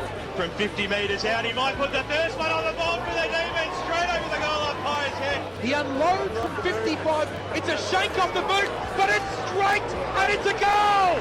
EFL Game Day, 1 through to 6 every Saturday on 98.1 Radio Eastern. For all things EFL, The Huddle. Good evening, Eastern Football League lovers. One of the punishments is you've got to get a spray tan the Friday. Wood, Bourne is currently leading by 1 at half-time. East Ringwood's leading Lilydale by 37 points. Over at Noble Park, they're leading Vermont by 1 goal. We have South Croydon 21 points over Rowville at half-time. Knox is 13 points ahead of Scoresby. In Division 2, we have North Ringwood 26 points ahead of Croydon. Doncaster East 21 points ahead of East Burwood, 18 points ahead Mulgrave versus the Blues. Bayswater, Mooroolbark, obviously a twilight game tonight, and Doncaster have a bye. In Division 3, we have Mitcham leading Heathmont by 28 points. 76 to 45 in Templestowe's leading Belgrave. We've got 15-point lead from Wanturna South versus the Basin. Baronia is 1 point ahead of Upper Ferntree Gully in what looks like an interesting match. We've got an 8-point lead to Ringwood versus Whitehorse, and over in Division 4 we're missing a few scores around the ground, but Sylvan are 24 points ahead of Ferntree Gully. Park Orchard's leading Kilsyth by 12. 35 points ahead of, 35 points ahead of Forest Hill, and 66 to 35 down in Surrey Park versus the Eastern Lions. Thanks very much to Claire. Just got a 3/4 time score through from Heathmont, 12-7. Heathmont lead, Mitcham lead Heathmont 3-8, 30, 20, 24, 3-8, 24. Heathmont. So all good out there for Mitcham at the moment to cement their spot at the top of the Division 3 ladder. Just trying to get some of these scores that are coming through on the phone. Vermont, they just keep coming. So a commanding lead, 12-7, 79. Mitcham 3-8, 32, 24. I'll get there eventually. 3-8, 24 Heathmont. So nice work there from the Jets at the moment, as we're looking to get Clint Stanaway up on the line so he can chat to us about exactly what's coming up on 9 News this evening. We love the dulcet tones of Clint Stanaway, Grant. Well, we certainly do. I think you only watch Channel 9 at night to get all the news, and hopefully we can speak to him soon. Exactly right. We always look forward to speaking to him. This is the Parshed halftime show. I'm not going to yap, Bruce. Don't worry. Don't stress too hard. The Pie Shed's pies are absolutely delicious, combining fresh meats and vegetables with just the right combination of herbs and spices. The Pie Shed offers over 40 varieties of pies with a reputation second to none. See Mark and the team at the Pie Shed, 295 in Canterbury Road, Bayswater, or call 9720 7711. If we can have a chat to the boundary, we might have a chat to Paul Semertzidis, who's currently boundary side. Just doing some of his finest. Paul, what were your thoughts on that first half? Oh, mate, it was a fantastic half. Don't walk too far away from Aaron, because you're caught to him at the moment. I just grabbed the battery pack so I can go for a little bit of a wander. But no, it was a fantastic game of footy. It was just refreshing to get out here and actually see a game that's not all about defence. And after that display we saw at Mulgrave Doncaster game last week, it's good to see a lot of inside 50s, and we're going to see a high-scoring contest for the first time in a while, Dice. Yeah, exactly right. It's you just saw that Montrose are really clean moving it forward, and I think that's been the damaging thing about him, particularly when you see Billy Schilling in that much space. Yeah, well, that's what I mentioned a couple of times during the call, is just the intelligence and the discipline of the other Montrose forwards and even the Montrose midfielders. I mean, when you're getting that much inside 50 ball, it's always easy to fall into the trap of trying to snag a couple of goals yourself, but they're very team-minded, very team-orientated, and they're playing really good team footy, and that's why they were challenged and they were good enough to pull away again. Yeah, exactly right. Ray Baird, your thoughts on the first half? Yeah, I thought it was a great half of football in general. I thought, gee, the ball moved from end to end, with precision. And look, all Montrose in the first quarter, all Blackburn in the second quarter, really. And it's all Buddy in the Sydney St Kilda game. And to tell us more about it from Channel 9 News, Clint Stanaway. Clint, it's the Buddy show once again. Is he looking for 10? Oh, you'd have to think so. Maybe 13, as Anthony Hudson so famously said a few years back. 13-13. It's starting to get very ugly up at the SCG three-quarter time. The Saints are really struggling. Buddy Franklin, you said, he's having a big impact. Party time. He's booted 8 already. The Swans lead it by 62. But for all those Supercoach and Dream Team fans, Josh Kennedy was subbed off with a hammy. That could have a big impact on the Brownlow race too. In other news around Australia, a horror crash at Macedon has claimed the lives of 2 Richmond men. 5 other people in that car were injured when it rolled. Accused playboy Gable Tosti has maintained his innocence after facing court over the death of a New Zealand woman who fell from a Gold Coast balcony. Flights were delayed at Melbourne Airport after thick fog settled over the city. Claims Julie Bishop's phone was hacked during a trip to Ukraine. We meet the Australian boy genius making his mark overseas, and all the sport, of course, all the footy highlights. And the Hawks head west to tackle the Dockers. That should be a ripper tomorrow afternoon. It is all happening, boys. Enjoy the footy. Yeah, certainly. D's get up tomorrow, Clint? Probably a fairly decent chance. Yeah, there we go. GWS, you'd like to think so. You'd hope to think so, particularly coming towards the end of the year. Thanks very much. We'll hope that for your sake, that the Montrose Demons get up over Blackburn this afternoon. Go you red legs. Thanks very much to Clint Stanaway from 9 News. You'll be able to see his smiling face and hear his dulcet tones all afternoon. All evening, I should say, from 6 p.m. on Channel 9 News this evening. As umpires are just coming out onto the ground at the moment, Jamie Beattie and Jordan Buckingham just doing their warm-up as we speak. Plenty of people out here at Montrose Reserve. Right. Oh, look, nobody's left this ground, and what a fantastic day has been out here, not only for the Montrose Football Club and Blackburn Football Club, because Blackburn's also had a huge input into today's proceeding, but the international game, that was fantastic. We know the skill levels weren't there, but the endeavour and just the commitment of these guys, it was fantastic, and let's hope we see it again at another Eastern Football League round in the future, guys. Well, I'll tell you what, if this game's anything to go by, Montrose are making a massive play to hopefully get it back when the International Cup comes back to Australia in another 3. Been in with about 2 goals and a couple of poor free kicks have really cost them. So this game's right on the line. There's been a couple of niggling injuries as well for Wanturna South. We're just going to see what happens. But I tell you what, Matt Clark's scratching his head. He looks really concerned. As the party's just been lifted onto the stretcher now. So after he's taken off the ground, they'll have a shot, Wanturna South, tucked in the pocket in front of the scoreboard here, a chance to take it above 4 goals. But this game really on a nice edge. The Basin know that they've got about another 40 minutes to try and resurrect their season, and Wanturna South, well, they're fighting for top spot. Braden, if you take your Basin hat off, can the Basin win this game? Honestly, I think they can, but they've got to play their best football. They've been a little bit undisciplined, which is costly, and I just think Wanty South, there's going to be a moment coming this game where they say, all right, is it worth going full tilt considering we're guaranteed to play finals next week? Or do we just need to, do we need to go through it? Do we need that top spot given a couple of injuries we've got? So I honestly think they can, but gee, they're going to have to play their best football and just the hammer and tongs for the next 40 minutes there. Wanty South lining up for a goal now. Thanks very much for the update, Braden. We'll keep track with you all afternoon. You'll be the most popular man around because you'll have that all-important Templestowe South Belgrave score. We'll make sure that we bring that to you this afternoon. Thanks, mate. Appreciate it. Just quickly, shot on goal has just missed the right-hand side, so it's still a 25-point margin to Wanty South. 15 minutes played, third term. Thanks very much to Braden Ingram out at the Bear Cave this afternoon. An update score coming in from the Sylvan Ferntree Gully game. Sylvan 11-9, lead at Ferntree Gully 5-9. So a comfortable lead at the moment for Sylvan. So it looks like Forest Hill might find their way into finals in Division 4 at this stage. Franklin has 9 from 16 kicks. So 9-3 from 16 kicks. So all about it. He will definitely kick the 10, you would reckon, this afternoon. More importantly, we won't go back to a break, Barry, because both sides are just breaking to go into position.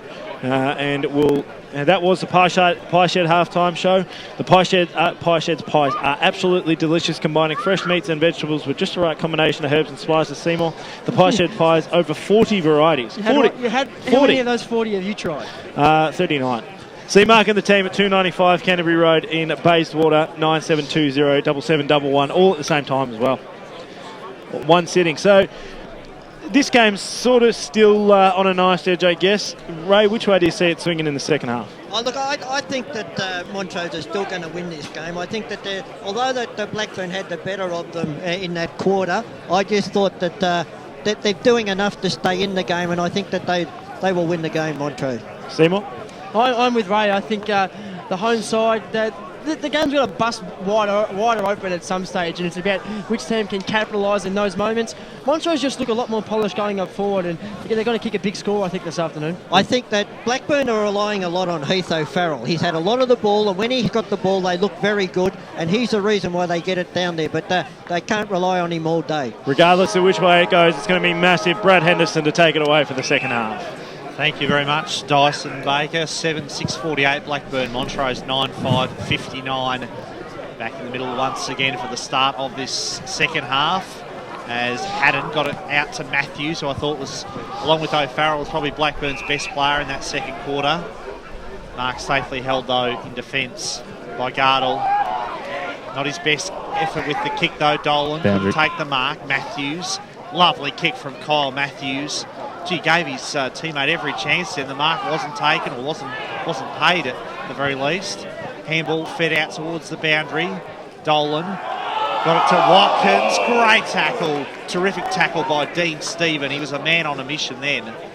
And Dean Stephen will take the free kick for Montrose. We'll go boundary side very shortly, thanks to Life Care. Up towards the wing. Haining got it down to Causa. Causa's handball to Goodman. Sold him into a bit of trouble there, and Anthony Fagan, he was up for the challenge and had him all wrapped up. I can't believe Anthony Fagan's the only man out there wearing long sleeves. I think it's about 1 degree here this afternoon. And then the wind comes in, there's a wind chill factor on top of that. We might as well be in Antarctica. He always goes the long sleeves, but I reckon he's got good reason to today. He could be a lot warmer than this, and he'd still have the long sleeves on, but certainly plenty of need for them this afternoon. It has turned, it's got to be at least 5 degrees colder than it was in the second quarter, though, just after that half-time break. Ralph got it to McFarlane. McFarlane's kick, looking for Fraser, and great defence there from LaVersha. Thumped it to the boundary line, which is where we cross now, thanks to Life Care. Boys, not a whole lot going down here, but I was here in round 5 and it gets dark very quickly here. So it's going to start to set in pretty soon. Possibly worth turning the lights on. Thanks, Aaron. Thanks to Life Care. Nice take out of the ruck by Stephen. Got the tap down and away they go. Up towards half forward. Billy Schilling a long way from home. Dropped what he probably should have taken. Watson gives it back to Schilling. Tries to get around one. Gives the handball away. Just need a bit of space to work in. Working in a phone box at the moment. Causa gets it away, and now they're opened up. Fantastic kick. Finds a teammate. And Petrarca marks 50 from home. So Petrarca, man on the mark, stands at about 45. Kicked the first in a ripper goal within the first 30 seconds of the first term. And can line up for goal number 2 and goal number 10 for the Montrose Demons. That was Jai Goodman who kicked it to him. Certainly one of the Demons' best this afternoon, Jai Goodman. May feature in the votes at the end of the day if he keeps that form up. Matty Petrarca, former king, comes in, sets it on its way. It's hung out left, and that's exactly where it stays. 9 up, they go wide, extremely wide, in fact. Find Andrew Haining, who just clunks it in one arm. Petrarca, that is. Petrarca. short kick. Intended target was Johnson. Got caught about 3 deep. Didn't get anywhere near it. Rickard held up right in the centre of Montrose reserve, going nowhere. 12-point lead still to the Demons. 5.5 minutes gone, third term here on EFL Game Day. Trying to bustle through there was Otten. Didn't go anywhere, and snatching it away there was Dean Stephen. Inside forward 50 in the belly direction. Couldn't quite find him though. Ball spills to the bottom of the pack. Still plenty of numbers around the contest. Trying to take it away. Good work to cut it off there was Geelings. Got his handball away, and now they're out. Just setting things up. Blackburn got to be cleaner with their disposal. Montrose fans want in the back. It was a little bit of a hand, not too much more than that. Kick right into the centre of the ground, intended for O'Farrell. Couldn't take the mark. Ball spills out the back of the pack. Great work from Rickard to pick up. Loads up from 50. Out, makes no mistake, Sam Rickard. And that one straight through the middle. 10-6-66 Montrose. Blackburn 7-6-48. 6 minutes gone, third term. Take a bow, Sam Goodman on hands and knees. The ball on the deck just tapped it forward into the path of Rickard, who sent that one on its way for the first goal of the third quarter. Good football, Montrose. Yeah, great football from the Demons. Finished off then by Sam Rickard. 10-6-66 Montrose. Blackburn 7-6-48. And just keep that 3-goal deficit in hand. Blackburn have threatened to come a couple of times, but Montrose seem to have the answers. Garthwaite takes possession now. He's all wrapped up. He's going nowhere. He balled up and he's determined to get to his feet there. Jack Garthwaite not appreciating the attention from his opponent, Jake Hammond. 3-goal lead. Can Blackburn mount another challenge? Goodman, the Jai variety, was all wrapped up in the tackle by Otten. So, ball just going nowhere at the moment. Fraser competing in the ruck this time. Little handball was fed out to Sam Goodman. It was socket off the ground though by Haddon. Johnson paddles it to the boundary line and just showed his experience there, Brett Johnson. He had no intention other than finding the boundary line, but he made sure that it didn't look too intentional. Sharking the pack was Lindgren. Jason Lindgren's kick into the path of Scott, who's been on and off the bench throughout the afternoon. Lee Scott takes possession now. And he's earned himself a free kick then. So the free kick to Scott at half-back for Montrose. And they'll just steady here, the Demons, just slow things down. They have control at the moment. They have the ascendancy. Garthwaite offered a long lead and takes the mark on the wing. So Jack Garthwaite for Montrose. Quite a slow build-up, this one for the Demons. Stephen judged the kick beautifully against Matthews and just worked his opponent out of it a little bit as well. So Dean Stephen, the veteran, thumps the kick to full forward. One-on-one contest with Schilling. Had it fisted away from him. Dolan managed to get it out somehow to Faulkner, and then on to Haddon. Haddon's kick to Hutt to the wing position. Thorpe, Banfield. Goodman from Montrose takes possession. Well tackled by Sam Banfield. And he was going nowhere again. That has been one really positive facet of Blackburn's game this afternoon, has been their tackling. Couple of update scores thanks to the local Burger Co. 4-goal lead to Knox over Scoresby. Scores tied at three-quarter time between Mulgrave and the Waverley Blues. In the wing position, Bell works his way back onto his trusty right foot. No mark taken there by Lockoge. He had a lot of it. Had a teammate in support though in Faulkner. Thumping kick from Faulkner to the wing. Langdon flew for the mark, couldn't take the mark. Slipped through his fingers. Goodman, who's just been in absolutely everything this afternoon. Once again, he's all wrapped up then by Thorpe, and it will be a ball up. But Jai Goodman, wherever the footy's going, he seems to be there. I think Locko would be pretty happy that Faulkner came in and saved the day there. Went straight to ground in that contest with Billy Schilling and looked like Montrose were in for an open goal. Taps straight over the goal boundary line in front of the Blackburn coach's box. Update score from Baldwin. Norwood 9-9-63 lead Baldwin 6-12-48 at three-quarter time. Plenty of scores coming as you go local for your footy at Footy EFL if you're tweeting them through. Falcon to Haining as Dolan went to punch it forward for Blackburn. Ball went nowhere, held in the hands of Harkins. I'll tell you what, that wind's got a bit of a chill about it, doesn't it? That was a lot. For our If there's any USA people still watching the stream, I tell you what, you're lucky that it's the middle of summer still, because it is freezing over here. I reckon my fingers are just about to fall off. I would hate to be playing this afternoon. The player that is a player that's just won a free kick, Ben Dolan. Gave a little bit after he won the free kick to Bell as well, but still wins the free kick out. Gives the handball off to Otten. Otten to the top of the 50-metre arc, looking for a teammate in Fraser, couldn't find him. Ball spills out the back to Laversha. Now a chance to run away for Montrose. Lindgren, handball's out wide. They've found a bit of space. Petrarca, Johnson held onto it, probably could have gone to Langdon. Now a chance to go forward once again. Pretty open forward 50, and a great mark taken there by Sam Rickard.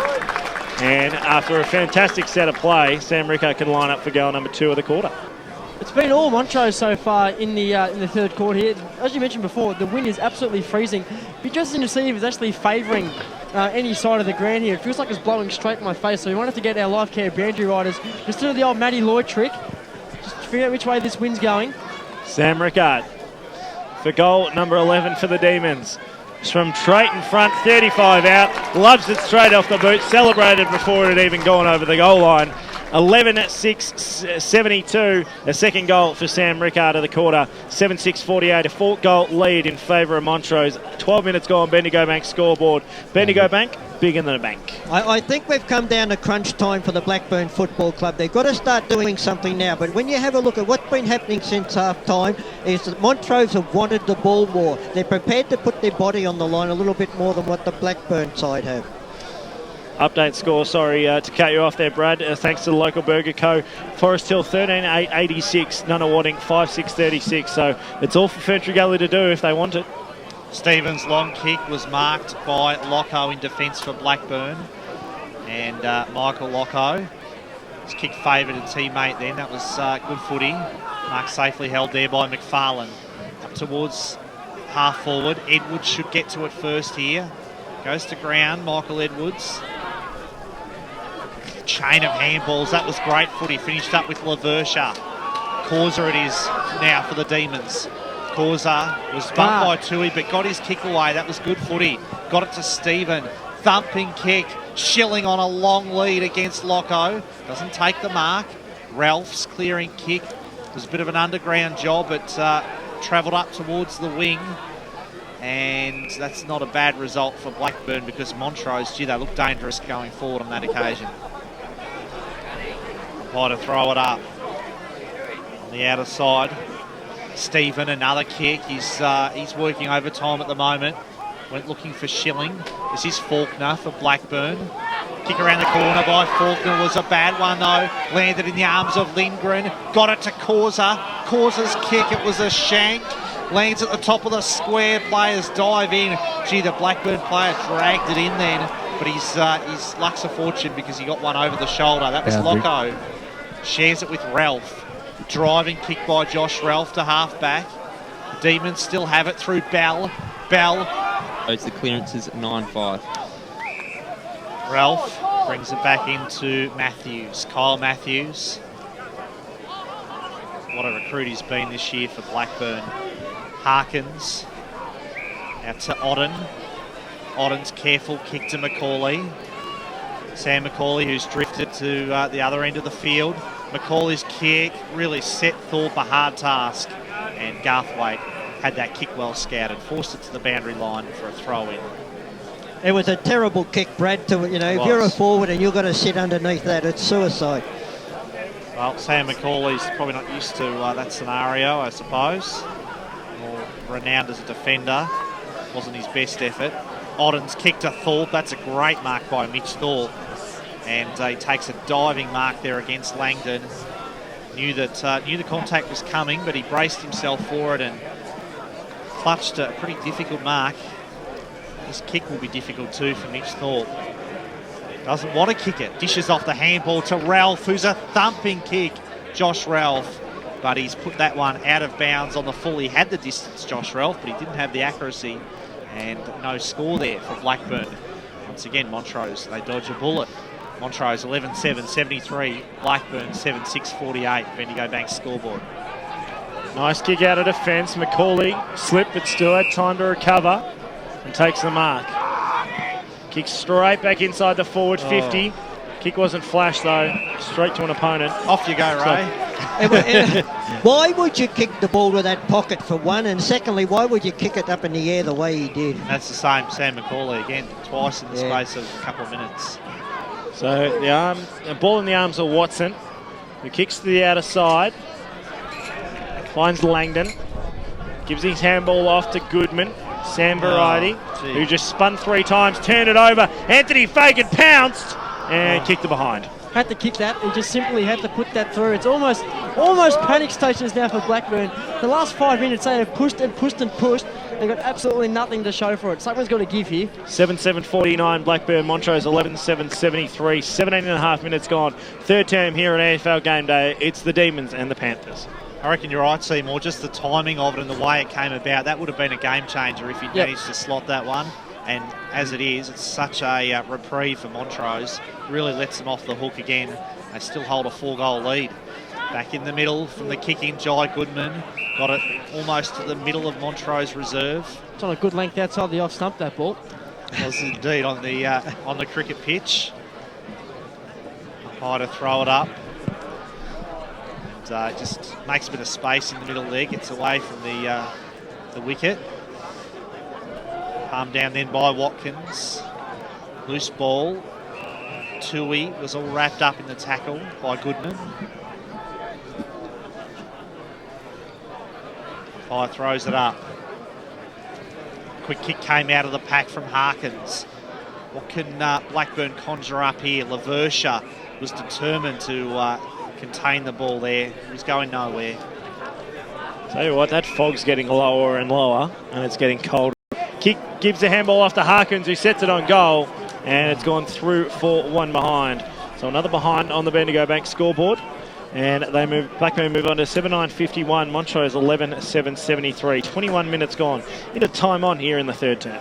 But of course, Dyson, they are in fact 8-8-56 because if you're listening to Radio Eastern in the scoreboard, change that. It was a goal a couple of moments ago. 8-8-56 plays 11-7-73 as Goodman brought the ball back in. Safely marked there by Jack Garthwaite. Garthwaite at half back. Steady sort of a kick.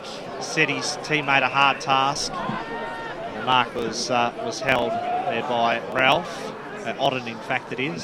Oh, we're almost there. We've got 8-9-57 at the moment.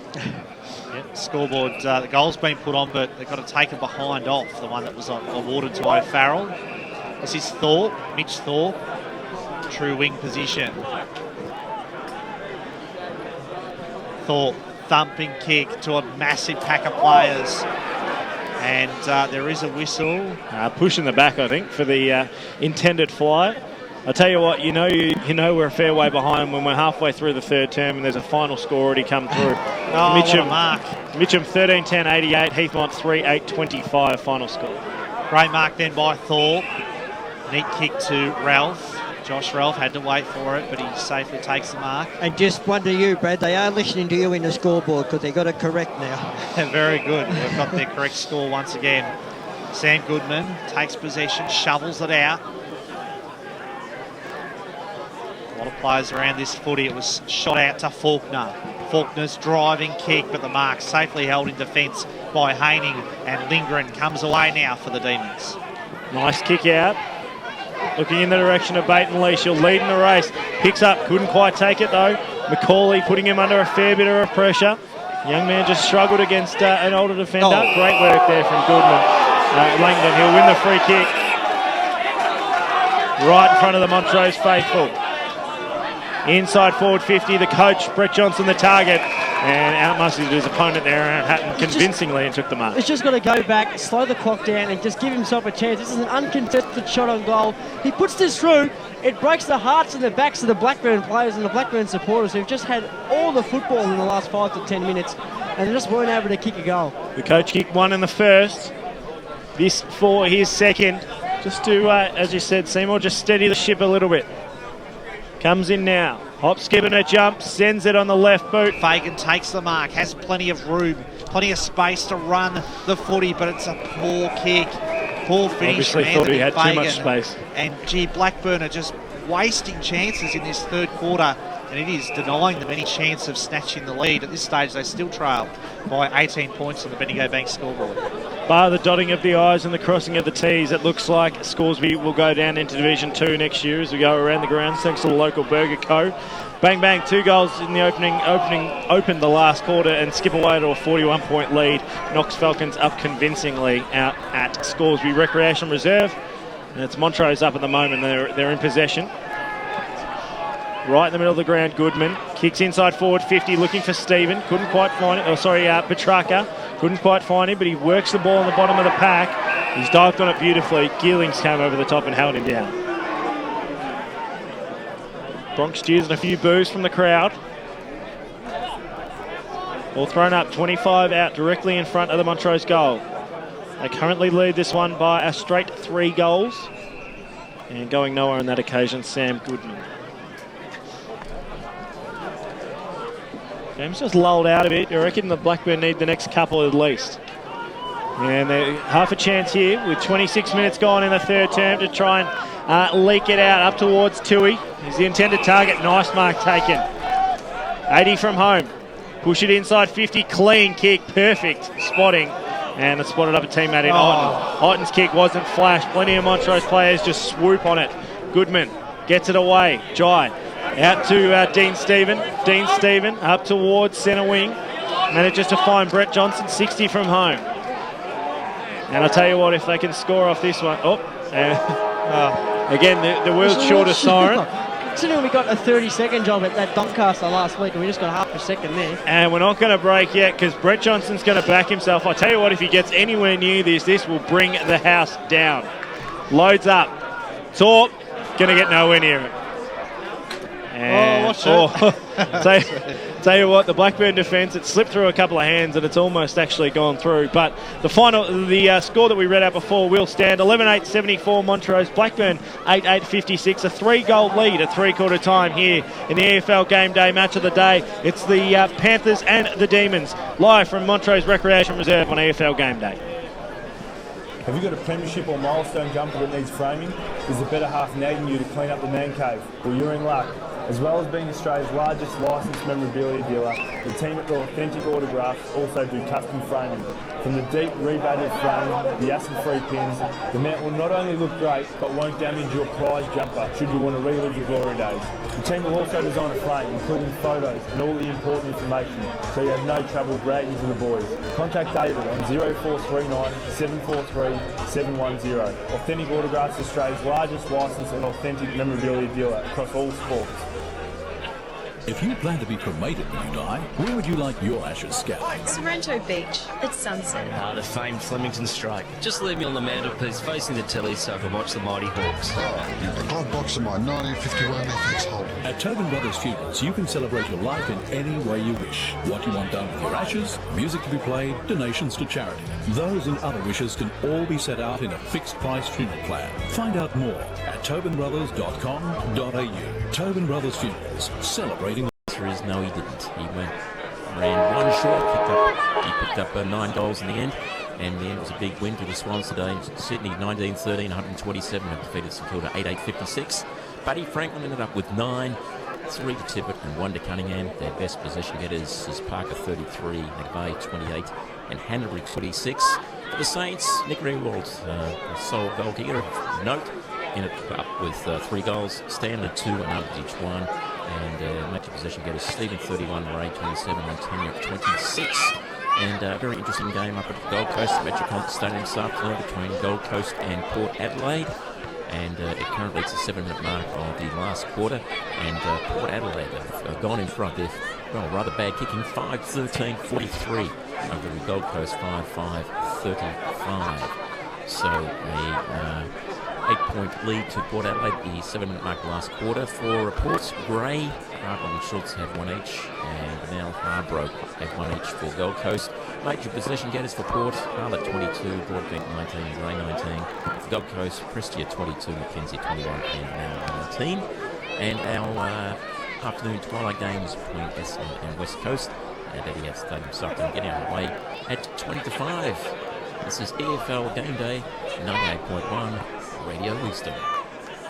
For all things EFL, The Huddle. Good evening, Eastern Football League lovers. One of the punishments is you've got to get a spray tan the Friday night before a game. Oh, nice. Wash all the jumpers. And of course, he is Glenn Archer, and welcome to the program tonight. G'day, Glenn. G'day, guys. How you going? If it was up to Dino, he's winning the league DNF, our DNF. How much longer we've got to see Stewie Wine going around in the Eastern Football League? Probably about 1 quarter. 6 p.m. every Wednesday on 98.1 Radio Eastern. Saturday game day continues. Let's head back and go local for your footy. Welcome back to EFL Game Day out here at Montrose Recreation Reserve. We are watching a damn good game of Division 1 football. It's 4th versus 5th, massive connotations to the end of season later. This game will have the Montrose Football Club a quick amendment to that three-quarter time score we read out. They are currently 11-9-75. They lead the Blackburn Football Club 8-8-56, a 19 points to margin. Is that a bit of a Mount Everest climb for the Blackburn Football Club, or are we talking more Mount Dandenong? Ray, feel free to answer and turn your mic on as well. Now, I think that Blackburn, they could still win this. What they got to do is they got to look at the last 15 minutes of that quarter. And as far as possessions of the ball, yes, that's very positive. But they just weren't converting. If they can just get that to click and work right, I think that they could. I like the way Blackburn's been tackling today. I think they've been putting a lot of pressure on the Montrose side. But really, I think it's going to be too much in the end. Well, we'll go through some stats just quickly, but we'll go to Aaron Kirby-Rodier down on the boundary, thanks to Life Care just first. Boys, Brett Johnson was overall pretty happy with the performance so far. He just wants a little bit more composure coming out of defensive 50. He felt they turned the ball over a few many times and gave them a chance to kick a score there. So look out for that this quarter. No, we certainly will. And thanks to Yarra Valley Choose Tap, Grant Soupy Campbell with the stats that matter. In that third quarter, Montrose won the contested possessions 43-38. Blackburn winning the uncontested possessions 37-36. They won the inside 50 camp 18-14, but they only took 1 mark inside 50 compared to Montrose taking 4. So stats certainly telling the story here this afternoon, as they tend to do. I think that the last 10 minutes of that third quarter, when Blackburn just completely dominated and they weren't able to kick a goal, I think that might come back to bite them in the end. And over at the Blackburn huddle at three-quarter time, Alysia, Thomas, Sam, thanks to Life Care. Yeah, Peter Banfield talked about how Montrose can't really finish off a game well, so they're going to capitalise on that, open up the field, do more a bit of run and carry, and just hit targets inside 50, put some pressure on the scoreboard. Fantastically done, of course. Peter Banfield, quite a vocal man at the best of times, so certainly would have got into the charges. Brad Henderson, Dyson Baker, I'll hand it over to you now to call what should be an absolutely ripping final term here at Montrose. Thank you very much, Paul. Third quarter, when Blackburn probably needed someone like Benny Fraser to stand up and put that much of a goal on the board. So if he kicks it now, you could probably forgive him for that. His 4th, it's going to be a big kick. He's a great kick normally. They need the captain's goal from Ben Fraser, but he hasn't been able to manage it. He put it to the pocket, was fisted away. Stephen shuffled out a handball, but only into the path of Fagan. Is that a miracle goal from Anthony Fagan? No, it drifts across the face of goal and a minor score. Blackburn 8-10-58. Montrose 11-9-75. In fact, the 8-9, I thought they hadn't put behind up. They are that quick on the scoreboard, that efficient. The scoreboard here today are ahead of me. Speaking of 8 goals, Upper Ferntree Gully 8-7 have defeated Boronia 6-9. I'll try my best, as Montrose have moved it pretty quickly from one end to the other, and tackled down there was Rowan Hall, and had all the time in the world, and then just took too much of it. Away, did you, Brad? Boy, maybe that's the thing that's an effort that can turn the game. Jason Lindgren, that's also an effort that can turn the game when you turn it over that easily. Lindgren inside forward 50, hard lead there, fantastic work to try and take that one. He's just going to have the shot here, Petrarca. Great effort to mark that. Hard up on the boundary, I should say. Right on the paint of 50. Where it meets the boundary line, so probably a tough kick at the right side for, I think he's a left footer, Matty Petrarca. No, he's not. He's not. No. Thinking of Robbie. Petrarca comes in now. Sets it across. It'll sit the top of the goal square, looking for a Mark Dolan. Thumps it through for the Blackburn Football Julian's Club. a left footer. Yeah, there's too many Petrarcas in the Eastern Football League. Of course, Matt not related to the rest of them in the Eastern Football League at the moment. So it looks like Ralph to bring the ball in. Dangerous kick, but it had enough on it to get to McFarlane. Been good today. I've liked McFarlane. Got a little bit of dash. McFarlane's kick to half forward. Johnson shared it with Laversha to Garthwaite. Gee, sold himself into a bit of trouble then, but he had the wherewithal to hand it off to Laversha. Laversha's kick to the half-back position.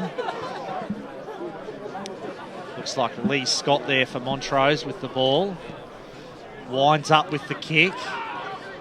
Carried over the head of Stephen. A lot of players around this footy, including the aforementioned McFarlane. And we'll have a ball up, 19-point lead to Montrose.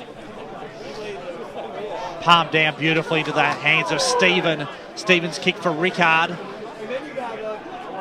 They managed to steady in defence though. Faulkner got it to Matthews.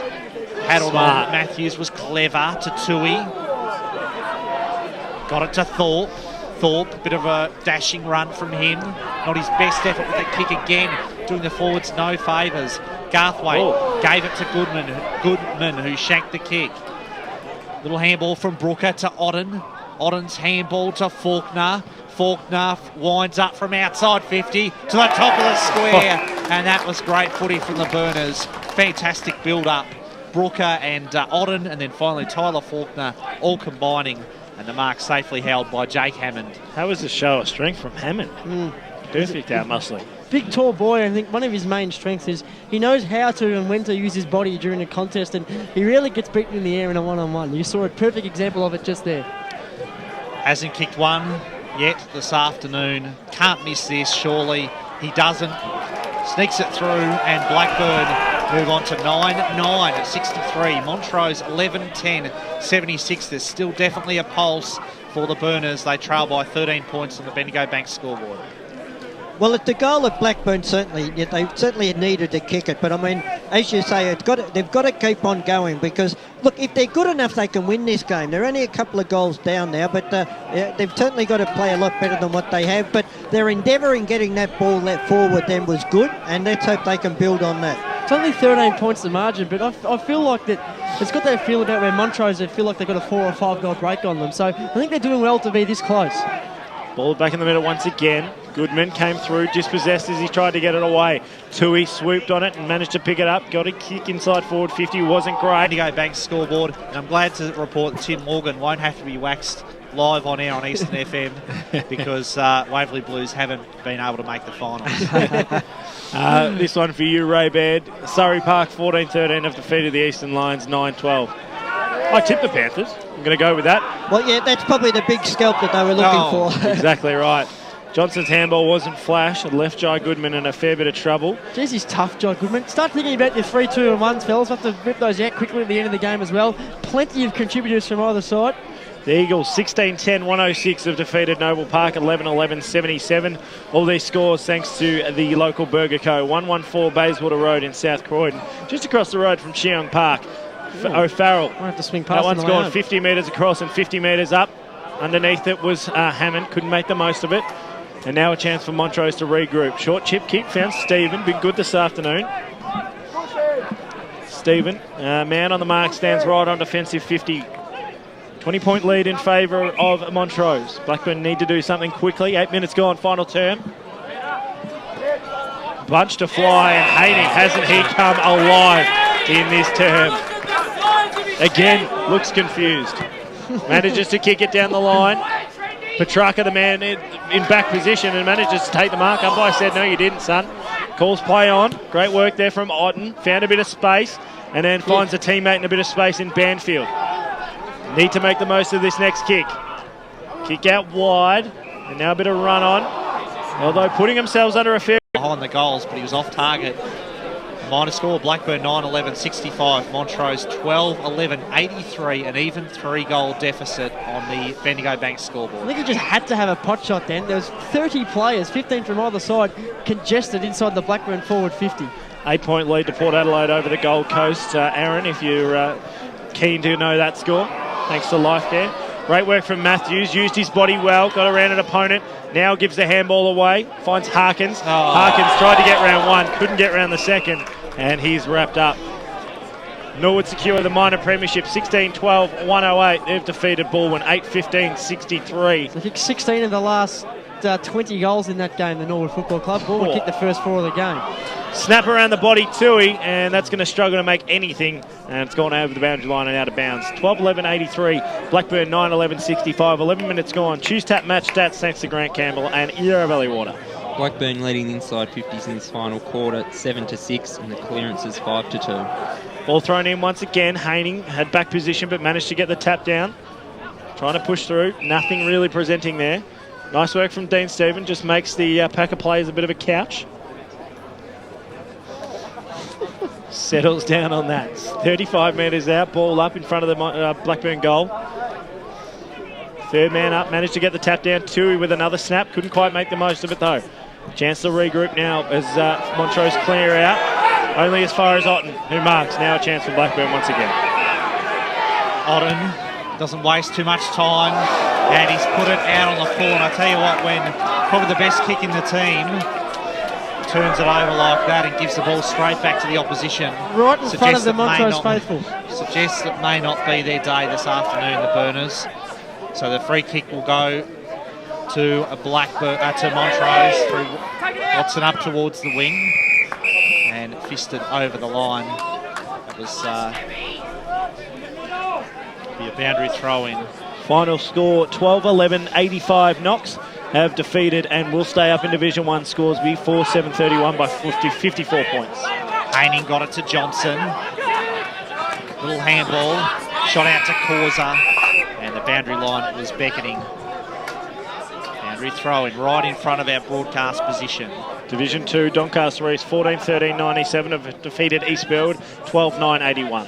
Haining against Watkins. Watkins won the tap down. Causa attacked the footy. He was all bundled up, was going nowhere. 18 points the margin, the lead for Montrose. Watkins palmed it down, but straight into the path of Stephen. Stephen's kick was marked by Matthews. Umpire said it didn't go the required distance. Tui gave it to Faulkner. Just loves to run with the footy, Tyler Faulkner. We didn't see that at all in the first half, but he's been on and he's got off the chain a bit in this second half. Kick to Locko.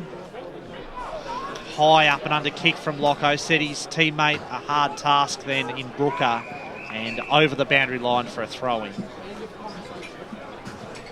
Sting's just gone out of this one a little bit. I reckon we need Blackburn to kick the next 2. Yeah, get him right back into it. Giggles, Brucey pressed to my right, falling asleep. Little handball was shot out to Rickard. Sam Rickard's kick, not his best effort. And it's an untidy kick, in fact, over the boundary line for a throw-in. 12-11-83, Montrose lead Blackburn 9-11-65 on the Bendigo Bank scoreboard, coming up to 15 minutes gone in this, the fourth and final quarter, Dyson. Well, thrown in once again. Grabbed out of the ruck by Haining, who just handballed into space. Barney Edwards swooped, couldn't quite make the most of it. Schilling tackled, dispossessed, held up, just caught in the muddle of players at the moment, going nowhere. If we take away that 5-minute period in the first quarter where Andrew Haining seemed to turn the ball over for fun, he's clearly been the best big man on the ground. He's had a serious influence in and around the stoppage. He got his hands on the footy plenty of times. Murphy's kick 5 as North Ringwood sew up the minor premiership around the grounds thanks to the local Burger Co. 18-11 North Ringwood, 8-10 Croydon. Second time for the season they've beaten Croydon by in excess of about 8 goals. Shows how good North Ringwood are this year. Nice mark taken there by Harkins.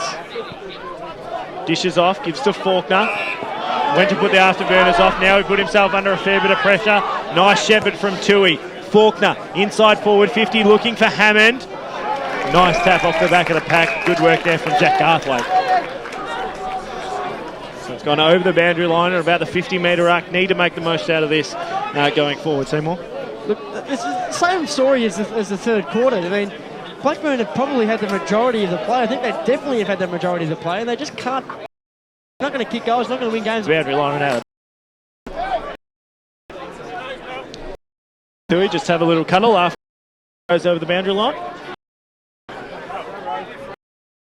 Ball thrown in 1-6-2. He tried to get the fresh air kick, couldn't quite do so. Matthews went the body, not the ball, and it's seen over the boundary line once again.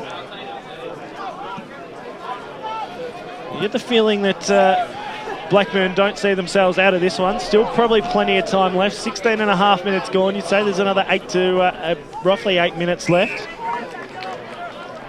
which will take us right up to 5 p.m. Barry Cotts. Ball to be thrown up once again.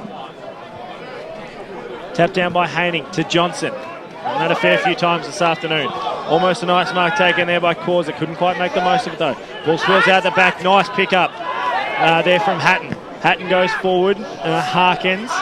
Great mark. Standing up there was Ben Fraser. Has 3 goals this afternoon, and this to line up for goal number 4 and to put the Panthers back in this one. This could be the one that breaks the Montrose back, I think, Ray. They'll be down by just 12 points if he puts this through. And what a great mark too. I just reckon his hands are a lot warmer than what our hands are up here, the way he marked that ball. Ben Fraser comes in, makes no mistake, straight over the goal umpire's head, and Blackburn aren't done with yet at all. It's Montrose 12-11-83 and Blackburn 10-11-71 on the Bendigo Bank scoreboard. Going around the grounds thanks to the local Burger Co. The visitors, Templestowe 23-9-147 have defeated South Belgrave 12-18-90. Two-stat match stats thanks to Grant Campbell. Yeah, I've got Blackburn down as having 4 behinds this quarter, so they may only be 11 points behind. We'll keep that in mind. That could be a handy point. This game could get controversial. Back in the middle, Reid takes possession. Little short pass is effective, and he got it to Thorpe. Mitch Thorpe, neat kick to Fraser, who's been terrific today. Ben Fraser got around Laversha, sold the dummy, and it was successfully. Fraser's kick to full forward.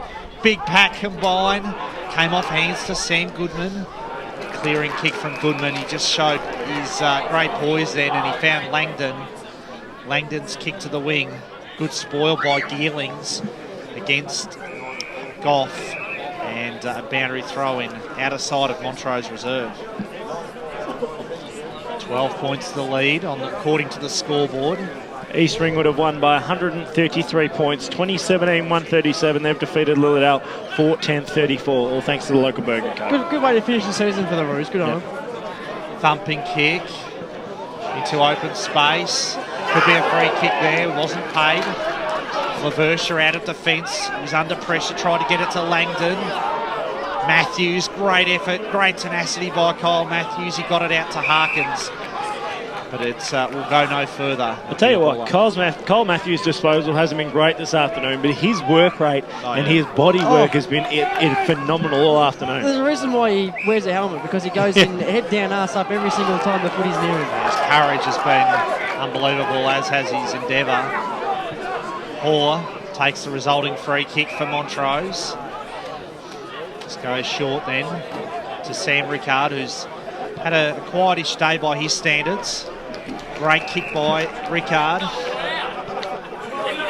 Kick by Lindgren forward. Big pack combined. No one takes the mark. Off hands to Langdon. He was crunched to the tackle. It was a good tackle. Forces a ball up. So have Blackburn got another quick goal in them. Not a lot of time left in this one as Stephen applies a strong tackle.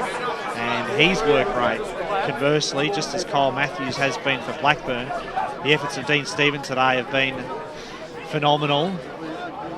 Mighty performance from him. Sam Goodman got the little handball away. Quick kick came away from Hatton. Bounces just inside the field of play. Here's Matthews once again. Matthews' kick was intercepted by McArdle. Got it to Langdon. Off to Haining. Haining unloads from a fair way out. The kick will fall short. And free kick, in fact, will go the way of the Burners to Locko. Who's marked, just holds up in the wind for Faulkner. Faulkner just holds it right on the last line. Nice kick up towards half forward. Doesn't find a target. The half back, I should say, doesn't find a target. And I think McCauley's given away the free kick. Just realised a reserve score came away from Bayswater and Mooroolbark. Obviously, they play at 5 p.m. this evening. You'll find. So Laversha. Looks like he's going to load up, go long to the top of the goal square. Any mark will do. Can't quite find it. Schilling snaps around the body and kicks the behind. So that could be the handy behind that might make it 12 points. We'll see how we go with that score. 12-12, 84. Blackburn 10-11, 71. Well, although, thanks to Choose Tap, Grant Campbell's never been wrong. Otherwise, it makes it 13 points. I think it's a handy point regardless. That's correct. So Josh Ralph to bring the ball back in once again.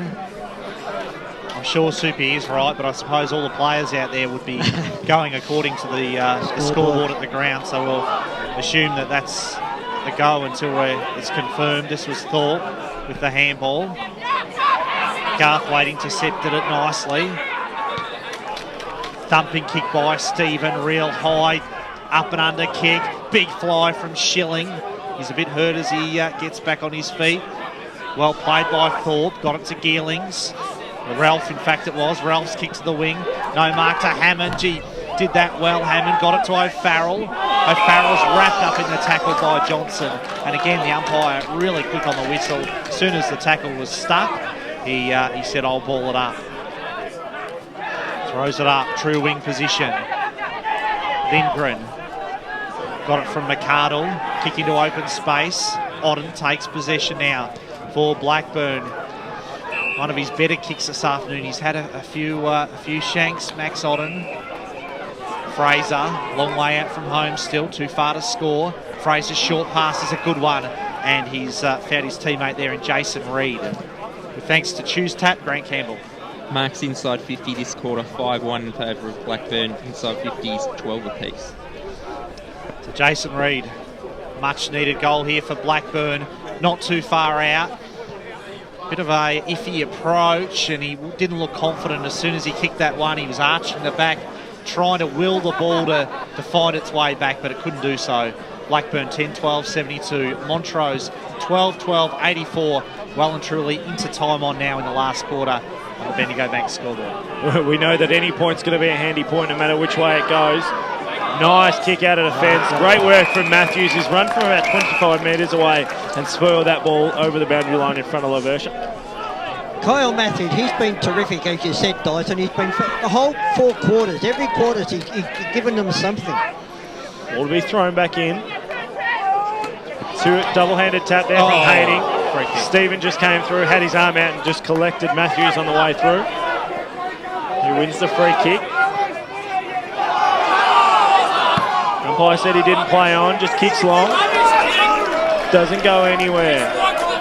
And taking the mark there was Jai Goodman. So Jai Goodman, right on defensive 50, kicks up the line. And a nice fly there from Petrarca. Couldn't get anywhere near it though. Still trying to work it out through Hatton. Hatton gets it off to Tui. Tui under a lot of pressure, gets his handball away. Great tap there from Lindgren. Now they go forward, the Demons. Running back with a flight, nice mark taken.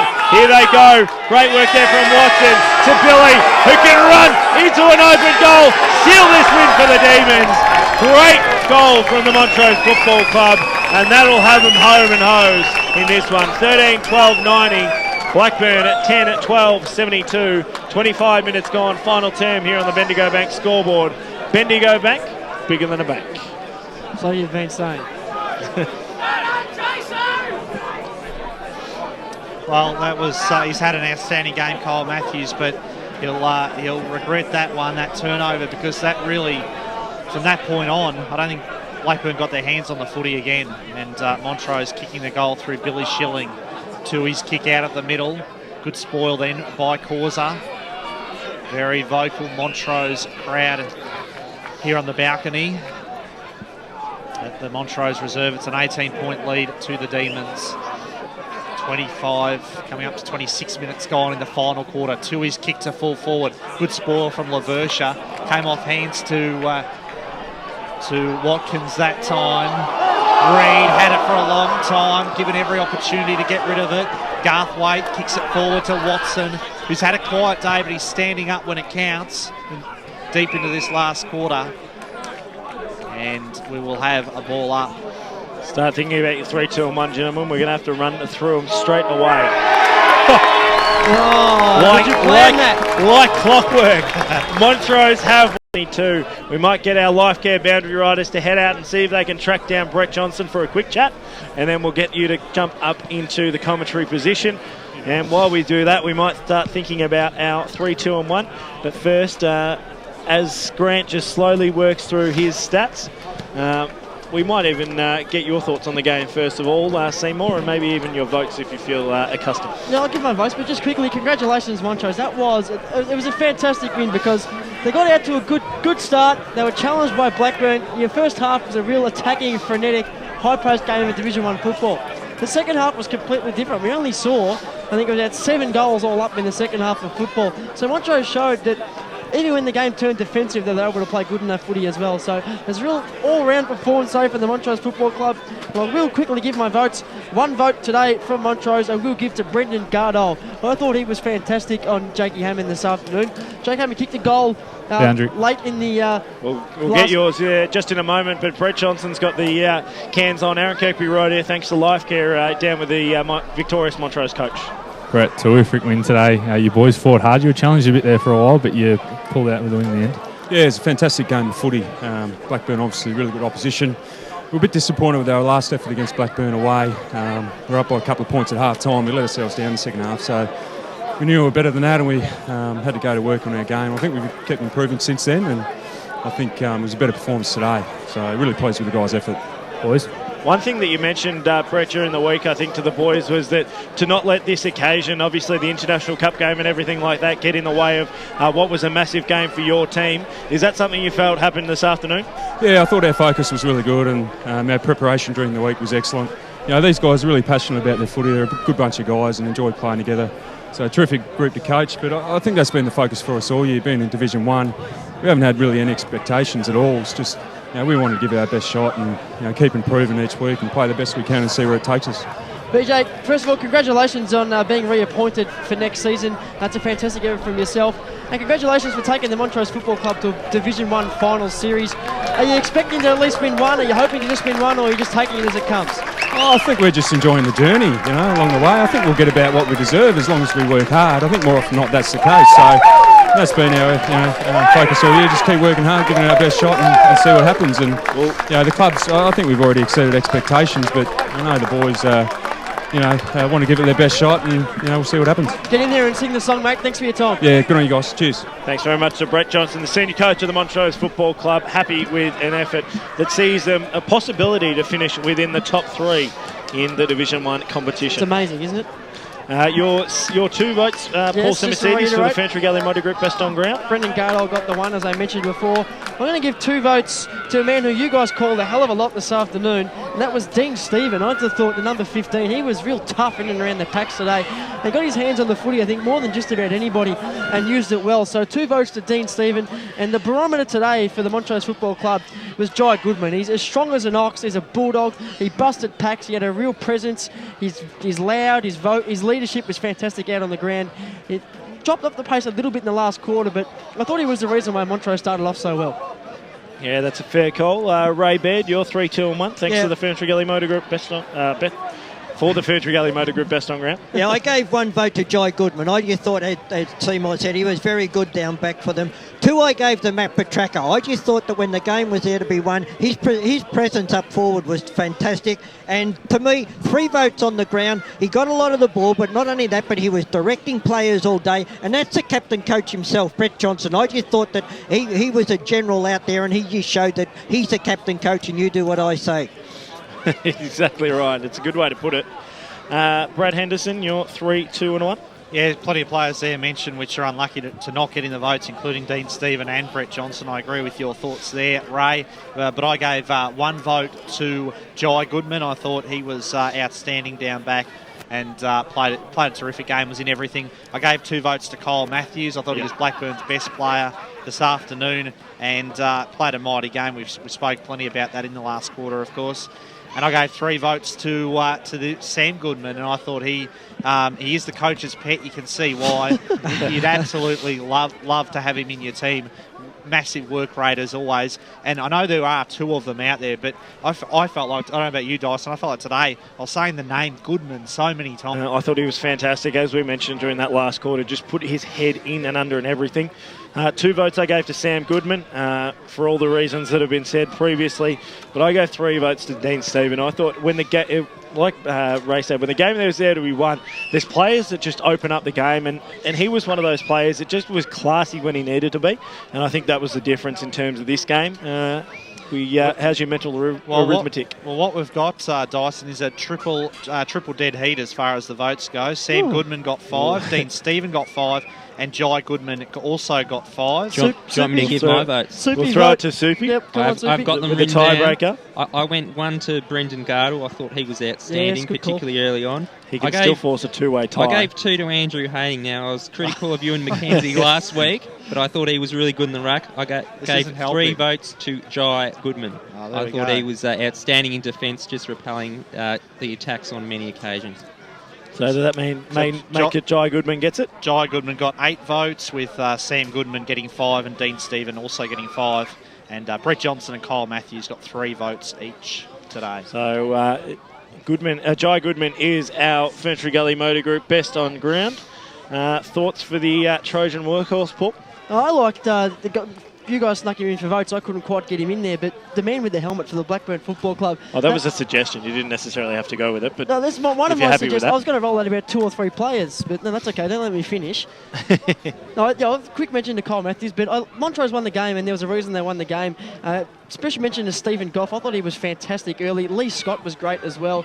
But I really, really liked the work of Jason Lingren. He didn't stop running all day and bobbed up every single quarter. Didn't have massive influence on the game itself, but his work rate was massive. I don't know what you blokes thought.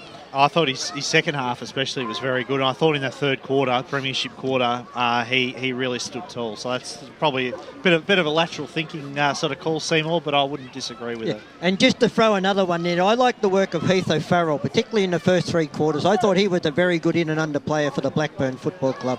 Well, Dyson Baker, you're the boss. Who was the Trojan workhorse? Kyle Matthews. Okay. Kyle Matthews no problem. is our Trojan worker, only because I snuck him in for my votes and I like to... Look at his head wobble. Anyway, we'll move on. So Kyle Matthews is our Trojan workhorse. He wins a Trojan toolbox or a box of tools, thanks to the great people at Trojan. And Jai Goodman is our Ferntree Gully Motor Group best on ground. He'll be receiving a $100 gift voucher thanks to the great people at Ferntree Gully Motor Group. Just an update from Noel on the stats bench. The final ladder in Division 3 as it stands... before percentage, I believe. Wanturna South, Mitcham, Templestowe, Boronia and South Belgrave. Double chance for the Stowe. The Stowe managed to get their double chance, and Montrose are now in there running for the double chance in Division 1. It has been a fantastic day. Seymour, you've been here all day. Enjoyed every single moment of it? Yeah, no, thanks for the lift this morning. Should have taken full advantage. You can walk home. I want to go find a nice spot at the bar while you muck around and pack things up. Yeah, look, it's been a fantastic afternoon, and we'll start wrapping up, and we'll start with Claire, if we can get a headset on her. Thanks very much, Grant Campbell. She's been fantastic all day on the social media, just bringing us all the scores from right across the Eastern Football League. Thanks to you, Claire. We're still missing a few, but in Division Park lost to Vermont by 29. Scoresby has lost to Knox by 54 points. We still haven't heard from Rowville or East Ringwood, so if you're out there, please give us a buzz. In Division 2, Croydon has gone down to North Ringwood by 62 points. East Burwood got up over Doncaster East by 16. Mulgrave beat the Waverley Blues by 10 points in what looks like an interesting match. Down in Division 3, we have Templestowe beating South Belgrave by 57 points. Down the Dockers. Just ignore Seymour. Wanturna South beating the Basin by 3 goals. Upper Ferntree Gully getting up over Boronia by 11 points. And in Division 4, we have a 122-point absolute domination of Coldstream by Warrandyte. 115-39 Park Orchards Kilside. Not sure if that's the final score, but we've got that one coming through. Will be, yep. 31 points. Surrey Park was 31 points over Eastern Lions. Go Surrey. And we haven't heard from Sylvan or Nunawading, so please message us through. We're just working on that. trying to get some of these last scores in, and also on Dunwatch, seeing if Luke Dunn managed to bag 100. Nothing coming up on the goals at the moment. So needed 10, didn't he? Exactly. Needed 10 to bring it up. Aaron Bailey out umpiring that one. So he said if there's any contentious free kicks, it wasn't him. Thanks very much for your work this afternoon, Claire. Fantastic on social media. Yeah, not a problem. Thanks. And our life care boundary riders, fantastic all day.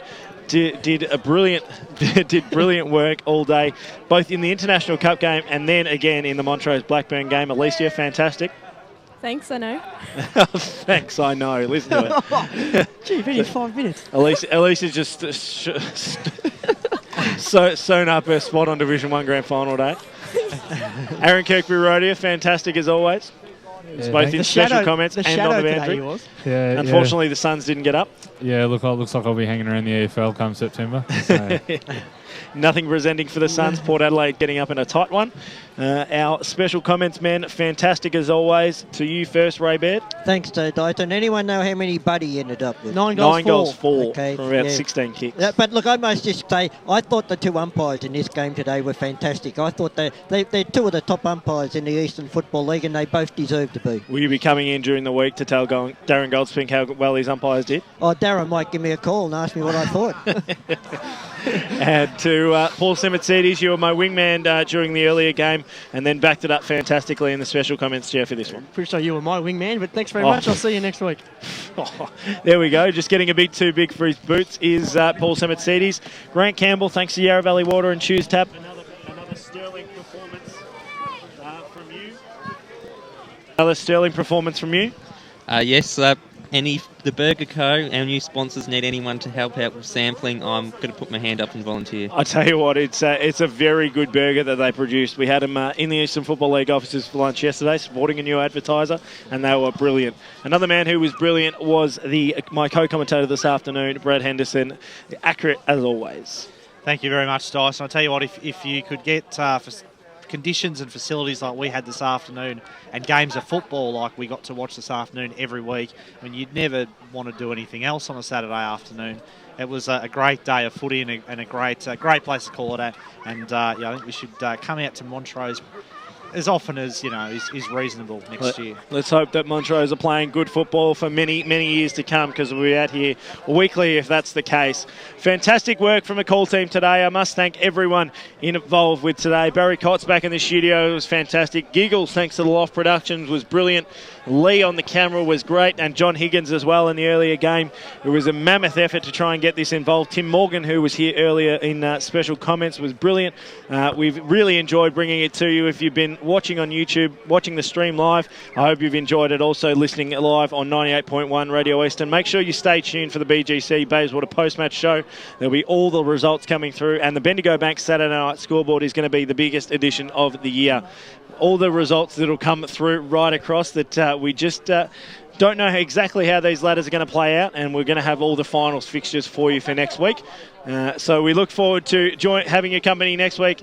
Choose Tap finals time next week, so we look forward to having your company both Saturday from 1 p.m, Sunday from 2 p.m. All the best for the rest of the weekend. That's all from us here on EFL Game Day. How would you like your coffin to look? I think maybe my wedding photo would look good. Like HMAS Bowl. I spent the best years of my life on that ship. Oh, a picture of me and the kids from when I was younger and they were babies. Lots of pretty flowers. For the Tobin Brothers funerals, anything is possible, including a custom-designed and decorated coffin to celebrate your life. To find out more, visit tobinbrothers.com.au. Tobin Brothers Funerals, celebrating lives. Program sponsor. What was wrong with you blokes yesterday? You...